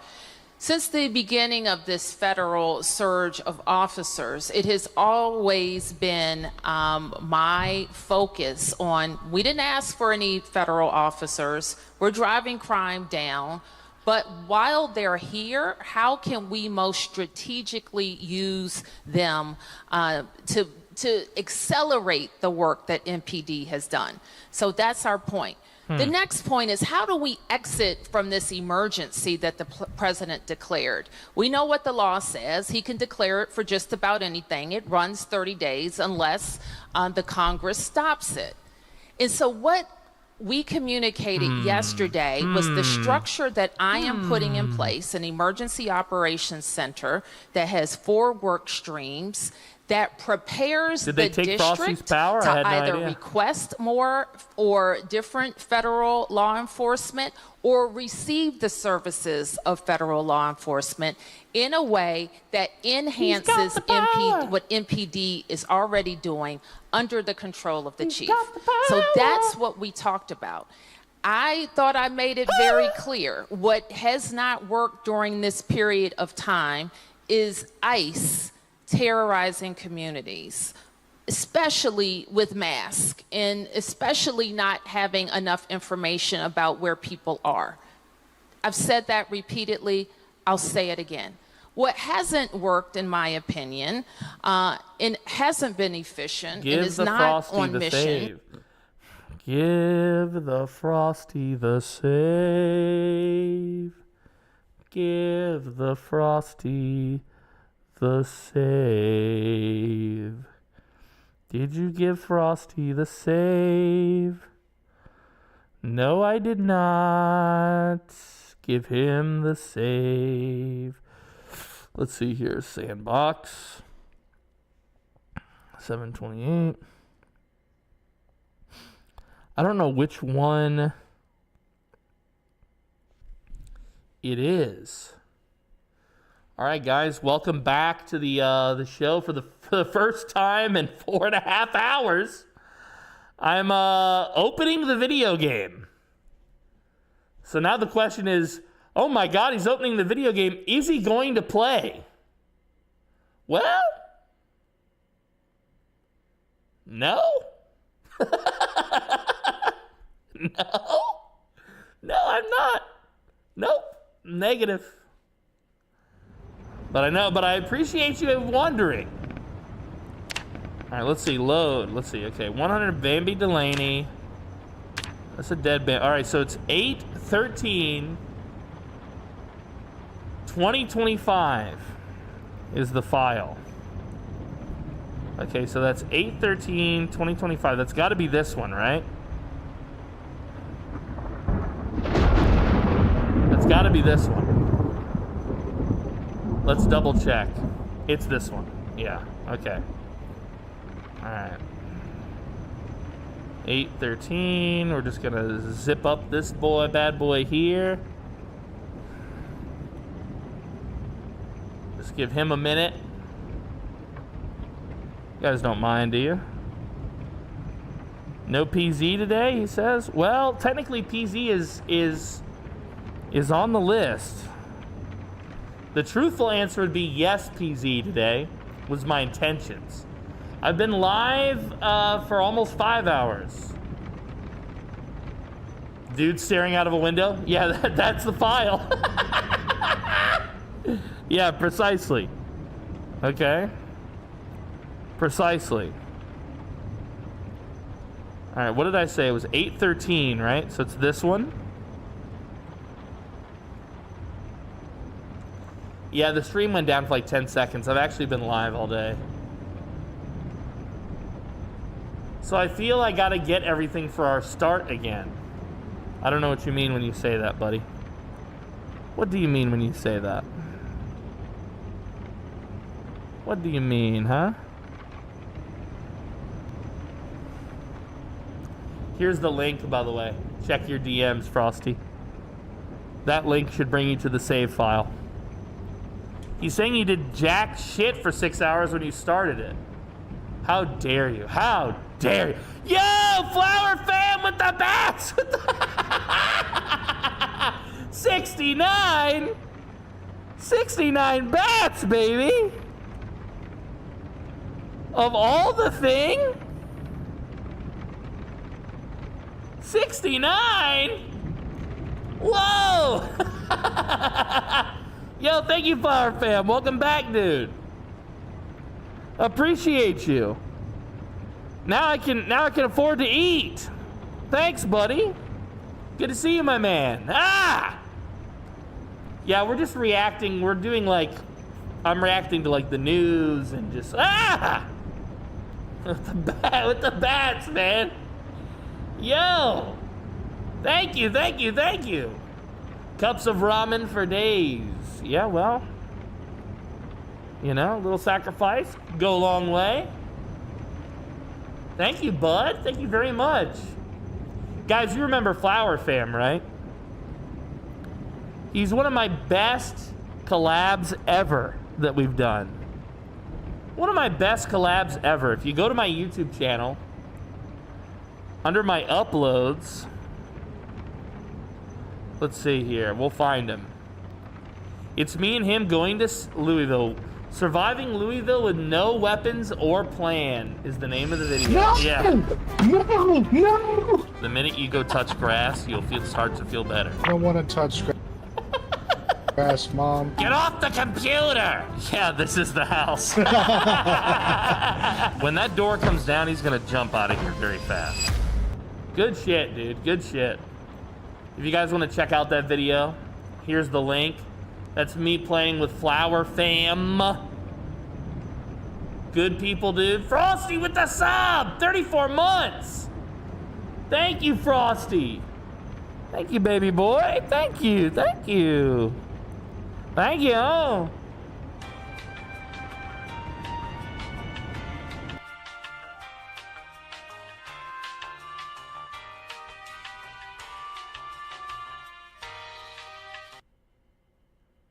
Thank you, Mr. Frosty. Thank you, buddy. Much love to you. Flower Fam says we really need to do one again. That was our first spawn was crazy. I love how you knew how fucked we were, but me not having played the game, I had no idea. Yeah. And I didn't want to. Yeah, I just kind of let you explore it. You know, I tried to teach, but you know, the fun in it was seeing your reaction, right, to like what was happening. So, yeah, that was a blast, man. We've got to do it again. We've got to do it again. Okay? I post my schedule, just so you know. If you go to my Discord, if you go to the channel schedule, guys, I will post my schedule a month ahead of time. I'll post it a month ahead of time. Now, my schedule isn't always reliable, as it says here. Maybe other shit comes up and I take a break at the 4-hour mark typically. But I post my schedule here. If there's ever, like, look, these are all my collabs with Frosty as an example. If you guys want to collab with me, just pick a B42 day and you tell me. If it says Project Zomboid B42, that means I'm intending to do single player that day. But I'm usually willing to change it if you say this. Yeah, all you got to do is tell me the exact day. That way I can pencil it in on my schedule. I keep another version of this in my bathroom. And that way I'll keep track of it. Because sometimes I just lose track, guys. I got a lot going on. The show, the kids, you know. It's a lot. I don't mean to put anybody, you know, to the wayside. Believe me, I want to hang with y'all. Kenix says no PZ today. You know, Kenix, we were supposed to Project Zomboid.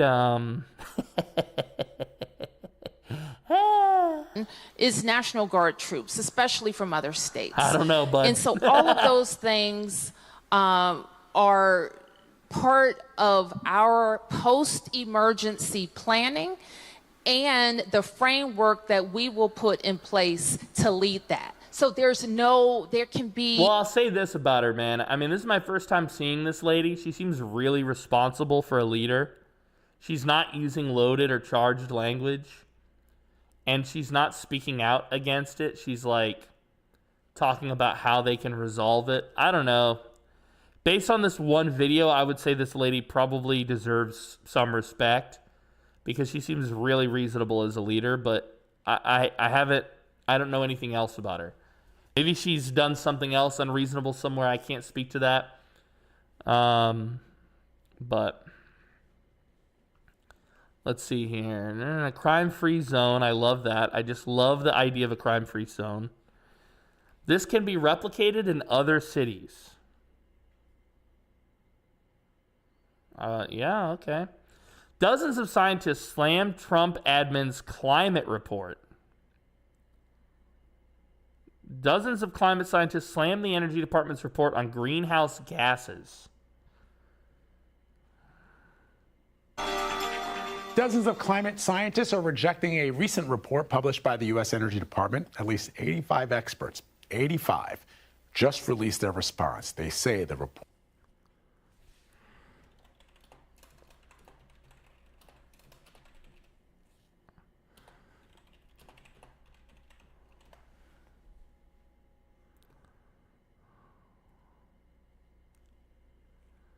All right. There's a little thing that a guy by the name of Carl Sagan came up with a while back. I know. I have this on dark mode, but it doesn't want to cooperate. So forgive me. Notifications, my dude. Where? Do I have notifications somewhere? What are we talking about, bud? Where do I have notifications? Not my Twitter, surely. Is it here? Where does he? Is it on my Discord? Donations. Yo! Trundle with the 50. Yeah, no. What the hell? Trundle. Whoa, dude. Thank you very much. That was exceptionally kind of you, my man. You didn't have to do that. Thank you. Please do not do more than you can afford, dude. Holy shit. Thank you very much, Mr. Trundle. Thank you, baby. Thank you. Well, Bless you, dude. Direct to the source. I appreciate that, dude. Yeah, I don't have to cut anything with Twitch. I know. Wow, Tanner. Whoa, thank you. that's a lot. Thank you. Yeah, it's a lot. Guys, I know it's a lot. Shit, I'm Tanner, saying that's thank a you. lot. Just chill out. That's yeah, a lot, I know. Tanner. It's $50. Are you That's kidding? a lot, Deader. I appreciate That's a that, lot. Trundle. Thank you, Now dude. that I know. is These a guys, lot. they don't stop. Thank you. Bless you, Well, meatbag. bless Bless you. your Thank you very much. Thank you. All right, guys, we continue. Thank you, Mr. Trundle. Wow, dude, 50. Holy shit. This is what we call, for broadcasting, by the way, the slow season. September is the beginning of it. So little things like that, I just want you to know, mean a lot to me. I really appreciate it. Thank you very much, dude. Thank you. Report titled Greenhouse Gas. So the reason why I brought this up, the baloney kit, is they're talking about, what did he say? What's the headline here? U.S. Energy Department, at least 85 experts, 85. He stressed it there. At least 85 experts, 85. Okay? 85. 85. Now, Carl Sagan warns us about this. In his book, The Demon Haunted World, Carl Sagan proposes something called the baloney detection kit. It is the way for us as individuals to spot bullshit and prevent ourselves from being convinced of baloney. And the third tenet of the baloney detection kit: arguments from authority carry little weight. Authorities have made mistakes in the past. They will do so again in the future. Perhaps a better way to say it is that in science there are no authorities. At most, there are experts. This is from Carl Sagan's baloney detection kit. I always refer to this when I think something shady is going on. These principles that he outlines here, and he's got 9 of them. These really help me from getting pulled into BS usually. Just released their response. They say the report titled Greenhouse Gas Emissions Impact on U.S. Climate is not scientifically credible. The report claims the carbon dioxide-induced warming appears less impact on U.S. climate. Hold on. Let me catch that statement again. They say the report titled Greenhouse Gas Emissions Impact on U.S. Climate is not scientifically credible. The report claims the carbon dioxide-induced warming appears less damaging economically than it believed. It also claims that the frequency and intensity of hurricanes, floods, and other extreme weather events are, quote, not supported by historical data. I want to bring in CBS News national. Okay, so the report said that the climate change shit has been overblown, that the greenhouse gases are not affecting us to the degree that we thought they were. Now, this is the government saying this. Now, on the face of it, everything that just was said sounds right to me. Yeah, we're having an impact. Yes, our impact was overstated. That all sounds right to me. But 85 experts disagreed. Now, first off, I'm skeptical to believe anything coming from the government. But these 85 experts, they wouldn't have happened to have, they weren't like individuals that were somehow being paid before, right? When the climate change thing was at its height. Right? These guys aren't those guys, right? These guys are not the guys who will benefit from billions more dollars being spent on this climate change BS, right? Right? These 80 authorities, they don't have any skin in the game, right? They're just concerned scientists trying to correct the record. These are guys who have no financial skin in the game, I'm sure. Environmental correspondent David Schechter. Talk more about this. Our environmental All right, correspondent. David, break this down guy, I'm sure he's going to tell us a lot of good stuff. Ecologists are saying is wrong with the DOE report, and explain why it matters. Hey, Vlad. Good morning. So let's start with why it matters. That's because the administration is using that Department of Energy report as its basis to dismantle the government's authority to regulate greenhouse gas emissions, which are warming our planet. In fact, the Secretary. So, he's a correspondent and he's got an opinion. He didn't just give you the news right now. Notice what he said there at the end. He passed it off as if it were fact like the rest of his reporting. Regulate greenhouse gas emissions, which are... Everything until this statement was him reporting on what has occurred. Which are warming our planet. In fact, there you go. Now he reveals his bias, his opinion. He believes the greenhouse gases are, that climate change as a phenomenon is a human responsible endeavor, that we have caused this problem. In fact, the Secretary of Energy, a former energy industry executive, has been downplaying the threat that climate change represents to the Americans. Climate change is real and it deserves attention, but it is far from the greatest threat facing humanity. That distinction belongs to global energy poverty. If we are trusting the science, then climate change is a challenge and not a catastrophe. I don't know who this is. Secretary Chris Wright. Let's see. Chris Wright. I just want to learn a little bit more. American government official, yada, yada, yada, energy secretary. He worries most about high energy bills. Yeah. We want to keep it affordable. That's one thing these climate wackos are always on about, is we need to not eat meat. We need to not consume as much energy. We need to yada, yada, yada, yada, yada. But then they also don't want us to have nuclear energy, which would be extremely useful to us. Okay? We can't get everything from solar and wind alone. It's just not going to work. Everybody, even they will admit that to you. Okay? And I don't think we're the biggest problem. See, the thing is, we sit here and we concern ourselves with shit like this. And the Chinese and the Russians are laughing all the way to the bank. Do you understand? You understand that there is a competition occurring and we're winning.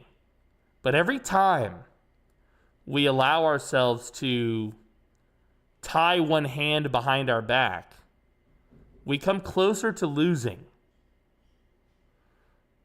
Every time. And this is one of those times. Okay? I don't want to see fucking no entiendo, no habla inglés. Okay, buddy, what's up? Good to see you, bud. I don't speak that language, but you're welcome to speak mine or translate it. Perfect. But yeah, I mean, this climate change stuff, guys, it's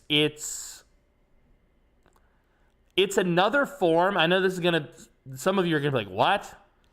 This climate change stuff is another complicated form of eugenics. Okay? Because when you start talking about who, oh, we're using too much power, you're bathing too often, we need to shut down the coal power plants and the nuclear power plants so that we can, we're not going to have as much energy, but it'll be cleaner energy and yada, yada, yada, yada, yada. Okay, these guys are crazy. These guys are legitimately insane, and it's a desire by these people. They don't want to state it out loud, but it's a desire by these people. Their stuff will result in eugenics. It will result in deciding who lives or dies, because what will happen is the cost of energy will go up. The poor will not be able to afford it. Many will die. Whereas those who can afford energy, this will be a bump in the road for them. They'll be poorer, but they'll still be able to go on. Okay, this climate change stuff, this is all eugenics. And if you look up the history of eugenics in U.S. politics, you will understand that this has been going on, some version of this, for 200 years. 200 years. Some version of legalized eugenics. Okay? And they have to get more sneaky with it the more modern we are, because we can see through the bullshit. There used to be a time, for instance, where we don't have enough resources for everybody. Some of us have been breeding too much, so we're going to give the government the right to sterilize people. Not everybody, just the retards is how it started. And I'm using the word how they use it, by the way. Just the people who shouldn't be breeding because they have Down syndrome or whatever. This is how it started. And then eventually it got to the point where, well, she doesn't have Down syndrome, but she's not really taking care of her finances the right way.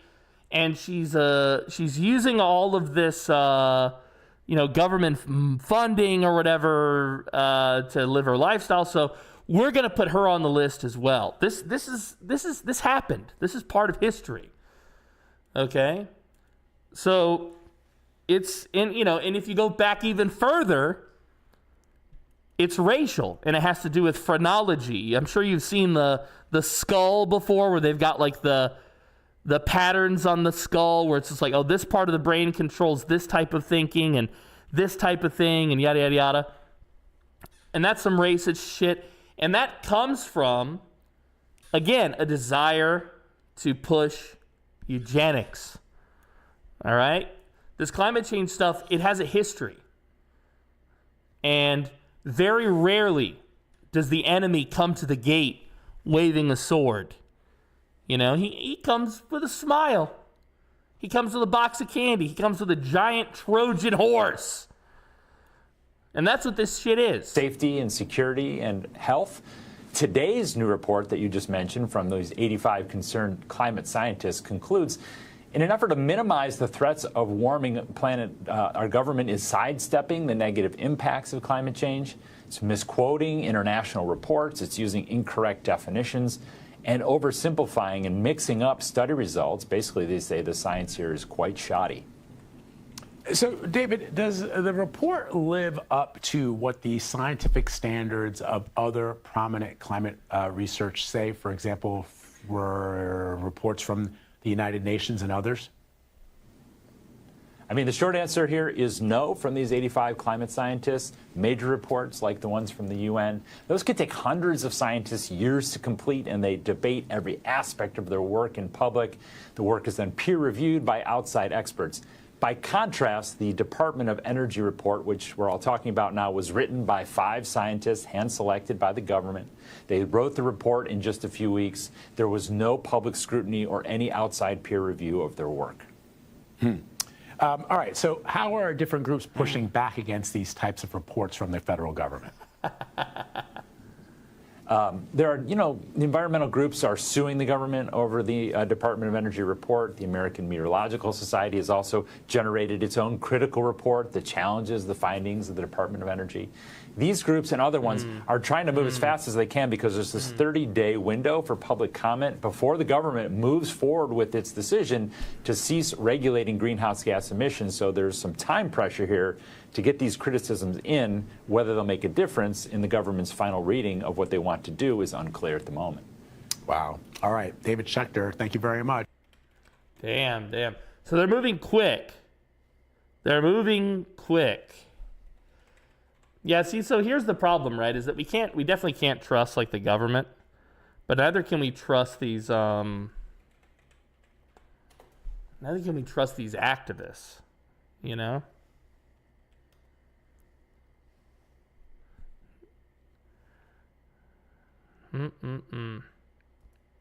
So, yeah, so what I linked 2 things in the chat. Because we were making a joke about, like, hey, man, sterilize me. See, the problem is that historically, with the eugenics movement, they don't just sterilize because the goal is to take you out. So they also would tend to lobotomize people. So if you look up, like, the history, for instance, of, like, it's recent. It's recent that this has been occurring. I'm trying to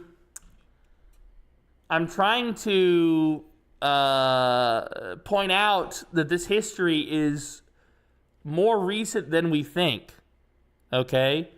And you know how they always say, like, follow the money, follow the money, follow the money?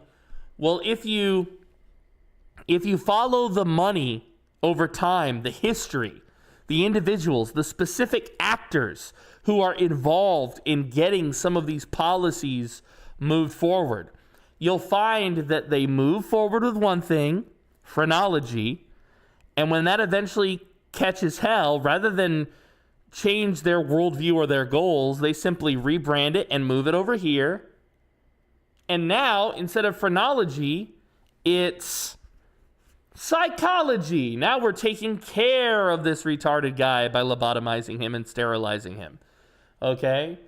But the ultimate goal is, to reduce the population. It's eugenics. Okay, it's eugenics. Tell me lead in fuel wasn't something to harm all of us on purpose. Right? Things like this. Okay? Things like that. Literally for as long as I've been alive, no more. Fuck, I might have been born before that was even published. Yeah, I'm trying to share it with you because it's so shocking to actually learn the history of this stuff. And when I make a statement like, climate change is eugenics in disguise, I know that your instinct is to be skeptical. And I appreciate that instinct. I like that about you. But if you start to research it, if you start to look into this stuff, if you start to understand the history of these movements, you start to realize, like, wait a minute. This didn't just start in my lifetime.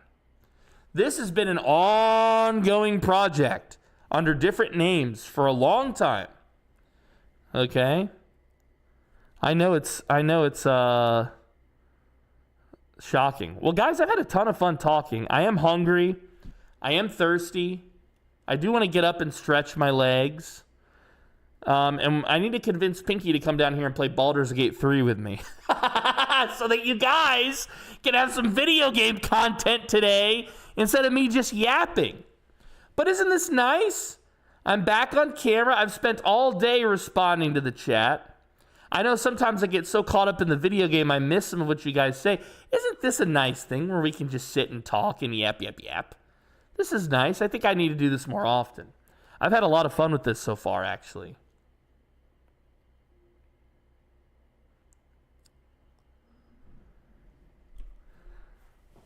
Dutch Boy paint was marketed to kids as a kid's paint, and it contained hella lead. Those companies knew how dangerous it was to be around. Yeah, 100%. Same. If you look up the history of lead and gasoline, the gasoline companies knew what they were doing. Maybe not in the beginning, maybe not on day one, but they knew pretty quickly, and yet they obfuscated on purpose. You know? When the virus first hit, I was scared, but after a week, I was like, wait, what else is going on behind the scenes? Yeah, exactly. I feel like when the thing first happened, for that first 2 weeks, you were kind of a dick if you didn't take it seriously, right? Like, there was definitely like a social element, you know what I mean, of it felt real at first. I mean, I'm sure that there's some of you who are skeptics to a level even greater than I, and you knew right away that it was bullshit. Good for you. But it took some time, you know? It took some time to figure it out. But then it was obvious BS, and they just kept it going and going and going and going. 227 million people drive in the U.S. every day. Oil money. Yep. That's one thing I love about where I live now, Hump, is I fill my car up maybe once every 2 weeks. I'll put 1,000 pesos in it, which is $20 US. So once every 2 weeks, I spend $20 on gas. I don't really drive often. I spend most of my time right here. The way lead and gas is in air, it probably lowered the IQ of an entire generation. Yeah.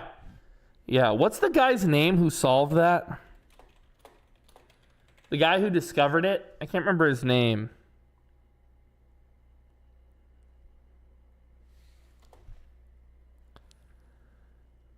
What was his name? He discovered that there was lead in gas. Oh yeah, he also discovered like the age of Earth.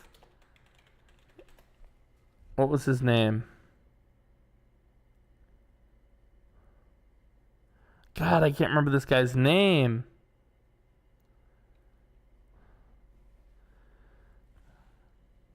I just saw a YouTube short about it. Yeah, there's a scientist who figured this out. And he did it by dating like the lead inside of something else. Microplastics? No, that's not it, guys. I feel like his name was Patton or something. Lead in gasoline. Health effects. Who discovered? Come on, man. I can't believe that I'm failing this. Claire Patterson was his name. Thank God. Claire Patterson. I'm glad I finally was able to solve that. Right here. Claire Patterson was the guy. He's the one who figured out that the lead in the gas was killing us.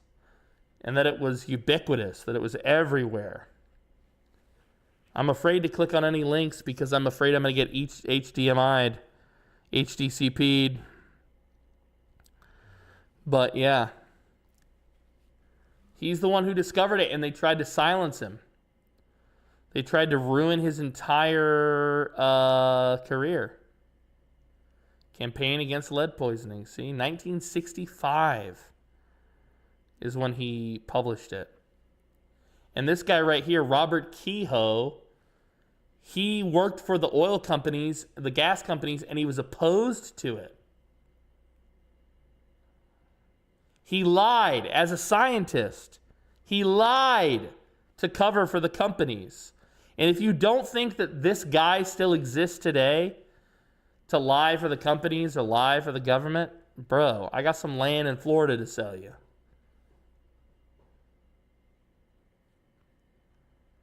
Okay?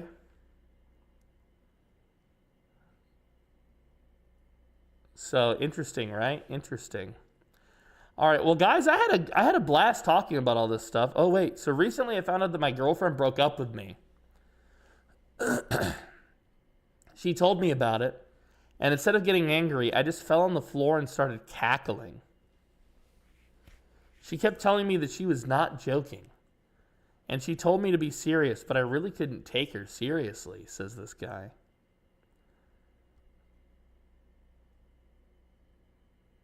Oh my God. I can't tell if this guy's trolling or what. The legend of going to bed at a reasonable hour, a major test of strength. Okay, guys, I need to break. I'm so hungry. I'm an hour late to my break. Can I break? Is that allowed? Should I play music? Will you miss me if I take a break? Thank you guys for being here, for all of your support. I will be back. See you soon.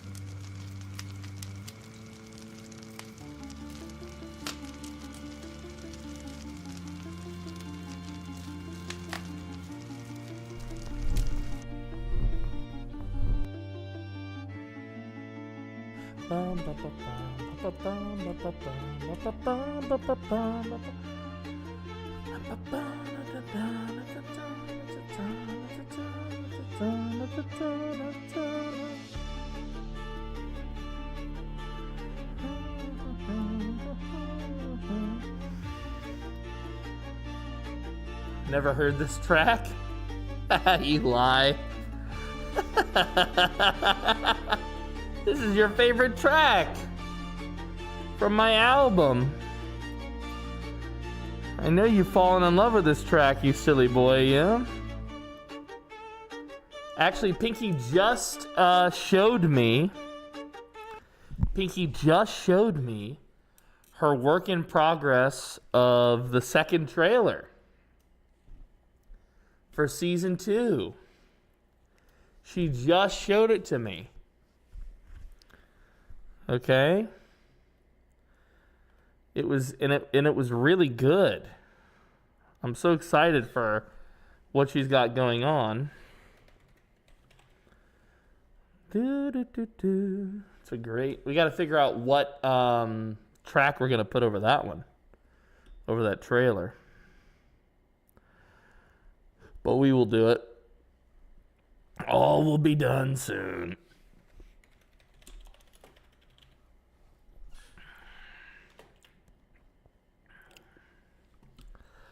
I am just changing my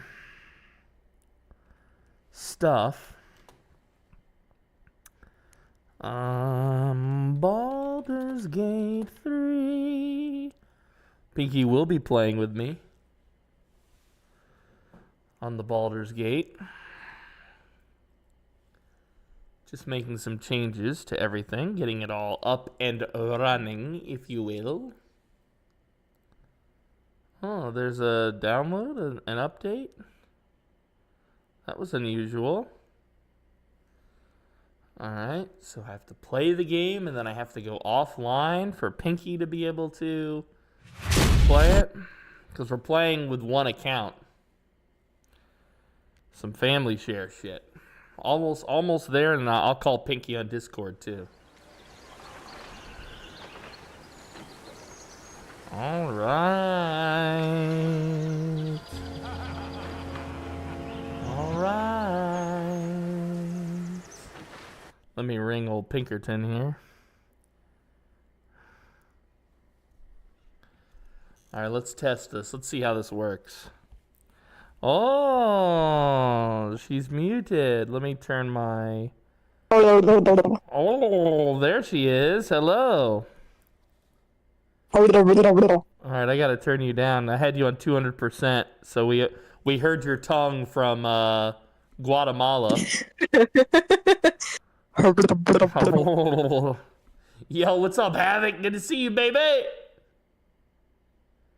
There's an update to Farming Sim 25. We're gonna have to play that update. But for now, guys, we've done a ton of Yip Yap today. So today I will now play Baldur's Gate 3 with Pinky. And we will pick up where we left off. Let me see here, Pinkerton. I think I need to tell Steam to go offline now. Let's see if it works. Go offline. Hello? Oh, I have to turn my VPN off too. Yeah, hey, I might lose the call because I just turned my VPN off, so. So many So many what? So many turn off. What did you turn off? It says Baldur's Gate 3 error occurred. Okay, yeah, hold on. It said for this. I'm having trouble, Pinks. Hold on. I'm having trouble, Pinky.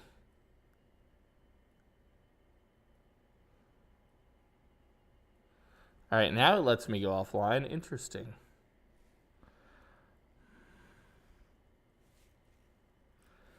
I've been playing a single-player version of this where I'm a baddie. But Pinky and I have this playthrough where she's the hero and I'm her bard. And I think you guys are going to love it. Did you just hit us with the clap, Pinky? I was just The experimenting. Discord clap? Oh shit, now the crickets. I didn't know I could do that. Now you know. I could, and now I know. Wait, how did I do that again? PDM is the It's bumbling fool, gone. dude. Yeah, I don't know why I can't open my, or turn my Steam offline. Maybe I have Where to was close that? this.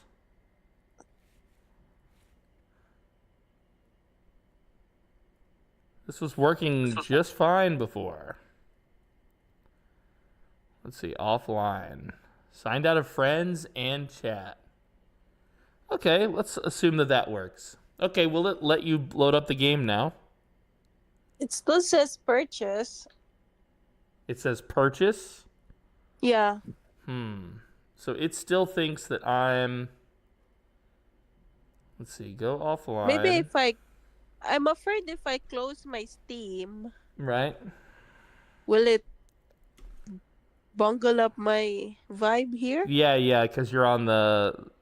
Yeah, it will. Hold on. Oh no, it says play. Now it says play, right? Yeah, because I just turned it off Oh, okay. Let me log out. on mine. In use by your Steam family members, see? Stop. Oh, stop. Oh my god. Okay, now I'm out. Alright. We did this before. You can start BG3 while offline. Yeah, so before what we did was I started up the game, how you see me starting it. And then we would come here and we would just say Steam, go offline. And I would be offline. And then she could start it up on her computer. And it worked just fine. Until now. Until this very moment. It literally worked just fine last week when we did this. And now, it doesn't want to cooperate. They figured out your thing. Yeah, maybe so. Here, let's see this. What if I block Steam? Outbound rules. No, this is not it. I don't understand why I'm not able to go offline when I was last week.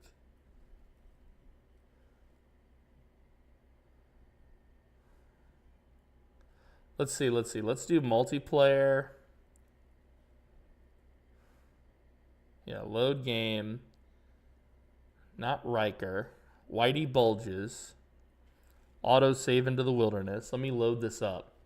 Maybe it has to do with the fact that I'm not in a save file. Because we were able to connect to each other before, but I have to turn my Steam off. I remember that much.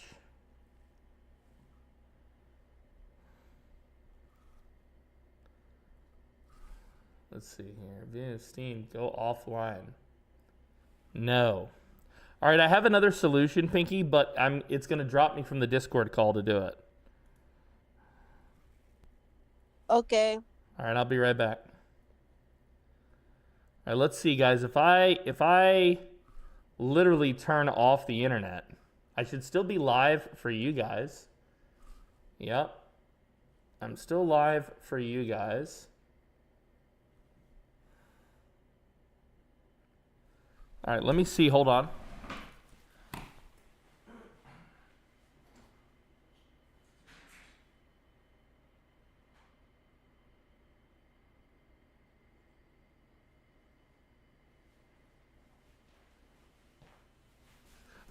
And that still did not solve it. Oh my God.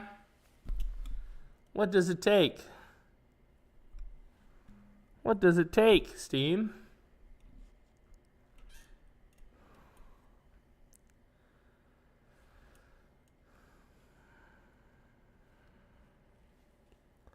Look, Steam doesn't want to let me disconnect here.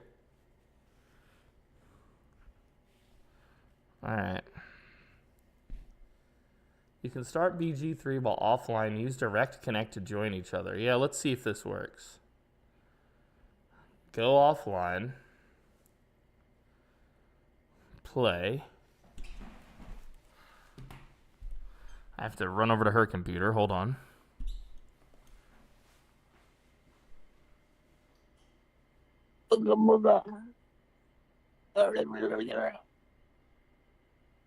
They can't hear me, so I say Oga Boga.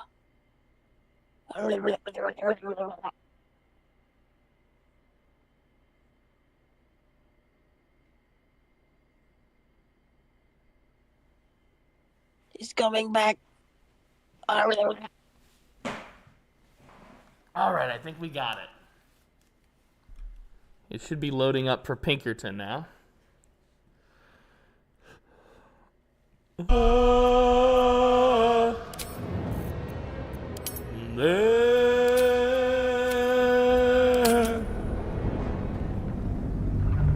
Can you hear me, Pinks? Yes, I can. Beautiful, beautiful. Alright, I'm loading up our save now. And I'm gonna invite you. The minute it loads. Multiplayer. Yeah. Now how do I invite you? There you go. Disconnected.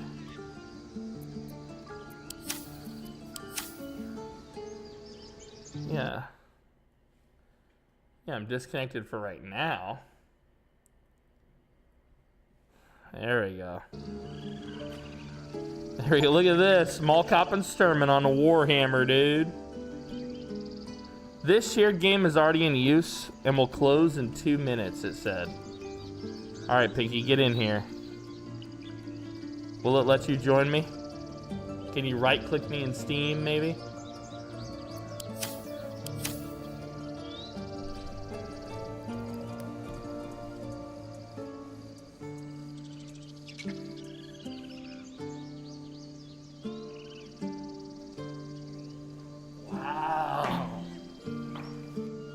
I can't believe this. This was so much easier last time. Friends only. ID. Here we go. There we go. I said I can't join. I invited you. Now try.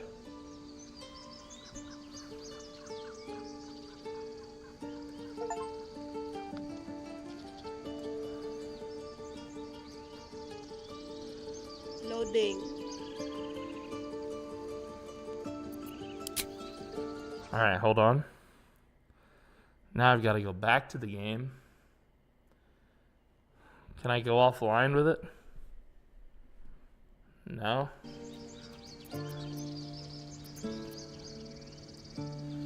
It keeps telling me, Steam keeps telling me it's going to go offline in 2 minutes. Dudes, this was working so well before that we could play on a local network together.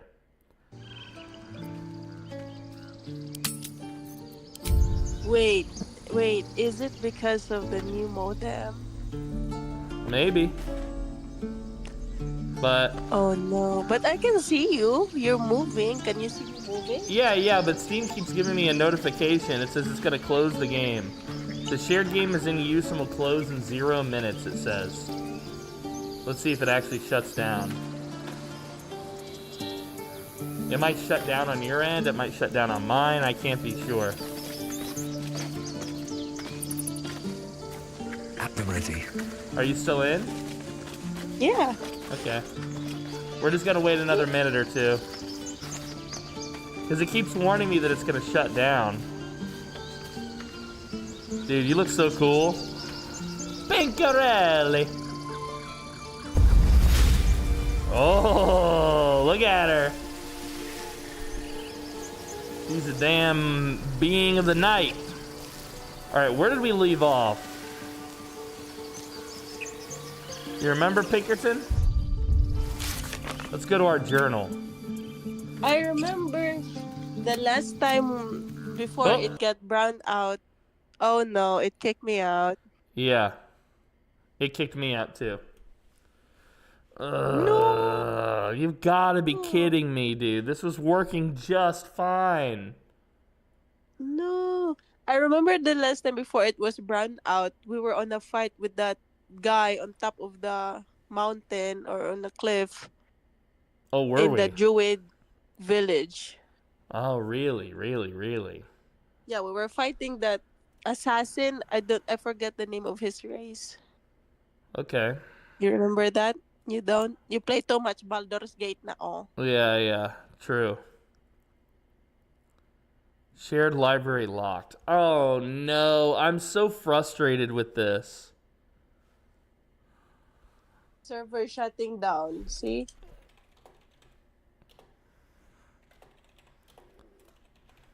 No. Yeah, dude.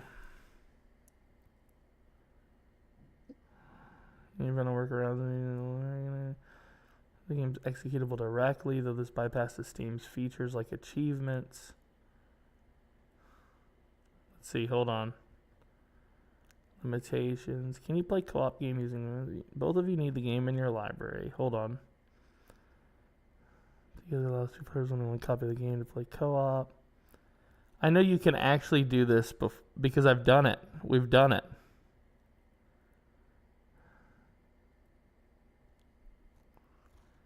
These guys are so full of shit. How to play one copy of Baldur's Gate 3 on 2 PCs. Here we go. A quick guide. Oh my goodness. Right?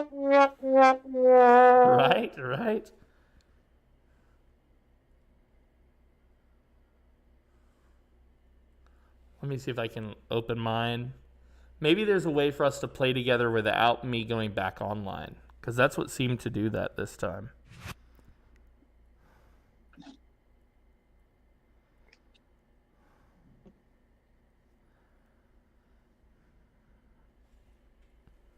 Here's what I'm gonna do. I'm gonna open the game.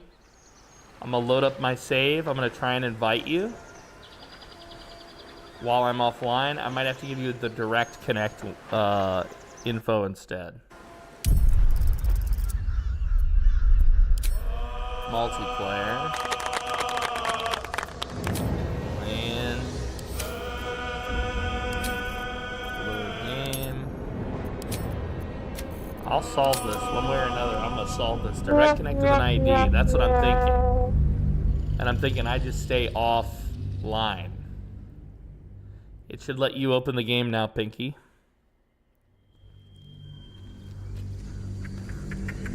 Let me check. Yes, it does. Okay, perfect. Alright. Who gave Pinky the sound effects, right?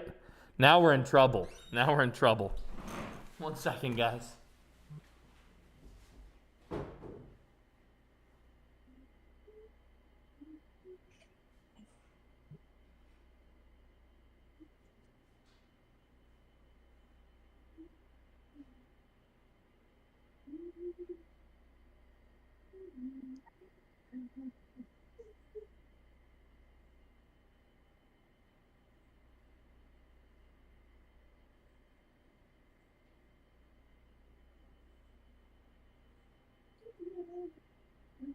Oh yeah, that's what we did last time.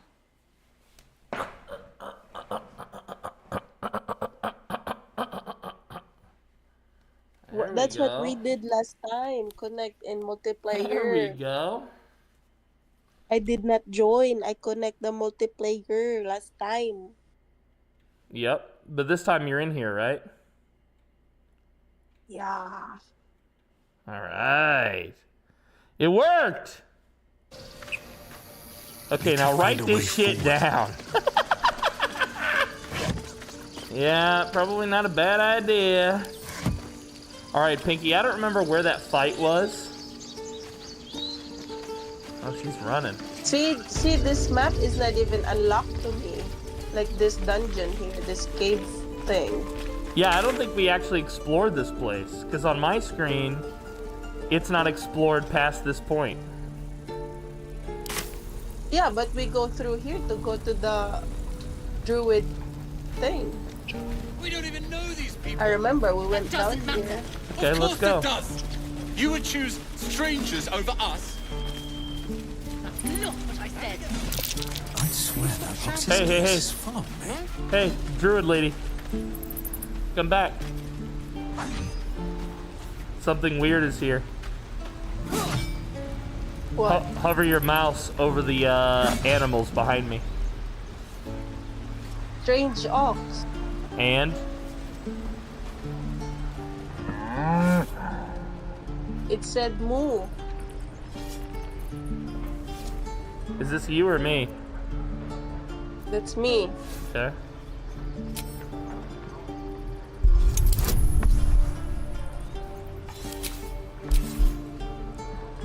I gave her a little bonus there.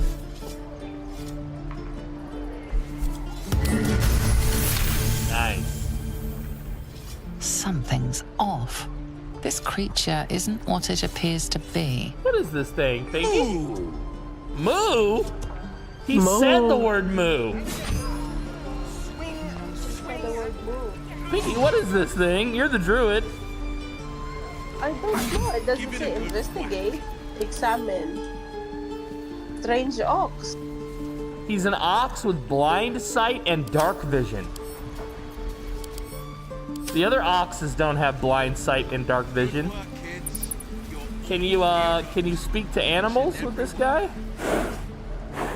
Do you have a spell? I have. Our future.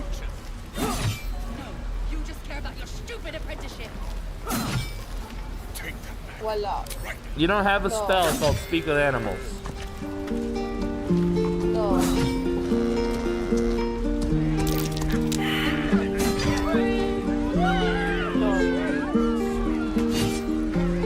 Okay. Well, everybody liked my music except for the ox, the strange ox. The waiting's getting to me.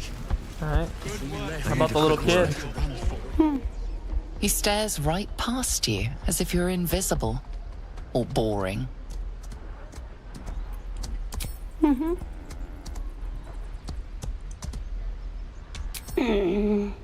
He's still staring right past you.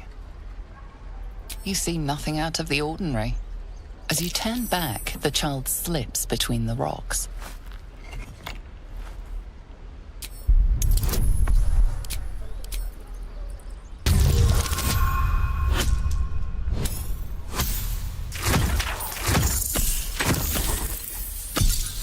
Nice.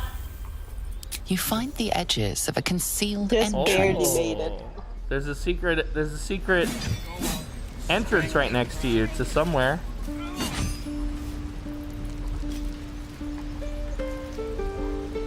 Do you want to investigate? That's up to you. I'm following you. I want to go do the thing we did last time before it ran out. Okay. Yo, Magic with the raid! Welcome everyone! Hello! Please, pass through. It is forbidden. Let my daughter go right now! She's Hello, a thief, Magic. hellspawn. And you will wait for Korga's judgment. Now get Welcome back! everyone. Oh, let Looks me like you through, had a good show, Red Magic. Whichever, I'll rip Glad your you had a damn good throat time. out. Oh no, I've upset that the thing is upset, but it did not upset with me. No, he's It upset got with upset by them. its own. So yeah. with I their think own the people. tieflings and the druids are a separate group. Alright, you lead the way. Oh, he's roaring at you. Calm, Magrin. Give her a chance. You, get back! Oh. Druid or not, you're still an outsider to this place. Entry is forbidden. A moment, Giona. What? You heard him. A moment. I understand. You. Apparently Korga wants to see you. Cool. Go ahead. Kolga wants to see you. I remember this conversation, and I remember I do wish I could the understand guy that needed help. I think was way up here. Yeah, exactly.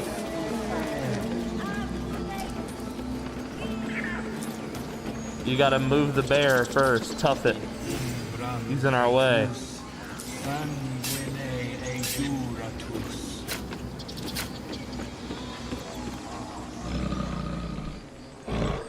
Tough it. Tough it. Oh, I didn't have a chance to give her my bonus. Looks like she's got it. She doesn't need my bardic inspiration. Yeah, I don't need your. She doesn't need my shit, dude. This is animal shit. She moved the bear, dude.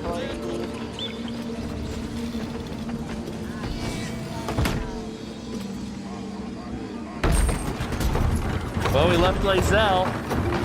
Oh shit. I don't know why she didn't get on. Hey, I'm a bard, baby. What's up? Hold on. Let me do something for you here. Here's a little something for magic. There you go, magic. Thank you for the raid. She's gonna kill this frickin' squirrel. She's a bard, but she's evil. We're gonna eat this squirrel. Don't hurt the squirrel. But you might want to talk to him. Can you talk to animals? Me as a druid? Yeah, I assumed that you could. I thought so too, but I think it's a spell. I don't have that spell with me. Okay.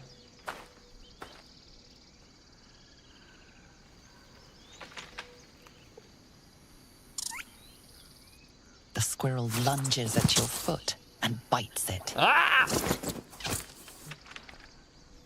Ah! I can't give her a bonus.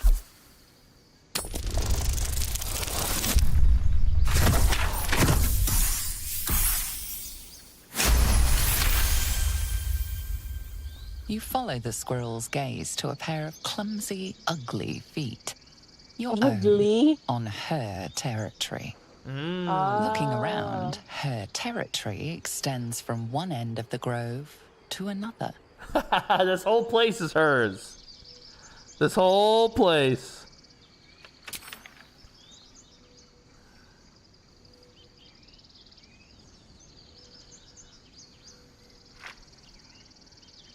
No.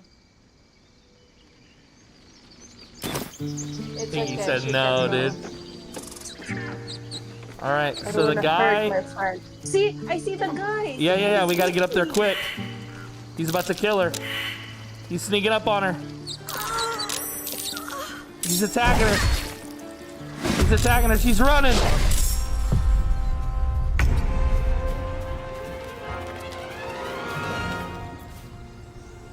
Alright. I'm out of moves. Yeah, me too. Hold on.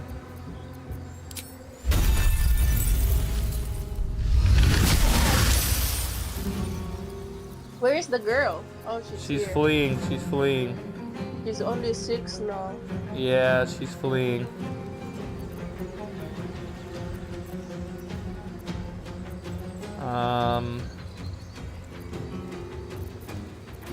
What weapon do I have out? My crossbow. Let's do our melee.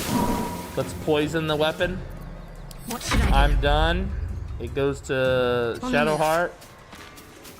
She'll stand up here. I'm actually gonna have her run as far as she can to get close to the chick. Take your hero. She's fully healed. Nice. You healed her. Nice. Did you already do your movement and everything? Yeah, I have no moves now. Alright, it's this guy's turn. Ow! Ow! Need to stay focused.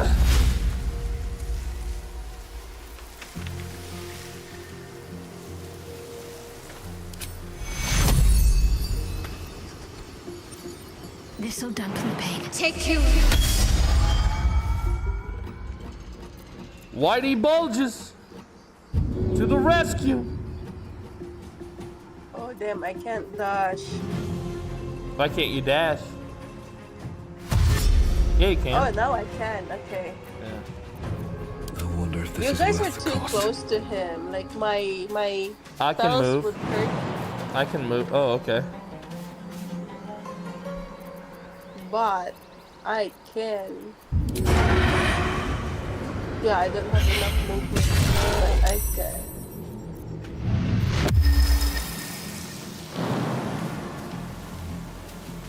I'm ready. This is all the move I have left.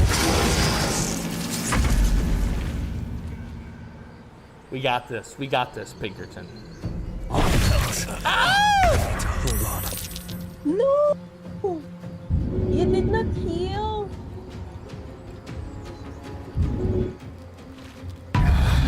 I did.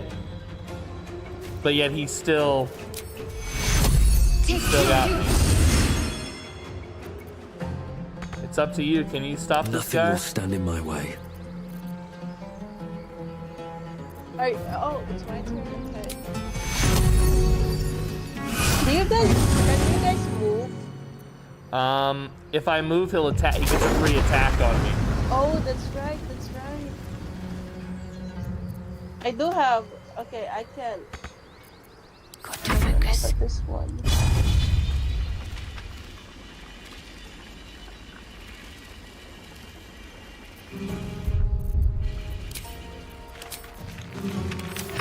Attack him with your staff if you have to. Yeah, there you go.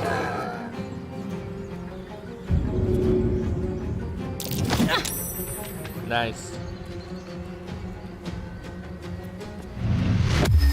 I'm hitting him with everything I got.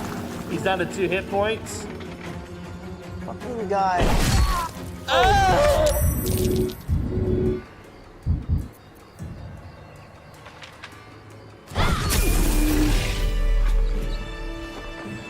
We leveled from that. Or at least she did. No time to dally. I did too. And that girl is alive. We saved her. Yay, we can talk. I'll go this I way. wanna talk to her. All right, yeah, do No it. one's stopped me yet. Shadow Heart picked up 4 wow, before I could even. Oh my god. What did she do? You have good timing. She looted Never been 4 much of a gold fighter, coins so wrestling a bugbear would have gone before poorly. I could loot. But you're not here for heroics, are you? Avernus's stench is all over your skin. Let me guess. Your devil mistress sent you to get her soul coin back. Too bad. I earned it, fair and square. She's got some sort of soul coin. She thinks we're here to take it. What's Avernus? I don't know what she's talking about. Avernus is hell, and she thinks that we're from hell, worshiping. We're here on behalf of her. She's a demon.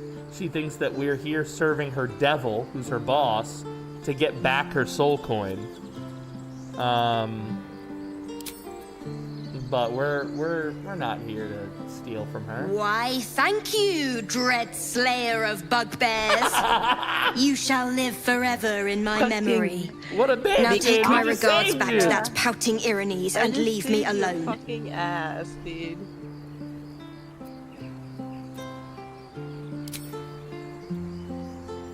Then our interests barely intersect.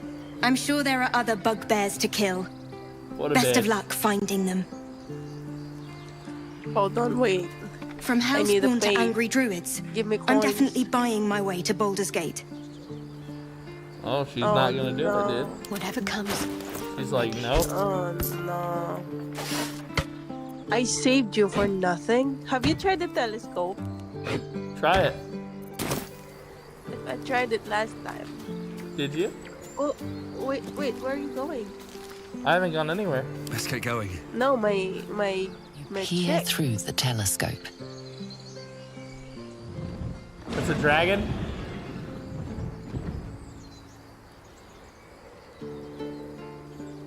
There's a dragon nearby.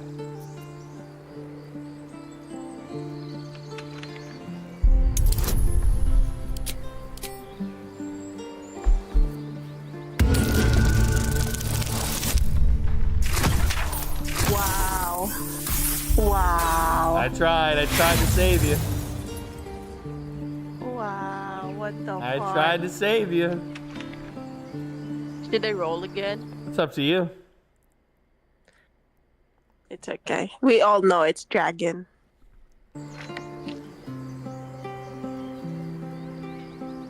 The telescope points to the right.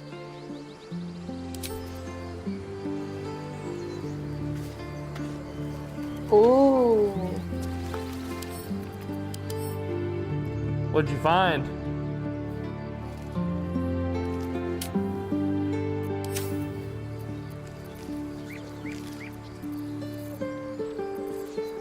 Nothing. Nothing? Just the dragon. Okay. And a village. So there's a dragon nearby, huh? What happens if you talk to the demon? You want me to talk to her? Another step forward. Hey, lady. Talk to her. You have good timing, but you're not here for heroics. Oh, I get to do it too. Let me guess. Your devil mistress sent you to Same get thing, her I get soul to talk coin to her. back. Yeah, Too dude. bad.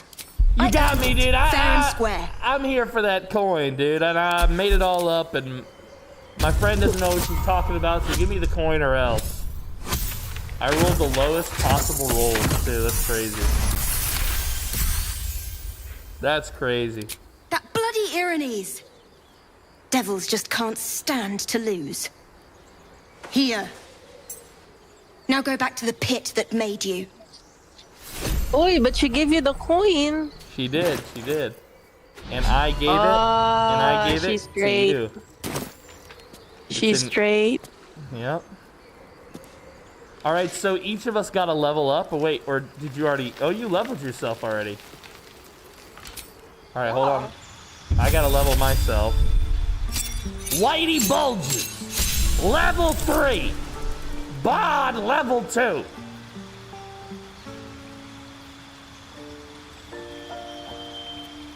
Very nice. Oh, I get a new bard spell. I'm gonna try not to take anything that would be very druidy. You need to heal. You want me to be a healer? No, I mean your health is only 1. Yeah, I know. I'm real hurt, right? Right? Maybe I should be the Forgot you're healer. not. Yeah, you forgot you're not the tank. Well, I just ran up there because it seemed like an emergency at the time.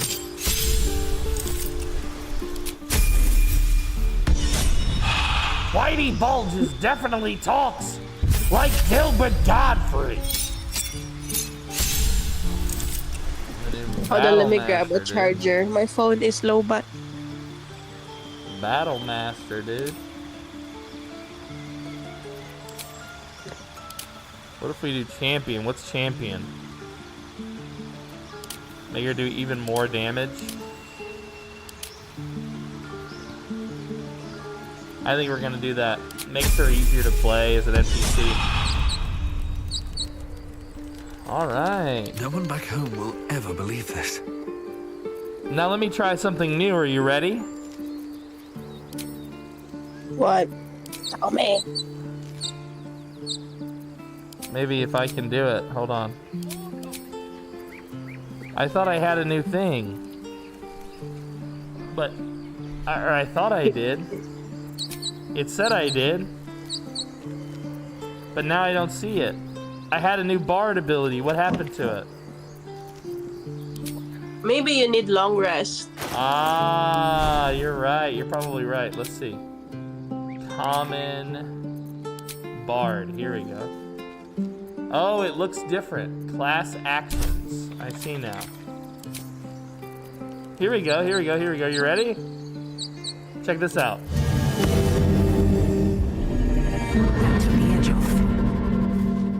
What is that? So we get 2 short rests per day, right? Yeah. Okay, well, what I just did allows me to give us a short rest without using one of our short rests. Oh, I So see. we get our spells back and we get our hit points back. So now we can short rest 3 times per day before we have to long rest. Very cool. All right.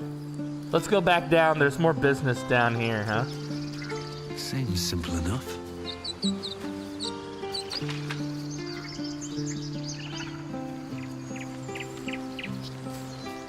And we need to buy a shovel. Why? Oh, we have one. Because look. Open it up. Wait. What am I waiting? I will open it. Yeah, I know. I dug it up for you. There is a healing potion, an elixir of lightning resistance, and 15 gold. Take it all. Before Shadowheart takes it. Yeah, take it. And here. I put some more gold in your inventory just now. Did you get it? Give me all your coins. Did you get the money? It was like I think so. It was like almost 300 gold. It only said Whitey Bull just picked up 234 gold, but you did not give it to me. When you look in your, if you hit I, you don't see the gold in there. There is 437 gold. Yeah, I just gave you 200 something of it. Okay. Yeah. Wait.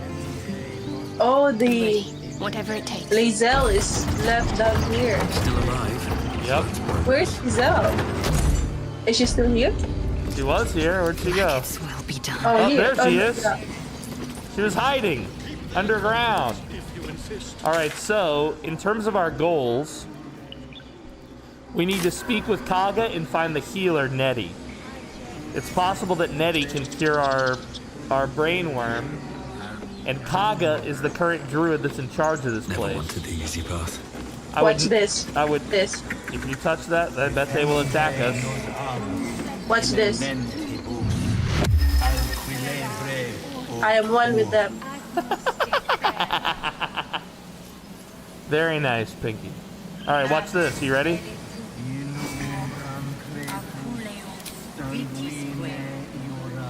I'm one of them.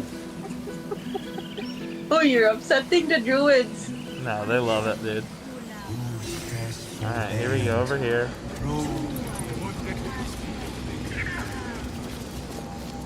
This lady's talking to a bird. What are they talking about? This lady here. Apicoosis. She's talking to this bird. Find our master. Return to me. Wait, then. don't. Tell me what you Don't, find. don't listen. Okay. Let them be. What about this This pig? this is my druid paradise. I don't want you to soil it. Fly Yeah. quick. Fly safe. Let's go in here. Druid paradise. I'm sorry. I'm sorry. Can you still hear me Yeah. clearly? Yeah. Stole the idol of Okay. Sylvanas. She must pay the price. We will imprison You're the first. thief under I'm not the government party by leader. When we cast You're in the way. Oh no!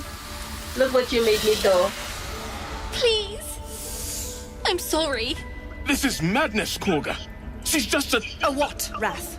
A thief? A poison? Uh-oh. A threat? I will imprison the devil.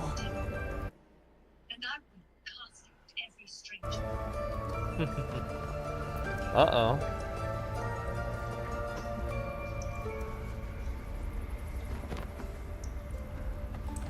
Pinky's like, I don't care about this We will kid. speak soon enough.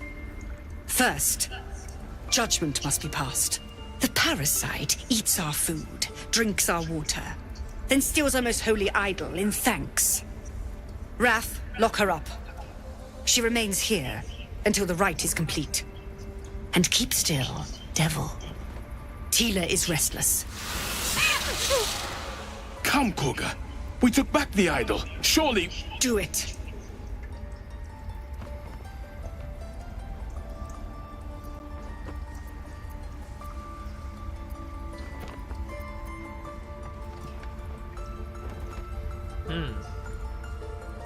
It's not really like. I'm thinking because it's not really my place to interrupt their process. And it's like, I'm just here because I need help. And Right.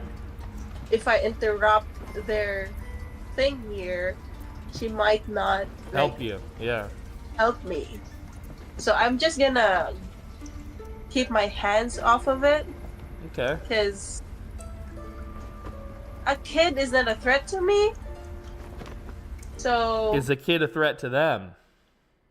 yeah, I mean, yeah, is the kid a threat to them? I don't know. So I'm just gonna keep silent.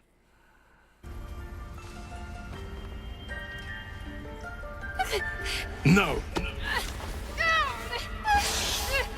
Uh-oh. Uh-oh. Uh-oh. And where is the kid's parents? Outside, they were protesting, remember? Tila, to me. They weren't permitted to come in here. Yeah. That That was poison bad. that poison snake bit that little girl. I'm Go on. sorry, but She's By dead. the gods, Korga, what the have you parents should done? done a better job watching their kid. Bury the remains. It's not my fault. Continue the rite. And the parents? They're just outside. This outsider will take word once I've spoken to her. We must focus on the rite. Oh shit, you gotta tell the parents they killed the kid. To cross Korga. Korga, we are Yeah, guardians. tough luck, kid. Should escape Spare your judgment. tears. She knew the danger. She The still longer tried we to stay run. here, the closer we come to reaching Yeah. the same fate. I did not help, but Action. I don't really not wanna reaction. upset the Kaga, dude. Yeah, well. Go on. Say it. You think I'm a monster? Oh shit.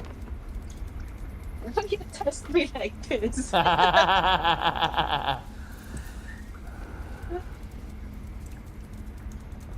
Look, they're not letting her be neutral. She wanted to be. I'll keep my hands off of it, they said. Very first Yeah. conversation. Tell us what you really think. Accidents do not exist. There is only choice and consequence. The devil spawn imperiled my brood. Kaga is making me I nervous. bared my fangs to defend it. Choice. Got Consequence. her. Now the idol of Sylvanus is returned, and the rite has resumed. We will seal the grove, free from harm, free of intruders. Oh, so you're North Korea. So she's the leader right now. Is she always the leader? Zevlor is the leader of the demon guys. He asked us. Yeah, he was like, "Oh, they're not gonna. The druids are gonna kick us out when they finish the ritual." Let's see. Cast out the guiltless. You shame your order. Do what you want. It's none of my concern. Reach. I like option 6. Reach for your weapon, dude. Grab the gun. Now it's time to get the gun.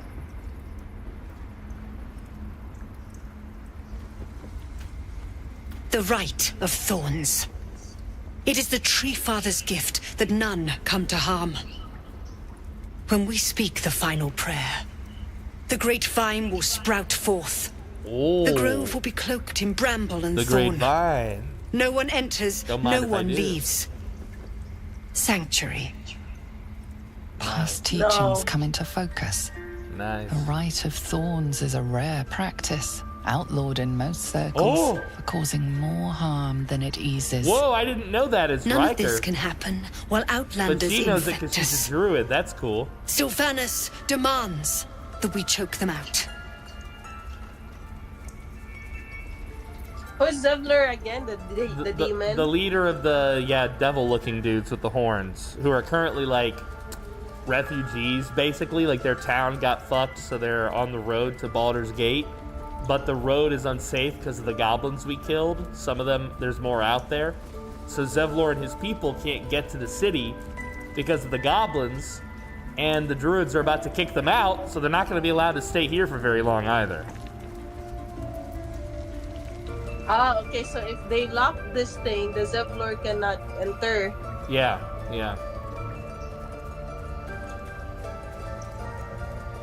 A disease of the flower must not reach the root.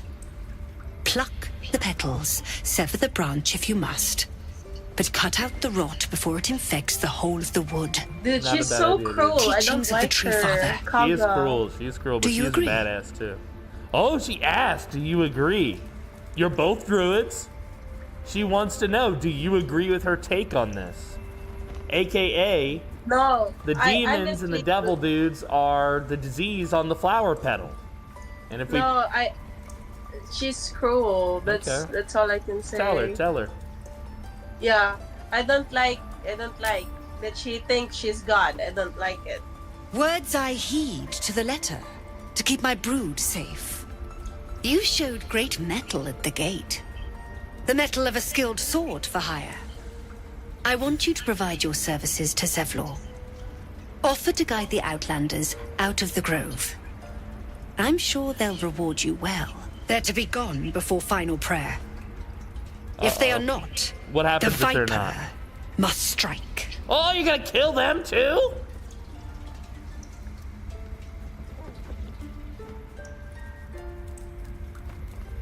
What? Is she asking me to annihilate an entire... No, she's asking you to solve her problem. She's saying, you go back to Zevlor and tell Zevlor that you will personally escort him and his people to the city, meaning they have no more reason to stay here with us. And you'll escort them to the city, which means you'll be gone, Zevlor and his people will be gone, and we, the druids, will finish our rite of Sylvanas, which will secure our grove against the goblins. So But she's... I thought Zevlor is his friend, or her friend. No, he's a refugee from a nearby city, and him and his people have been basically, they're kicked out. They don't have a home, so they're trying to get to Baldur's Gate, but it's a long walk from here, and there's a lot of enemies between here and there. So she's asking you to take responsibility for the refugees and offer to guide them to the city, which solves her problem. And getting rid of us. Yeah, and it gets rid of us and Zevlor's people. That's correct. God damn, dude. Alternatively, That's not what I want. well, you got three options. You can tell her, okay, I'll talk to Zevlor. Maybe he'll go for it. I'll get him and his people out of here. Option number 2 is, yeah, keep yapping. I'm not helping them. That's your problem. Option number 3 is we try to kill her right here and now, Kaga.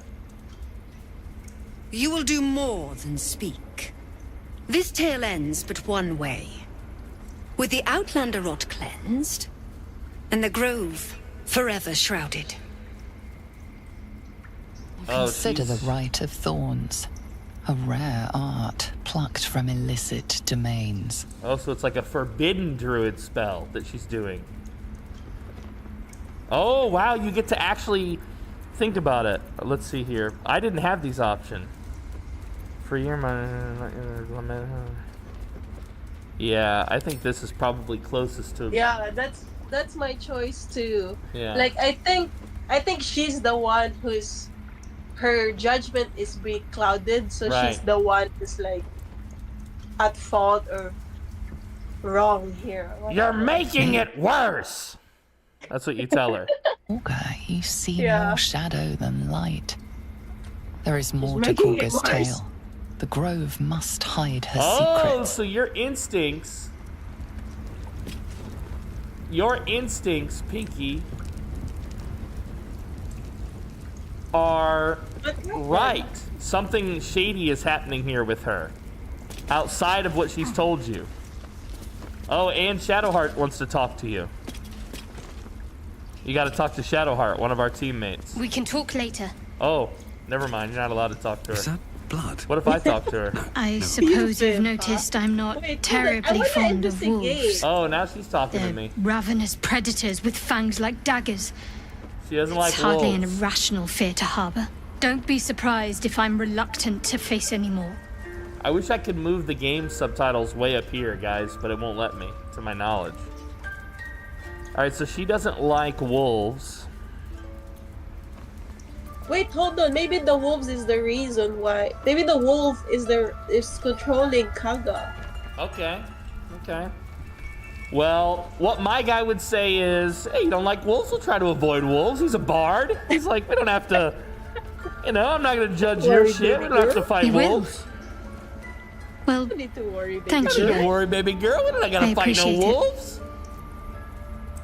My necromancer would not have said that. He would have been like, you fucking pussy. All right. All right, I'm just going to say leave because I don't want to stay in a conversation with her. Okay. I want to investigate. There's more of this area that we're in to investigate. There's people to talk to. We need to find out if Kaga is full of shit or not. Hold on. There you go. I can give you a little bonus for stuff like this. Nice! Nice! Thul's I fur said this bristles. He wants to jump, wants to bite. His eyes dart back and forth as he I'm sniffs telling the you, do air. it. He can't see them anymore, but he can smell them. Many, many You won't. strangers.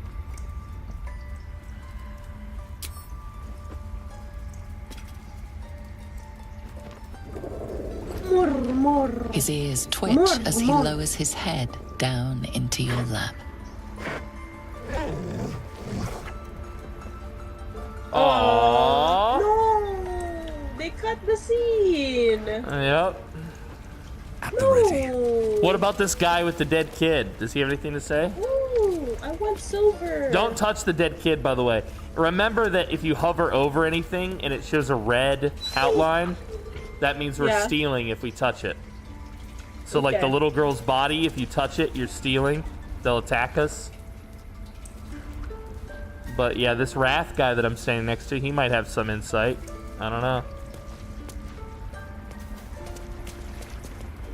Mercy on us, Sylvanus. Mercy. Sylvanus is like the god of druids, by the Mercy. way.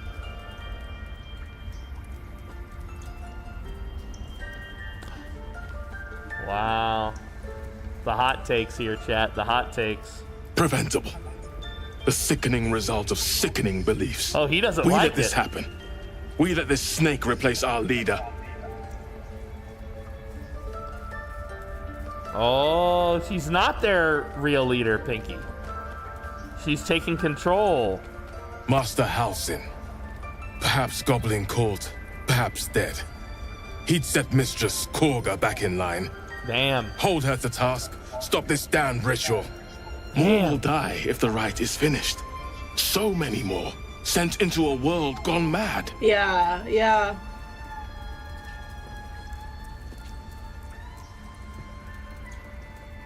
Would you? Yeah, I would their give real leader, anything the to real see leader of the Halsin druids. return home.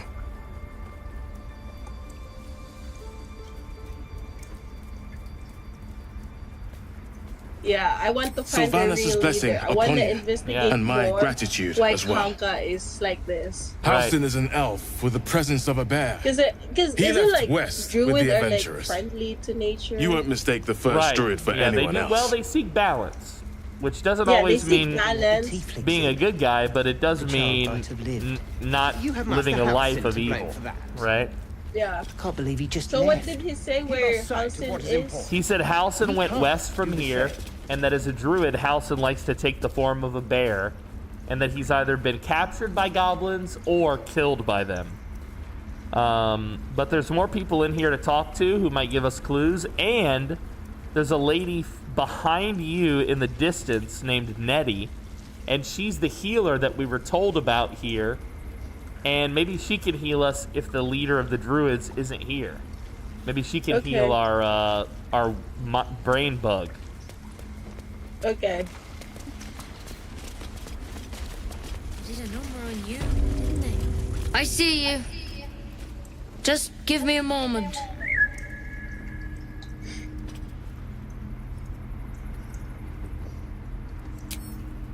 This may be challenging. Oh. There. It's up to her now. Life or death. Now, what was it you needed?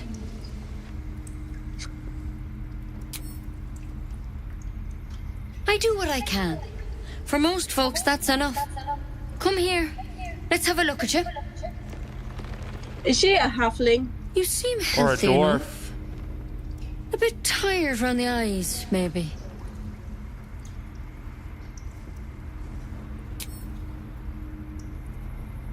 A tadpole. A mind flayer tadpole.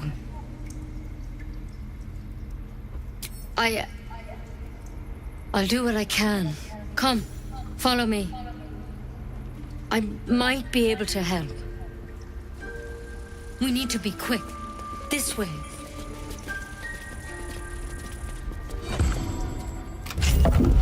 Oh shit.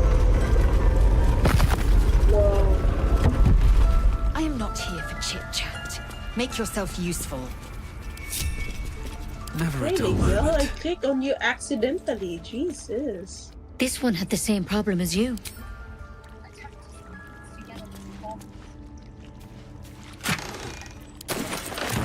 Time to press ahead.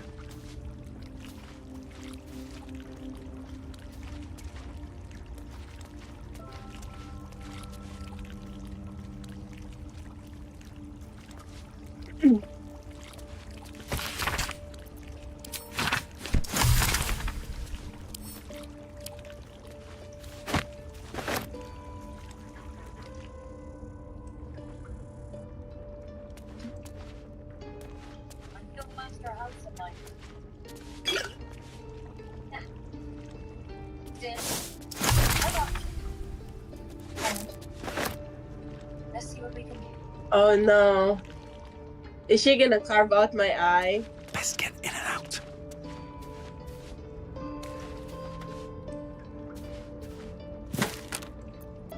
Is she gonna carve out my brain?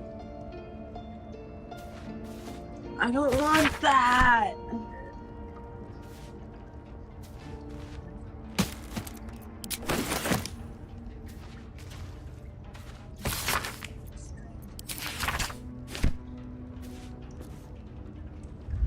Light on my feet.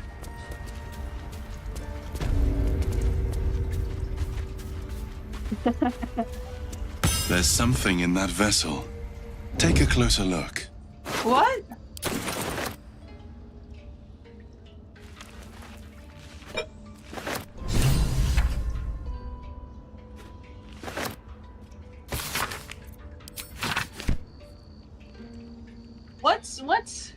What's a briar from the Dalelands? Light on my feet.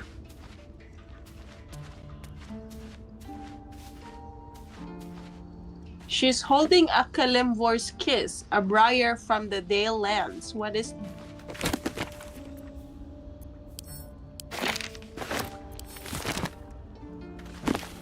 Don't let her touch you with that. That'll kill you. Do do do do do. Do do do do do do. Do do do do do. Do do do. I don't want to kill her. Don't kill her.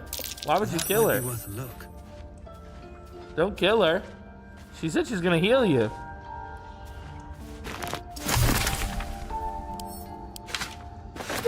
Do do do do. Do do do do. Do do do do do. Do do do do do. Oh, the door closed behind her. I don't like that. Do do do do. Please keep. What? My hands are perfectly fine where they are. Just stall. Do do do do do.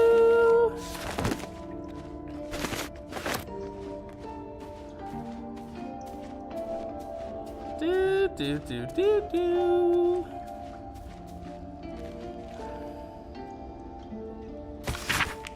Looks like Halcyon's our best bet for a cure.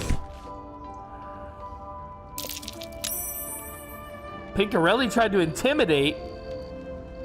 Oh, she's intimidating her? Let's listen, guys. Your Master Halcyon did say the drow's tadpole was dormant. Maybe yours is too. Mr. Bulges finally comes over to listen. That whole time that you were talking to her, I was robbing this place blind. Sus.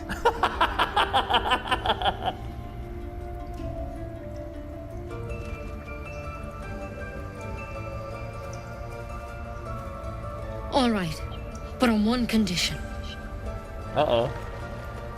This is a vial of wyvern poison.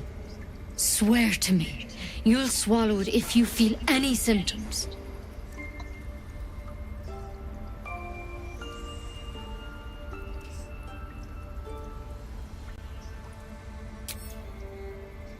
Swear it. No! I don't want to swear. But you wanted to be here peacefully. Is she gonna let us leave if you don't swear? But you have to. Don't you understand? You could kill us all.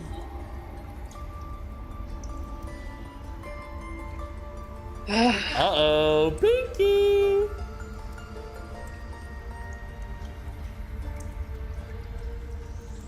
I hope it doesn't come to that, but thank you. Here. Lady? You know, I've spent my life treating folk and never once saw a mind flare infection. Then suddenly, there's dozens of you. Maybe more. Master Halsin and I were tracking, studying, trying to figure out... special, Nettie. The door behind her. Because you should all be changing. There should be a small army of mind flayers out there. But you're not. Weird powers aside, you seem perfectly normal. Thank you, thank you. Ah, yeah.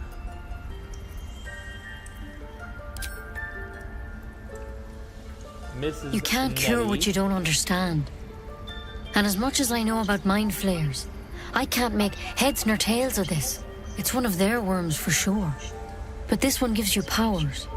Telepathic connections. And it doesn't turn you into one of them. Not yet, anyhow. Ah.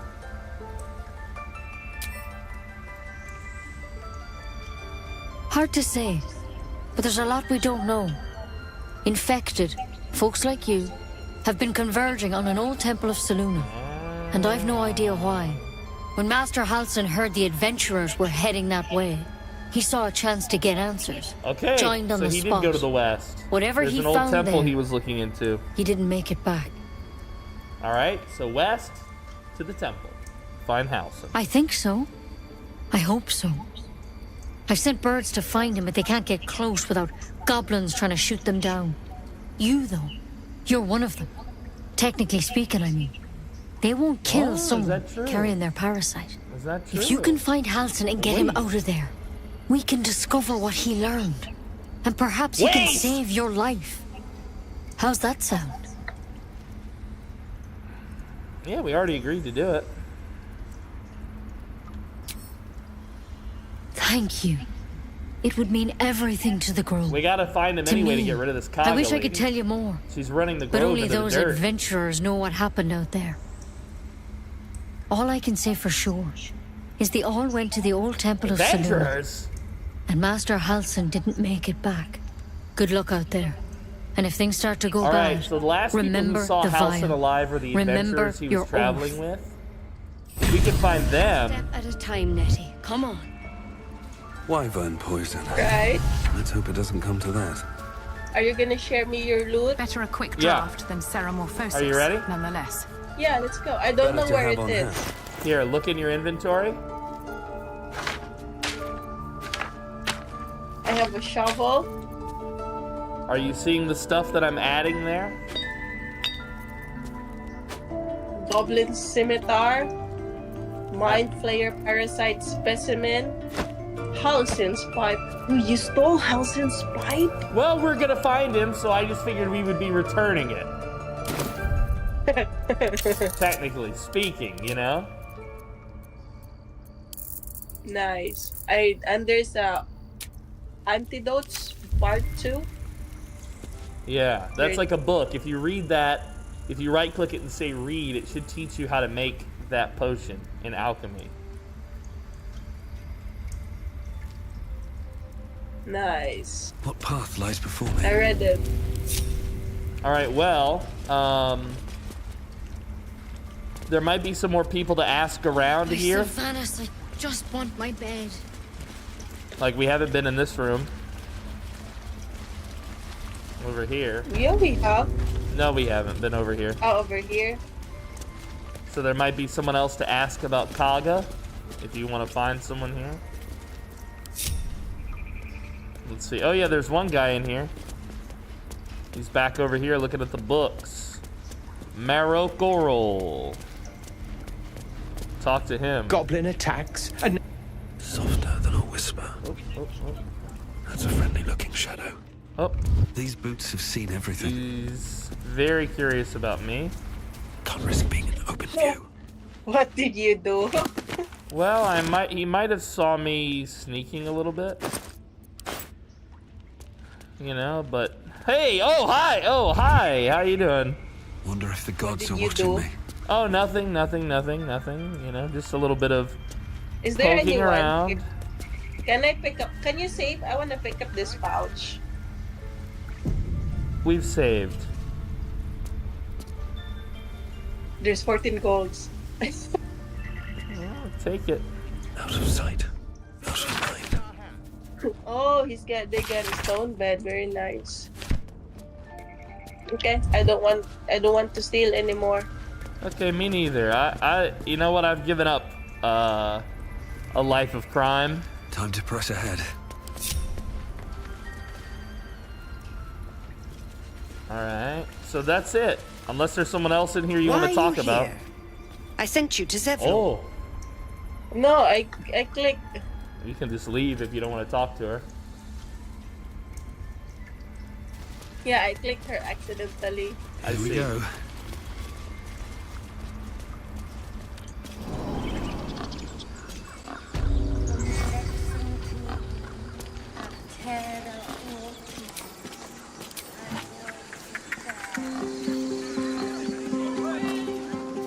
So we go Whis. I don't know where Whis is. Oh, everybody loves that. Okay, so Look at the pig. Yeah, Look at the he's pig. dancing, dude. He's like, I love that. Look at him, dude. He loves it. She loves it too. This way, my dears. Oh, the pig is following you. The pig is following you. He likes me, dude. He likes that I can play good music.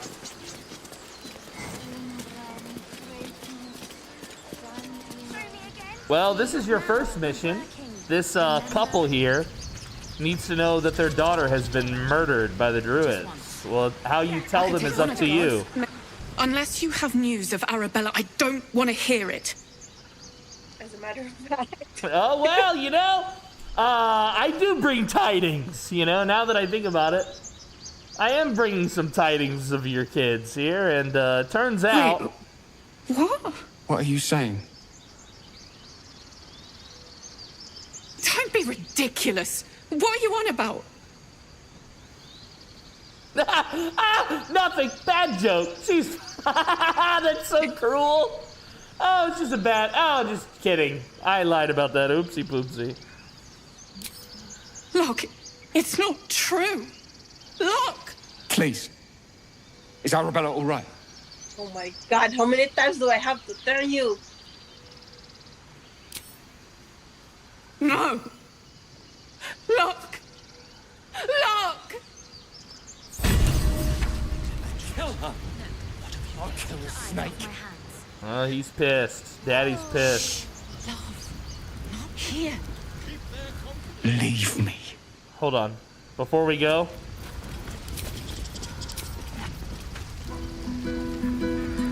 I'm sorry your kid has been killed by the druids. Don't worry, you know we will make you another. We're going down the road and we will solve all of the problems of the druid grove.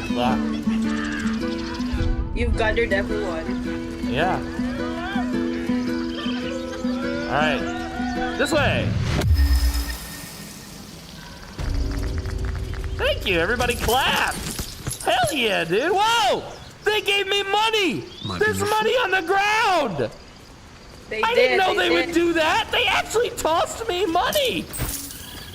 That's my gold. Be wary of false. Your gold? I understand much. Hold on, get me out of this It is conversation, imperative we lights locate a out. crack.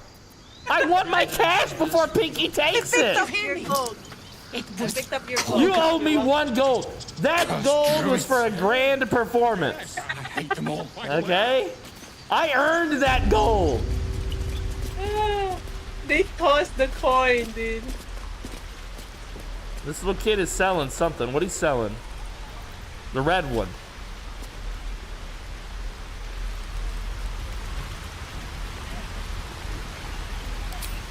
Whoa. Whoa. Go on.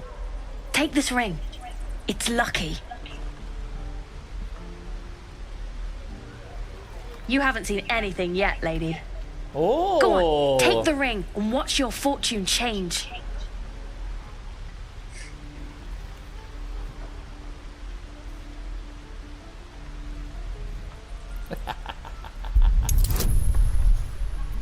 Oh shit.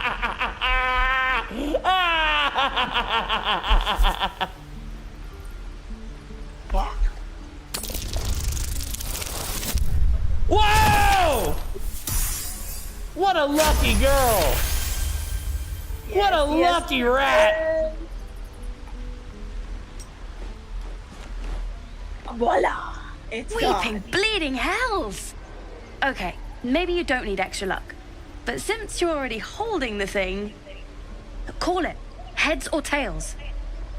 Oh no, why you gotta do this? Ah.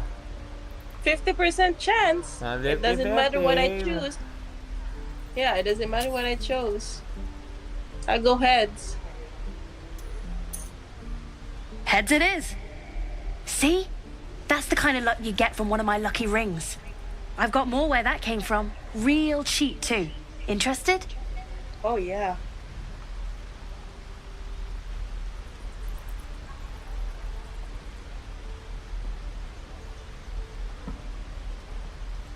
This guy.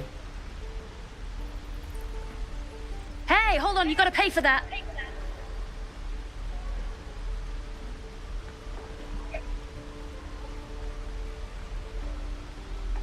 You got it. One sec.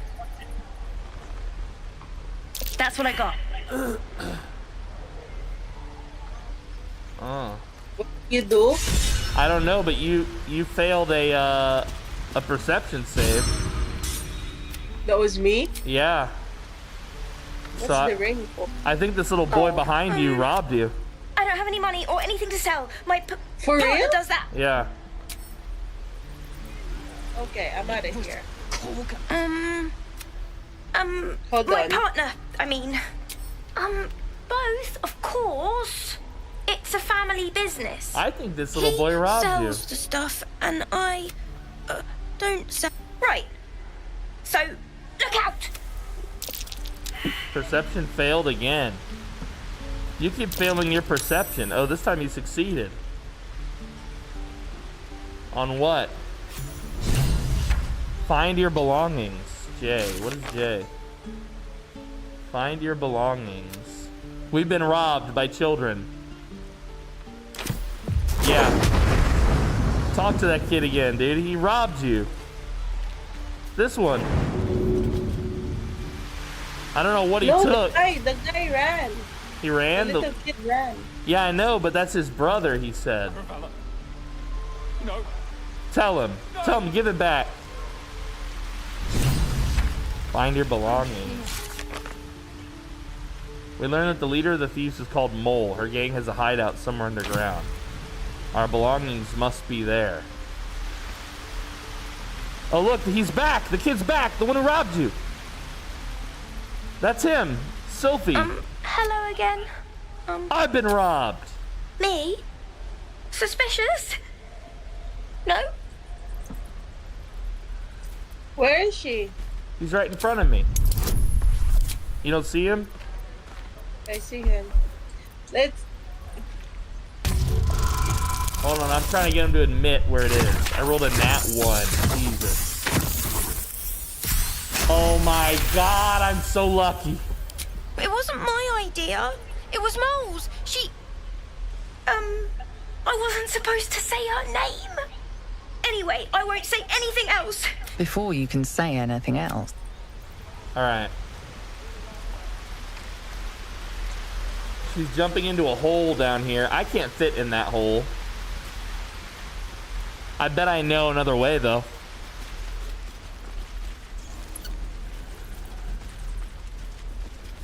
Over here, Pinks. Why? They stole our shit. Yeah, the kid went down here. I know, but we can't fit into that little hole he crawled in. I'm a big fucking... You can as a druid, maybe as a rat or something. Can't keep the goblins out forever. I'm gonna go down this hat. Yeah, look, this is where they hide, these boys. Oh my god, they're distracting me from my mission. Yeah, they are. Look over there. Look at that. There's a chest. It's too far for me to jump. I'm not strong enough to reach all that way. Can you jump over there? Let me see. Indolence breeds madness. No. Maybe in my druid form. There is work to do. I can't get over there. I don't have enough Press room. on. But I think Lazelle could do it with this.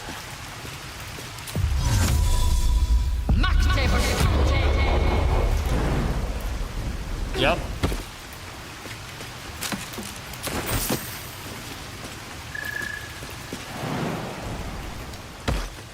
All right. What did you find? She found this arrow and this gold.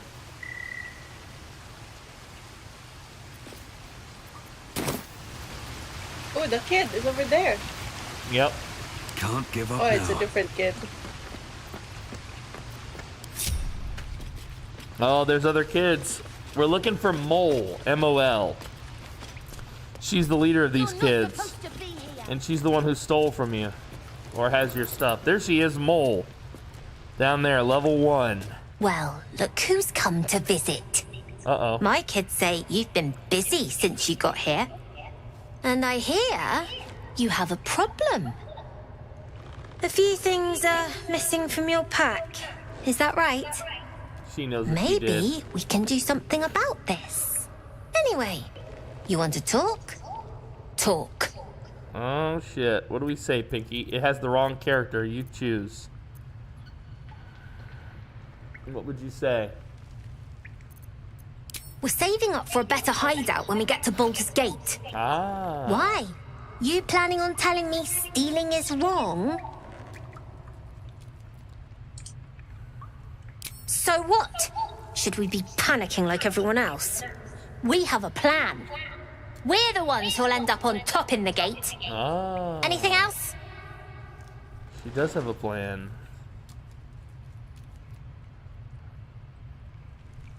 What would you say next, Pinky? Maybe one of the kids picked up something of yours by mistake. I couldn't say. Holy shit! Might help if you paid the inspection fee. I could take a look. She wants to charge us 65 pesos to get our stuff back.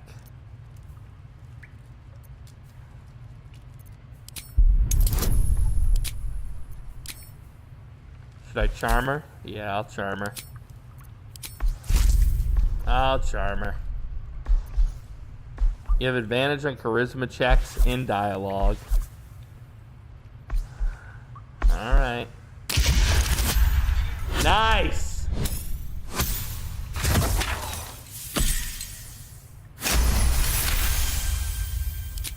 The rats, huh? The stone's on you. Have it your way. Oh shit. Here you go. Won't happen again. And to make sure none of the kids on the job outside mess with you, show them this. Oh. She can't do it, dude. She's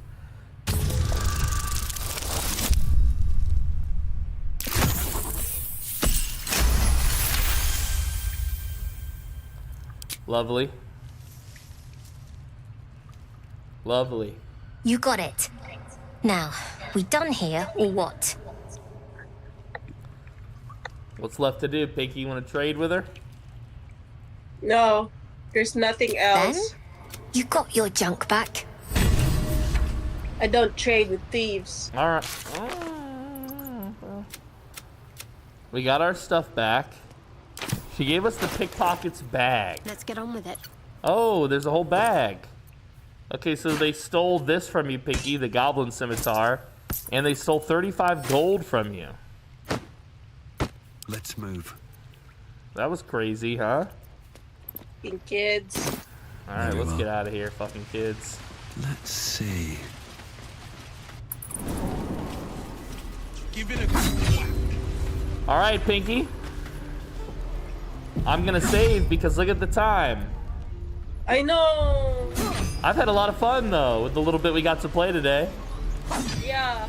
Our next mission is to go find Helsi or Helsegar. Helson. Helson. And he's way to the west of us. And we still have to talk to Zevlor, which is the leader of the these demon guys. So we still need to talk to him. Let's not forget. Because we agreed to get him and his people out of here. I think, didn't we? Or no? Did we I agreed to talk to him? lead the people to the city. Yeah. But maybe if we can get Helson back, we won't need to complete that mission for her. You know? Yeah. Yeah. The main thing is to get to go to Helson. Right. That's our main mission, because that's rescuing a fellow druid, right? Yeah. Okay. Well, I tell you what, Pinky. Hi, Daddy. Oh, hello, little boy. Say bye-bye. Bye. Bye-bye. I tell you what, Pinky, I had a great time with you. And, you know, maybe you and me and Larry should hang out. Yeah. We'll talk about that. But otherwise, we're going to raid someone from our community. It looks like the one, the only, the Moon Ninja is currently live. One of our own people. Oh, nice. Let's go show him some love and support, guys. Thank you for playing with me, Pinky. And guys, I will see you again tomorrow. On the schedule for tomorrow, let's see. The schedule for tomorrow is Project Zomboid B41. That's going to be our Zero to Hero with Frosty. So we're going to have a blast doing that, guys. We're going to have a blast.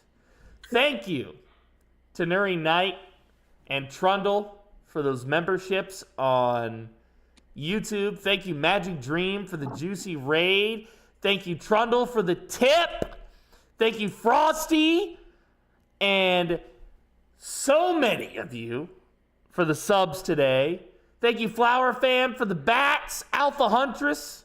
Squiddy, you guys are awesome. But Meatbags, you know what time it is. I'm dead tired. I need to stop for a bit and go dig up some old friends. So finish your homework, be in by 9. But most importantly, tell your mothers I said hello. Auf Wiedersehen, ihr Lieben, and I will see you all tomorrow, where we will have another blast. Adios, amigos. Thank you, Pinky.